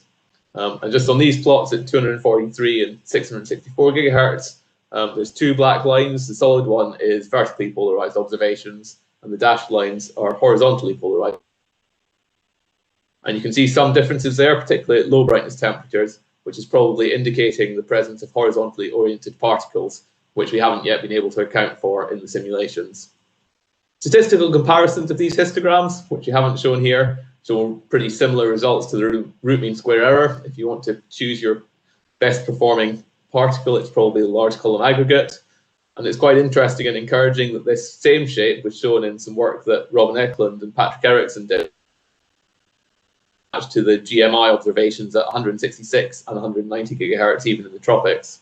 It's also quite interesting that the Sexer snowflake particle, which is the purple lines, and that's the one that ECMWF uses for their all-sky simulation system up to 183 gigahertz, and it really looks like it's a bit overscattering at the higher frequencies. This is actually perhaps consistent with what their original study by Alan Gear showed, where he found similar behavior in the mid-latitudes required in order to get a good match to the satellite observations in the tropics. So the results that I'm showing here, just to caution, might well not be general globally. So in conclusion, I think we've shown that it is possible to simulate realistic sub-millimeter brightness temperatures from NWP model fields, but the brightness temperatures that you simulate are pretty sensitive to the cloud ice scattering properties, and you get big variations for different particle habits. And that really makes it any strong conclusion from this regarding the model ice cloud microphysics representation, because by choosing different ice crystal habits, you'll be able to compensate for quite a few errors. We were able to get good results across all the frequencies that we looked at using a single ice crystal shape, which is really promising for practical implementation. But what we haven't been able to do is demonstrate whether that particular shape is globally applicable, and it's difficult to do that with the aircraft. It will be much easier to do that once we actually have IC. any practical implementation of this in a data assimilation system will obviously need a fast radiative transfer model such as RT-TOV SCAT, and we'll also need to consider things like the impact of the larger ICI footprint size and possibly polarization effects from oriented particles. And we'd also like to improve the consistency between the NWP model assumptions about the Clyde-Wright physics and what's available in the ice crystal scattering databases, particularly in terms of the mass particles. So there's a reference there to the paper that provides a lot more detail on this work, and I'll finish there. And thank you very much for your time, and happy to take any questions. Yes, thank you, Stuart. And if we have maybe time for one quick question, if any. Yes, there is one by Catherine. I can read for you, Catherine, or you can unmute the mic, whatever you prefer. Well, I will read it. Stuart, do you know of any interest study for the 883 gigahertz IceCube data from the US for the ICI preparation? No is a simple answer. I don't know of any. To look at it, someone wanted to do that. Okay, I guess there was one problem with that. The calibration was done with simulations, so I'm not sure it would be helpful in that regard. Okay, I will move on to the next speaker of today, and I believe it's Luca Milani, and the title is Estimating Tropospheric Extinction Due to Clouds and Precipitation Using Sun Tracking Microwave and Millimeter Wave Radiometers. Luca, please. Hi, Nico. Thank you. Tell me when this. I believe that okay. Yes. Okay. Can you see the screen? Yes. So thank you for the introduction. As many of you know this field of study, this is a presentation that I will try to keep short with some slides without adding too much detail that you will have on the slides anyway, trying to keep the presentation short for some questions or discussions. The background of this study is basically the demand of increasing uplink and downlink capabilities by telecommunication and space exploration systems in general. And this is proven by the fact that the use of frequencies at K band and above, and for instance, in this study, we use the V and W band, 70-90 gigahertz, is often considered and now of clear interest of all space agencies and also telecommunication operators. The advantages are several, like a larger available bandwidth, a higher N gain given the same antenna size. We have less frequency congestion due to the fact that the allocated bandwidth at higher frequencies and also the kind of system that is used with directional antennas can create less risk from interference. But of course, there are also several propagation impairments. So the propagation media is the most important part to be characterized and to be taken into account. Several factors are degrading the link availability, and in particular, rain clouds and atmospheric gases are not negligible anymore, like for lower frequency bands. So the knowledge of the atmospheric radio propagation quantities becomes a crucial factor in designing these kind of links. Satellite beacon campaigns and microwave radiometry, as we know, are the techniques that are used globally to characterize the radio propagation channels, but they are very limited and constrained, of course.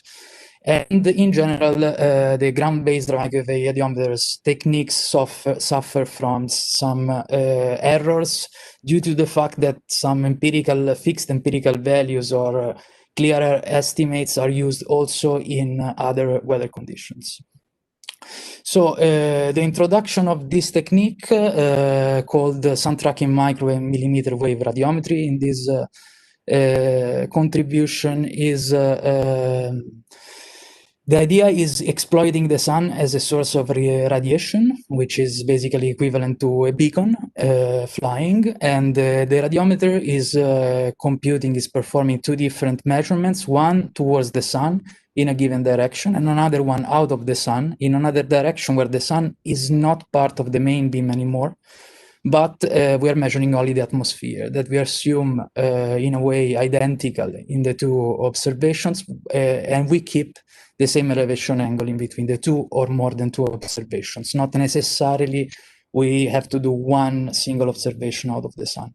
Of course, the objectives are to first estimate the brightness temperature of the sun, that then will be used to retrieve the attenuation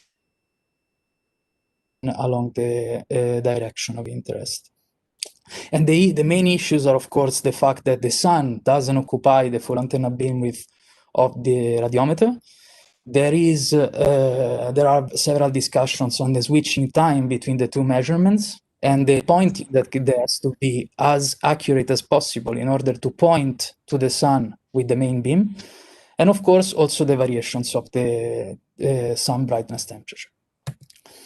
So I will start with some key equations that are the ones that refer to the antenna temperatures toward the sun that can be approximated as a combination between the TB sun multiplied by a factor that takes into account that the main beam, the sun is occupying only a portion of the main beam, plus, of course, the atmospheric contribution, while the other measurement out of the sun will measure only the atmospheric contribution. By simply considering the difference between these two measurements, we can therefore retrieve the attenuation for a given set TB sun star. TB sun star because is the variable which also consider the filling factor, because we will estimate the TB sun with the same instrument that will be used then to estimate the all-weather path attenuation. So I will present quickly the two methods that are typically used to estimate the TB sun. The TB sun, of course, is supposed to be retrieved only in clear air conditions, where we are sure that we are measuring purely a very thin atmosphere, and we are catching as much as possible the emission of the sun. And the delta between the two measurements is large enough. Of course, also the fact that the atmosphere has to be very homogeneous in between the two measurements is another condition why we have to consider clear air conditions. One technique is simply based on a linear interpolation with a best fitting curve over a period of measurements. So this block of measurements will provide a single measurement of TB sun. It's called the Langley technique. And it's possible to apply because of the ecliptic of the sun. By moving and the antenna, by moving and following the sun, is touching several elevation angles and therefore several different RMSs that can allow us to draw a line and therefore retrieve the linear interpolation parameters. For what regards the meteorological technique, instead based on this, let's say, classical radiometer formula, which is extracting atmospheric extinction through a TMR, which depends on the surface parameters, weather parameters that are monitored. And therefore, from there, we can extract a time series, an actual time series of the TB sun star over the day, and see also the stability of the measurement. Of course, these two techniques are used in parallel to then extract the best TB sun star that we can use in the attenuation estimates. To compare the attenuation estimates retrieved by the sun tracking technique, we developed some parametric models. We developed many of them in several sites. And these are based on nonlinear regression fittings of simulations, basically given by SNEM simulations, which are purely simulation only constrained by radio soundings and boundary conditions, and radiative transfer simulations applied to RAOBs, which are collected closest to the site of interest. And these models are mainly based on a multi-frequency approach, like the one that is shown, composed by a combination of a polynomial term, which is defining the area of TB sun of attenuations that is mainly, let's say, described as a clear air and light cloud, and then a second term, which is double exponential for the heavy cloud and rainy cases. These terms are then combined using the sky status indicator and a tuning parameter. The setup that we are considering since 2015 is the setup provided by the Air Force Research Laboratory in Rome, New York. The radiometer there has 4 channels, 23.8, 31.4, 72.5, and 82.5 gigahertz. And of course, as was mentioning before, the most important part of the pre-processing of the data is making sure that the sun occupies the main beam and this beam filling of the antenna is nearly constant.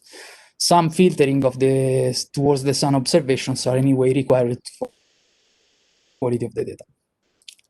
And of course, also differences between the two measurements are to be taken into account, because in rainy conditions, especially at high frequency bands, the two channels can saturate, meaning that the sun is not visible anymore from the antenna, and the atmosphere is masking completely the contribution of the sun. Therefore, we have to make sure that there is a limit for this technique, which is actually the limit imposed by the radiometer on the ground to see, let's say, to be able to see and observe sun radiation. The results very quickly start from the measurements, like the clear sky measurements that look really smooth and with no variations due to changes in the atmospheric condition, through the two different techniques over several days, considering some deviations and how the measurements are accurate. By starting from this kind of data sets, a set of TB sun star, we can therefore retrieve the all-weather path extinction. This is another very nice graph that shows how the measurements change depending on the atmospheric conditions. And this is another example of measurements of a few years ago, how the polynomial double exponential parametric model is actually fitting very well the sun tracking estimates. Of course, there is room for improvement, especially also for the models and for several other points that I briefly inserted in the conclusions. In general, we would like, of course, we are continuing analyzing not only sun tracking microwave radiometer data from the ROM New York site, but also from other radiometers that now are operating in this mode. And of course, a more accurate characterization of the sun brightest temperature to potentially observe, take into account solar cycles is required, and we are analyzing this point in this period. And another very interesting opportunity is to characterize some to perform some statistical site characterization in order to characterize and to have some statistics, not only at zenith, but also exploiting the different elevation angles that are used by the antenna of the radiometer to have some conditional probability distributions in case of non-geostationary links, where we can actually model the attenuation at different elevation while a body is moving and following a trajectory. That's all from my side. If there are questions. I have a question. How fast you switch between the sun and the sky when you do the measurements, and how is the sensitivity to the ability to track the sun and having the sun in the field of view? Okay, so normally we have a very large data set where the switch time was about 4 seconds. We also did some tests up to 7 seconds. Also to ensure that the motor of the radiometer is actually stable and pointing correctly towards the sun. But this is actually the most interesting point and the most challenging point, where we are also having some problems setting up another instrument in Milan. And of course, the actual installation of the radiometer has to be perfect, and then some corrections also due to the fact that the elevation motor has some steps has to be done. And yes, no, there's no optimal, let's say, interval time for the switching. It also mainly depends on the instrument used and how stable the software is and what the kind of motor is mounted. Maybe it's interesting to see also the accuracy Yes. for due to this and some future work. Yes, we did perform a sensitivity analysis for several quantities, but we mainly consider the total depointing of the antenna in the direction of the sun, and it's challenging to decouple the pointing in the 3-axis dimension. So that is the most challenging point. But overall, the total depointing due to the fact that the antenna is not pointing correctly the sun is already studied as a sensitivity, and we have results. Thank you very much, Luca. Thank you very much, Luca, for being on time. And we actually have time for one quick question, if any. I don't see any on the chat. So if you want to unmute your mic, otherwise.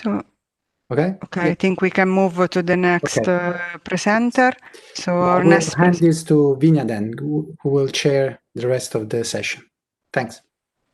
So our next presenter is Al Gasiewski from University of Colorado, and will present the GEMS IOD on orbit performance and prospects for constellation microwave radiometry. Thank you very much, Vinja.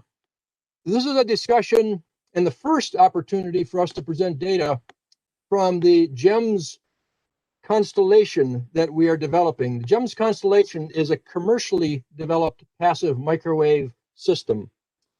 I am serving as chief scientist of orbital systems in this regard. I'm also professor of electrical engineering at University of Colorado. This could not be done without a large number of people, and I list the main contributors to this project here. Many of these are students. Some of them are co-founders of Orbital Microsystems. It is a significant commercial effort.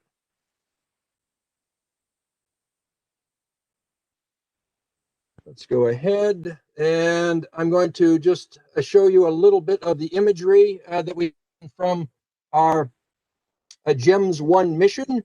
GEMS 1 is specifically to bear out the technology behind a very low cost sounding and imaging radiometer. And GEMS 1 was built to be an 8-channel, 118 gigahertz oxygen spectrometer. It is cross-track scanned. It was released at 410 kilometers altitude. It is now down to 370 kilometers altitude. The initial spatial resolution is 16 kilometers. The current spatial resolution is a little bit better. We like to say that the longer we go into this mission, the better the spatial resolution becomes. Of course, that'll end in January. And this is a Nyquist sampled instrument, both along track and cross track. It's an instrument that's on a 3U CubeSat.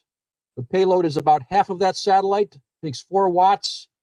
And so far, we've achieved 12% time on orbit in observing useful data. These data are coming in roughly 22.5-minute long swaths. Now, this instrument was put on a very low-cost bus. The entire, inclusive of launch, bus, instrument, operations, processing, is less than $2 million. The bus itself did not have a star tracker. It only had a sun sensor for roll and pitch determination. So as you'll see, there were significant compromises in the roll and pitch stability. That's okay. We knew that that was going to be from the start, and I'll show you some of the things that we're doing in order to improve the roll and pitch. Other than that, we've been operating very successfully for 14 months now since commissioning in October of 2019. These are intercomparisons with similar channels from FY3C, showing that we are indeed observing the same weather events. These are intercomparisons that were made within approximately 15 minutes per pass coincidence. The spatial resolution of our sensor is being achieved to within about 1.2. Actually, the spatial resolution is being perfectly achieved. The delta TRMS relative to pre-launch goals is within about 1.2.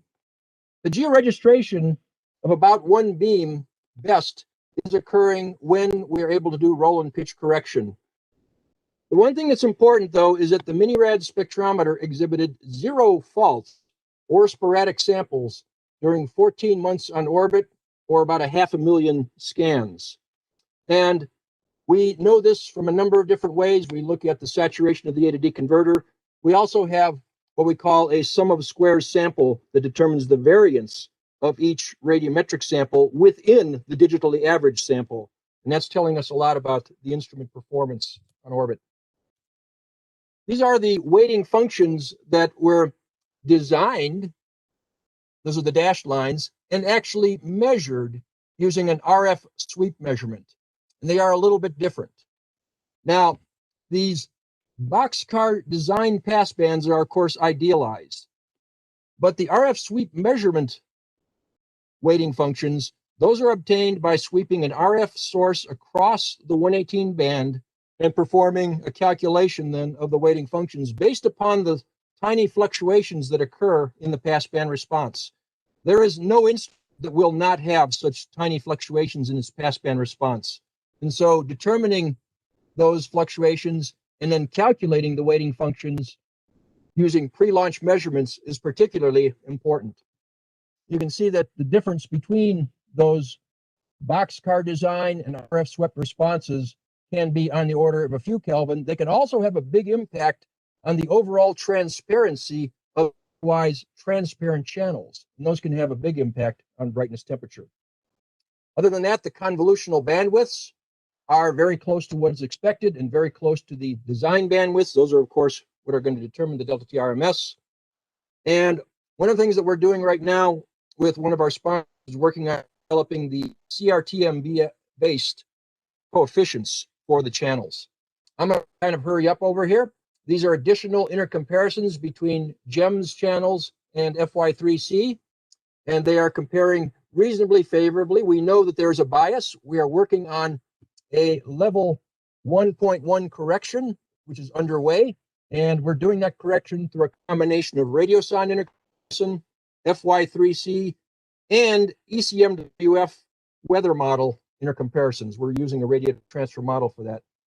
Rather curious things you'll see in here is that the intercomparisons in the southern latitudes show a rather interesting bias, and we believe that's due to a roll bias in the satellite that's occurring because of the fact that we use a very expensive bus without a sun tracker for this demo. And I just want to show you very quickly our roll correction algorithm. You can see here some of the rather severe rolls that are, we actually roll to see cold space toward the end of the swath. When we apply this second order or parabolic correction, which fits a curve to the brightness temperature as a function of scan angle, we can largely remove a lot of that roll. And that's what we're doing in our recalibration of the data, which is going to allow us to do then a recalibration of the brightnesses and effectively produce the second data. Right now, everything is being done with pre-launch data. And this is a little bit of a blow up of the roll pitch correction. By the way, pitch corrections are rather straightforward to do, and they should be done almost in any case on any satellite, even if you think you have very good roll and pitch data. Now, it's long been known that microwave sounders are providing more and more of the lion's share of the impact on numerical weather forecast accuracy. And this is a rather useful study that was done by English et al. Out of ECMWF that bears out that the microwave sounders are indeed providing the right wavelengths to observe the planet. Well, we think we've only tapped what can be done with microwave imagers and sounders relative to the various other instruments. And there's a very good reason for that. We are grossly undersampling the Earth's atmosphere right now with the number of passive microwave sensors we have on orbit. And the rest of this talk is going to be a statistical study of just what I mean by that gross undersampling. I want to motivate this rest of the talk with a slide that was taken from a study that was chaired by Dave Stalen. And this study looks at the ability to predict various size features using data from satellites, in particular passive microwave data, from the storm scale to the mesoscale out to the synoptic scale.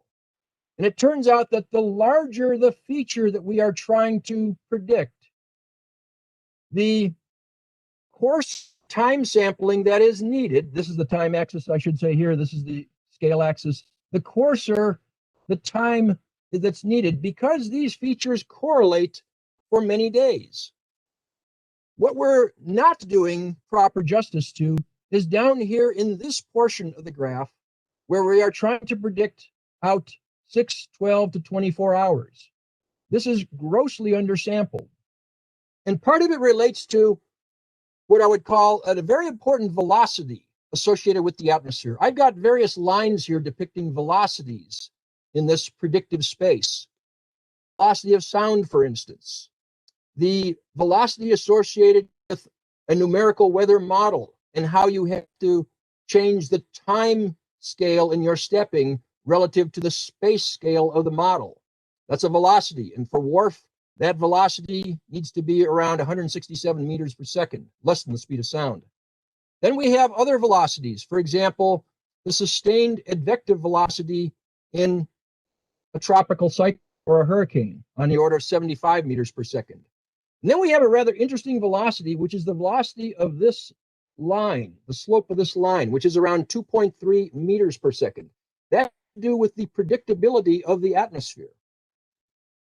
Bear in mind that velocity, because what I now want to do is look at how that velocity relates to how we should be sampling the atmosphere. This is a 15-minute simulation of a hurricane, and what we see are the Jacobians associated with this hurricane. These Jacobians, as you see, are fairly well correlated from frame to frame, but that's because the precipitation in this event evolves at around a 15-minute time scale. If we sample it every few hours, as we're now doing with our passive sensor constellations, globally that is, we're just not doing enough. Let's take a look at how we could understand this statistically. We can model the atmosphere in some sense as a fluid that obeys the Kolmogorov turbulence spectrum. The Kolmogorov spectrum has a wave number to the minus 11/3 inertial subrange, which exists over about 6 to 7 decades of wave number range in the atmosphere. It then has a dissipation range on the order of a millimeter scale. Then it has an outer scale, which is the energy input range. This exists for our planet out over 4 decades. Kolmogorov turbulence is usually used to describe atmospheric turbulence on a small scale, but is even applicable in a very fundamental and general way to turbulence on intergalactic scales. And so it makes sense to apply Kolmogorov turbulence to understand a little bit about the statistics of atmospheric fluctuations and predictability. Now, what we can do is we can model the spectra of the atmosphere using various scales, outer scales of turbulence, and various C sub t values. And we can even consider the atmosphere a 1 plus 2-dimensional medium, where the turbulence in the vertical is distinct from the turbulence in the 2 dimensions or horizontally. And that's what I do in this calculation. Now here I can set these parameters equal to each other, which is what I do for simplicity because we've only got a couple of minutes here. But I want to point out is that a lot of the spatial variations in the atmosphere are able to be observed by apertures of the size of our small satellite instrument, our GEMS-1 instrument. Now this is flying at about 400 kilometers with a 10-centimeter aperture, but nonetheless, that covers a lot of spatial frequencies properly. But what about the brightness temperature? This is really what's more important. if we take the Kolmogorov spectrum and we look at the spatial spectrum of brightness variations, we also see that we're covering a great deal of that spectrum. And finally, let's do one important thing. Let's use an RMS velocity of the atmosphere and look at how the spatial Kolmogorov spectrum gives rise to a temporal spectrum. And we do that by applying an f to the minus 11/3 spreading function, which is relevant for a great number of fluids. We have to use a velocity that's reasonable. And in this case, we use an RMS velocity of motion in the atmosphere. And what we find then is that with all of our existing passive microwave instruments, we are grossly aliasing the atmosphere, undersampling it. When we have a constellation of small satellites on the order of GEMS aperture diameters, 10 centimeters, 400 kilometers altitude, what we find is that the aliasing, the fraction of the atmosphere that we alias in brightness temperature variations, begins to drop. And if we just bring up our aperture size a little bit more, we'll be able to drop that so that the fraction of brightness variations we are aliasing will start to drop to about 10% or so. But right now, we are grossly aliasing our temperature observations. Now, there are many more reasons as well to choose a constellation. Cost is one of them. Economy of scale is another one. And with a nominal constellation of around 50 satellites, we could be obtaining an average revisit time of 15 minutes. Does it have to be exactly 15? No. It can be an average revisit time of 15, and that'll satisfy our sampling criteria. Our pathway to doing this is beginning with our GEMS-01 mission, which has been successful. We'll be launching 2 satellites next year called GEMS-02, and these will have 2 bands, 118 and 183, a total of 23 channels. Some of these channels include stratospheric sampling bands. This will be on a 6U CubeSat. We'll be moving later then into GEMS-03 around 2023, which will have 4 bands, and we'll be increasing the spatial resolution and certainly improving the satellite bus roll precision and pitch precision as we go along. I want to point out that this is not new. We proposed small satellites back in 1994 to NASA. So what we're doing is a natural evolution of developing satellites with technology that we were really beginning to foresee about 25 years ago.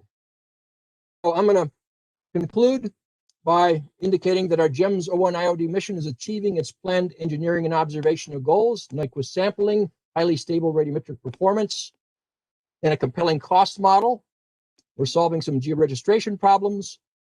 And the spectral analysis based upon turbulence assumptions of the atmosphere indeed suggests that, number one, we need to sample better, and number two, that a constellation of these satellites of this size is going to be finally achieving sampling with minimal aliasing.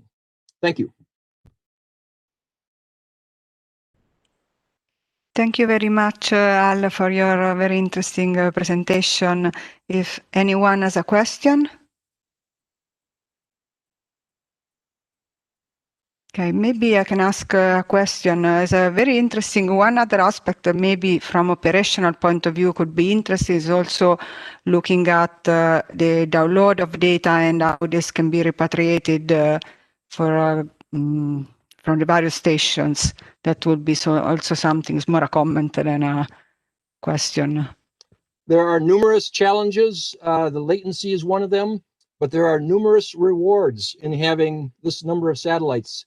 Intercalibration being one, and just a general reduction in overall aggregate delta TRMS being another. Yes, that's right. Thank you very much, Al. And now we move to the second part of our session that is devoted to the electromagnetic models. And our presenter, the first presenter of this second part of the session is Roselena Rubino from the Università Politecnica di Catalunya. And she will be presenting the retrieving the vertical total electron content to correct the Faraday rotation angle in SMOS. Yeah, thank you very much. So I'm Rosalina Rubin. I'm going to tell you more about the research that we've been doing about retrieving the vertical total electrode content to correct the fire rotation angle.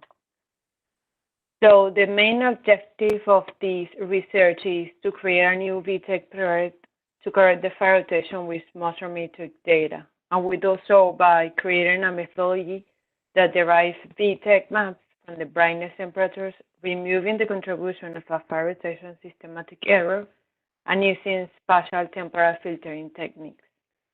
And the novelty of this methodology is that we try to do this by not using auxiliary data.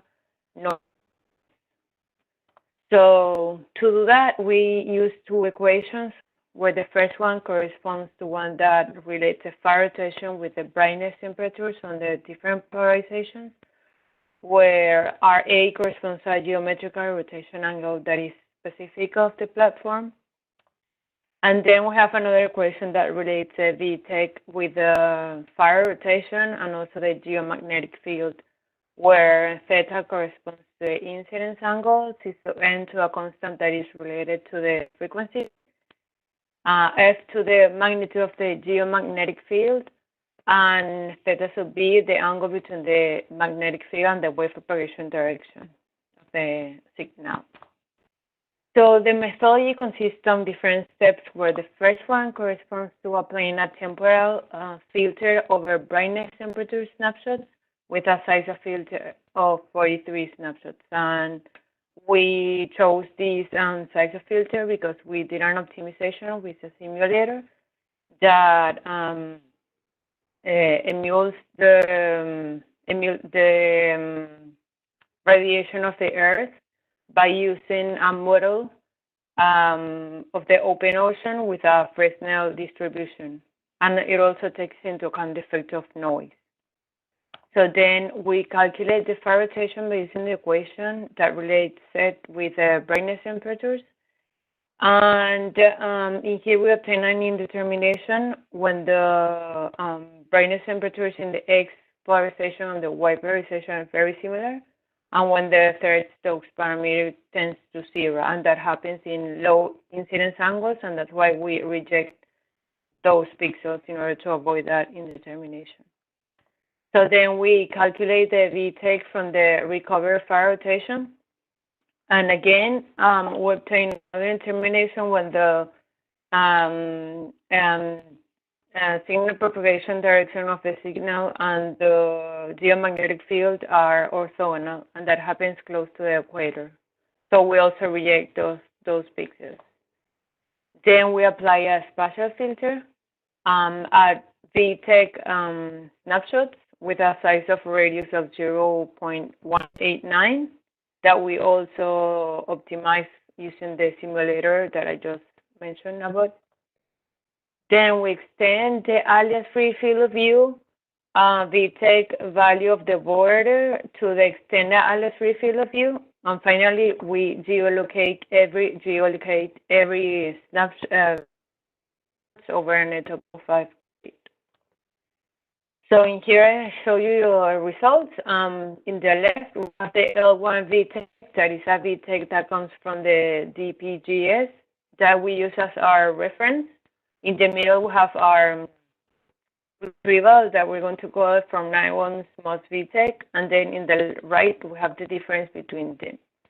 And we realize that there is a systematic pattern that is more visible in the north hemisphere that is affecting the laterals.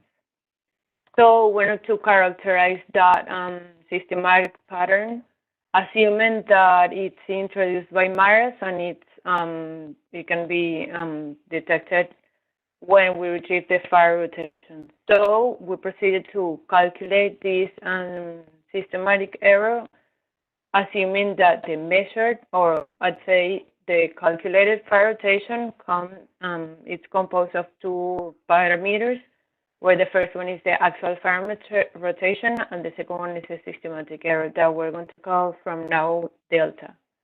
So we proceeded to characterize this delta over zones where the fire rotation is low, corresponding to ascending orbits in latitudes close to minus 20 degrees. And that's why we use them over the Pacific. We use latitudes of minus 30 to minus 5 degrees. And what we do is that we average all brightness temperatures in the different polarizations, and then we apply the equation that relates the fire rotation with the brightness temperatures. And we started the calculus using one day, that we chose December 17th of 2017. And to eliminate any contribution of fire rotation that would be in that zone, we use the L1 VTEC in order to subtract that to the data that was calculated. And here's the snapshot that we obtained. And then we proceeded to do this calculus in other years, and as it was expected, this delta around in different years is very similar. So then we proceeded to, calculate a definite snapshot to use in the entire mission, and we use all ascending orbits of 3 consecutive days of June per year of the mission up until now, which corresponds to 2010 to 2019. And we do this in order to mitigate the effect of the noise as much as possible. So here's the delta that we use in all the mission. So the new methodology would be, all steps would be the same, but we added a new step that would be to subtract delta to every recovered fire rotation snapshot, and then we stay everything the same. And in here we have the results that, as you can see, this effect is mitigated. And in here we can see the comparison between the new methodology and the previous one. As you can see, the laterals are the ones that are more affected, or I'd say more improved within this new step that we added. So then we proceeded to recover the VTEC over one day to assess the methodology. Here we can see it, and that it actually works. And here we have the differences between the new methodology and the previous one. And here in the bottom, we can see the differences between recovery with respect to the L1 VTEC. And as you can see, there are important differences that would impact when correcting the fire rotation using our retrieval than the L1 VTEC. And finally, we wanted to compare our recoveries with other sources, and that's why I showed this plot that shows the VTEC versus latitude, where in red we have the L1 VTEC, in green we have our smallest VTEC, in magenta we have an A3 VTEC that comes also from spectrometric data, and in blue we have Ionex, that is a VTEC coming from GPS. And as you can see, both VTECs coming from spectrometric data are in agreement. So to conclude, I would like to say that the correction of the fire rotation systematically improved the quality of the recovery, as we could see in the recoveries that I showed you. As I just mentioned, both SMOS-based tech recoveries are in agreement. And I would say that the strength of this methodology would be that it works independent of the target measured by the instruments. That makes possible to recover the VTEC over land, ocean, or ice without using any models nor auxiliary data. We're doing ongoing work that is assessing the SMOS brightness temperature stability when using our VTEC maps in order to correct the fire rotation by calculating Hofmüller diagrams. So let's see how it goes. So thank you very much, and I will be pleased to answer any questions that you have. Thank you very much, Roselena. If there are any questions.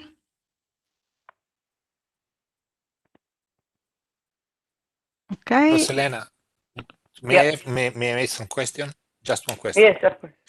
So Roselena, just one curiosity. Your model, I mean, not your model, the methodology works globally everywhere, or at the poles, I mean, at the geomagnetic poles has some limitations? Well, I would say that the only limitation would be when there are RFIs, because of course we're using the brightness temperature, so that would be a problem. But yeah. Okay, because at Concordia Station at Dome C, doing Domex, we have some instruments which are used to measure some GPS receiver of the Isaconet, if I will remember, that measure the slant tech of the slant, because so it could be interesting to check the retrieval also with the measurements. Okay, thank you very much. You're welcome. Have you checked against the theoretical values using ionospheric VTech and the magnetic field just to calculate what is there climatologically? What we've done is to compare with the L1 VTech, as I said before. I don't know if that would answer the question. Yeah, that's probably what the L1V is, yes. Well, you can see it here. Actually, there are a lot of differences. That's why we're waiting for the results of the Hofmeier diagrams to see how it works.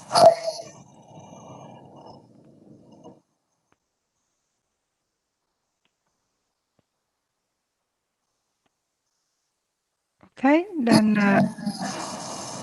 if there are no more questions, we can leave the floor to our next presenter, which is Beiyui Gu from University of Michigan, that will present multiple frequencies in microwave remote sensing of soil moisture based on the numerical Maxwell model of three-dimensional simulation of vegetation.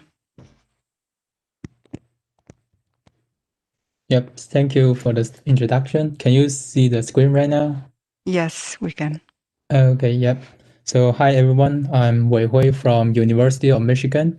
So today I will present our recent work on multi-frequency in microwave remote sensing of soil moisture based on full-wave simulation of vegetation. And here's the outline of the presentation. First, I will talk about the motivation for multi-frequency simulation. And first, I would review the radiation flow model and talk about the new vegetation field setup. And based on the setup, I will discuss the hybrid method for full-wave simulation.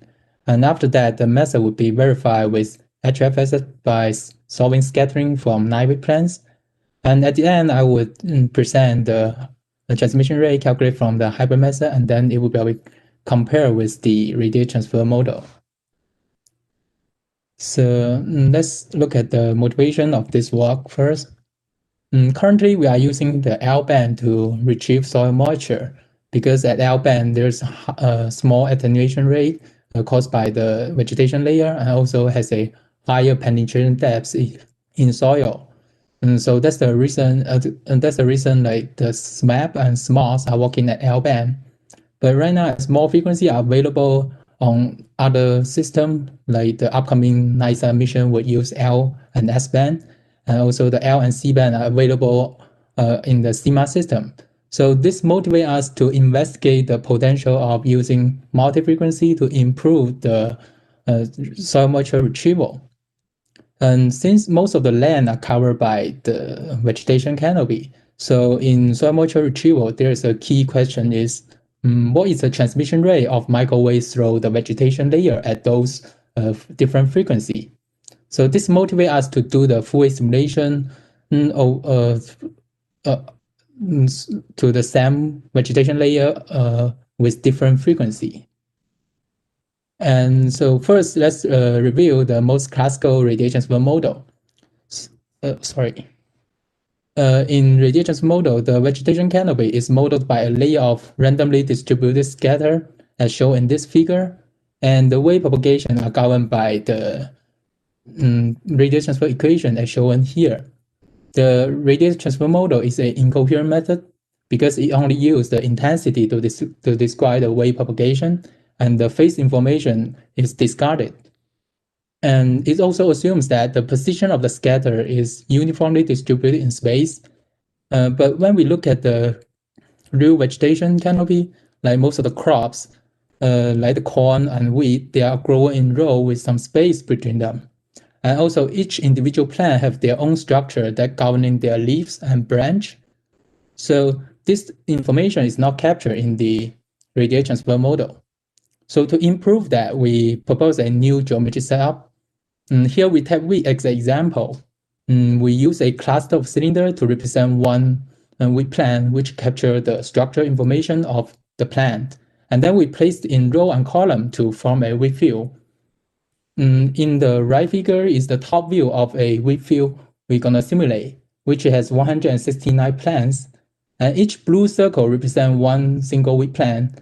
And the row distance is set to be 14 centimeters, and the gap distance is 1 centimeters.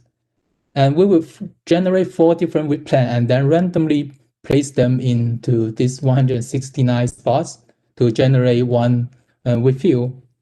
And then we will simulate the scattering from the whole wheat field. And after that, the transmission will be calculated from a reception area at the center of the wheat field. So given such a wheat field, it's impossible to solve this problem directly using those commercial software like FICO or HFSS. So to solve it, we developed a new two-step hybrid method. So the first step is to calculate the T matrix of one single plant based on the full-wave simulation. And the T matrix can relate the excitation field to the scatter field of one single plant through the T matrix. So in other words, if you know the T matrix of one single plant, you can calculate the scatter field of this single plant directly using the T matrix. And the T matrix captures the multiple scattering within one plant. And the second step, we will use the Goldilocks equation to consider multiple scattering between different plants. And for multiple scattering problem, the final excitation field of one scatter is the incident field plus the scatter field from other plants, which gives the Goldilocks equation. And because we know the scatter field is related to the excitation field through the T matrix, so if we substitute the first equation to the second one, we would get a closed form equation with the final excitation field as the only unknown. And this can be solved numerically. So once we solve this equation, we can calculate the scatter field from the whole wheat field. So this is how we divide the problem in the second step, and then that enable us to solve the scattering from the whole wheat field. After knowing the hybrid method, so let's verify its accuracy by solving scattering from 9 wheat plant. So here the frequency is 3.2 gigahertz, and the 9 wheat plant are placed in a 3x3 array as shown in this figure. And the width height is 42 centimeters. And this problem can be directly solved using the commercial software HFSS and also using the hybrid method. So here we plot the scattered electric field at the bottom of the wheat field. So the top figure is the HFSS solution, and the bottom one is the hybrid method solution. The grid agreement of the field solution like verify the accuracy of the hybrid method. And we can also see there is a strong cluster scattering at the center of each wheat plants, and the multiple scattering between different plants are relatively small compared with the central clustering scattering. And in this slide, we simulate the scattering from 9 wheat plant at C-band, but this time the width height is reduced to 14 centimeter because this is the maximum capability that HFS can simulate. And again, we compare the scattered electric field at the bottom of the wheat field, and the good agreement again verify the accuracy of our method. And we can also see as the frequency increase, the multiple scattering effects getting much stronger compared with X-band. So after verify the accuracy of the hybrid method, we will use our hybrid method to perform full-wave simulation of 100. For the whole wheat field, which has 169 plants. This is impossible to simulate in HFSS. And here I'm showing the total electric field at the bottom of the wheat field for 3 different cases. The only difference is the width height. So let's first look at the left figure. The first case is the width height is 14 centimeters. So we can see at the center of each width plane, there's strong cluster scattering, but because the height is small, the multiple scattering between different planes are relatively small. So we can see a periodic pattern in the scatter field. And if we increase the width height to 42 centimeters in the second case, we can see because the width height is increased, the multiple scattering between different planes are getting stronger. So those periodic patterns getting weaker. So if we keep increase the width height, we can see like for when width height equal to 70 centimeters, those patterns is getting more irregular. And in this slide, we shows the scatter field as C-band again. And the same trend we can be observed as in C-band as well. As the width height increase, those scattering pattern getting destroyed. We can also observe there is a obvious edge effects on the boundary of the width field, because right now we are simulate a finite width field. So to avoid this edge effects, so we only use the central area as to calculate the transmission rate. So after that, we would, because the scattering problem is a random scattering problem, so we need to perform Monte Carlo simulation to calculate the final transmission rate. So we will repeat 10 times simulation for each case, and then take ensemble edge over the transmission rate to calculate the final T.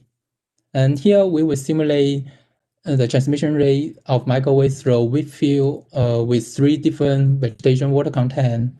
And the height of the width is linearly proportional to the VWC as shown in this table. And in this right figure, we are showing the transmission rate calculate both from the hypermethod and the radial transfer model for 3 different frequencies. The blue curve is the L-band result, and the red curve is S-band result, and the green curve is the C-band result. And the solid line is the hypermethod transmission rate, and the dashed line is the radial transfer method result. And the first observation is, as small VWC case, the 2 methods agree well with each other. But as the VWC increase or the width height increase, the hypermethod give a much larger transmission rate compared with the radial transfer model. So this indicates those incoherent approximation and also the uniform distribution assumption made in the radiation model would overestimate the attenuation caused by the vegetation layer. And we also can see that for a same vegetation field, if we change the frequency, increase the frequency from L-band to S-band, there is a sharp decrease in the transmission. But if we keep increasing from X-band to C-band, the transmission rate are nearly the same. So this means that the attenuation caused by the same vegetation layer will saturate if the frequency keep increase, so which is different from the radiation transfer model. So this result shows that it's possible to use the higher frequency to improve the soil moisture retrieval. And so let's make a short summary at the end. So in this paper, we use a realistic width field configuration to capture the gap effects and the plant structure in the vegetation layer. And then we perform full simulation using a 2-step hybrid method. And the simulation result shows that the radial transfer model underestimates the transmission rate of the vegetation layer. And so it's possible to use multi-frequency to improve the soil moisture retrieval. And this is all my presentation, and thank you for your attention. Thank you very much, Weiyue, for your presentation. If there are questions for Weiyue, Marco?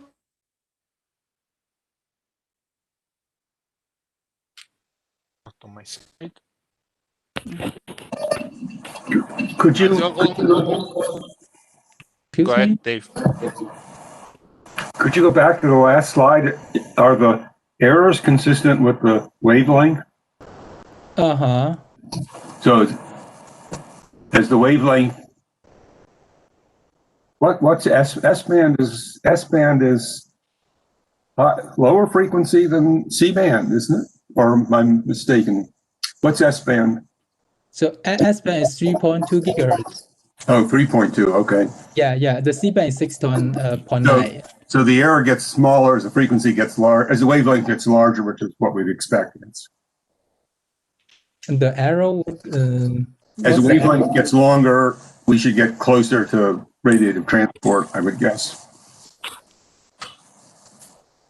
You mean the difference between the hybrid method and but here as we show the hybrid method, like for C-band and S-band, the transmission rate are nearly the same, but for the radiative model, they are increasing actually. Increasing with frequency, yes, right. Yeah, you're decreasing with wavelength. So, okay, thank you. Wondering like why the hybrid method do not have the same trend as the radiative model. I'm sorry, were you asking me? No, I'm just wondering. So your concern is why the hybrid method is do not have the same chance as the radiative model. Is that right? It looks like the difference gets smaller as the wavelength gets longer, which is, I think, what I would expect. Okay, yep. Sure.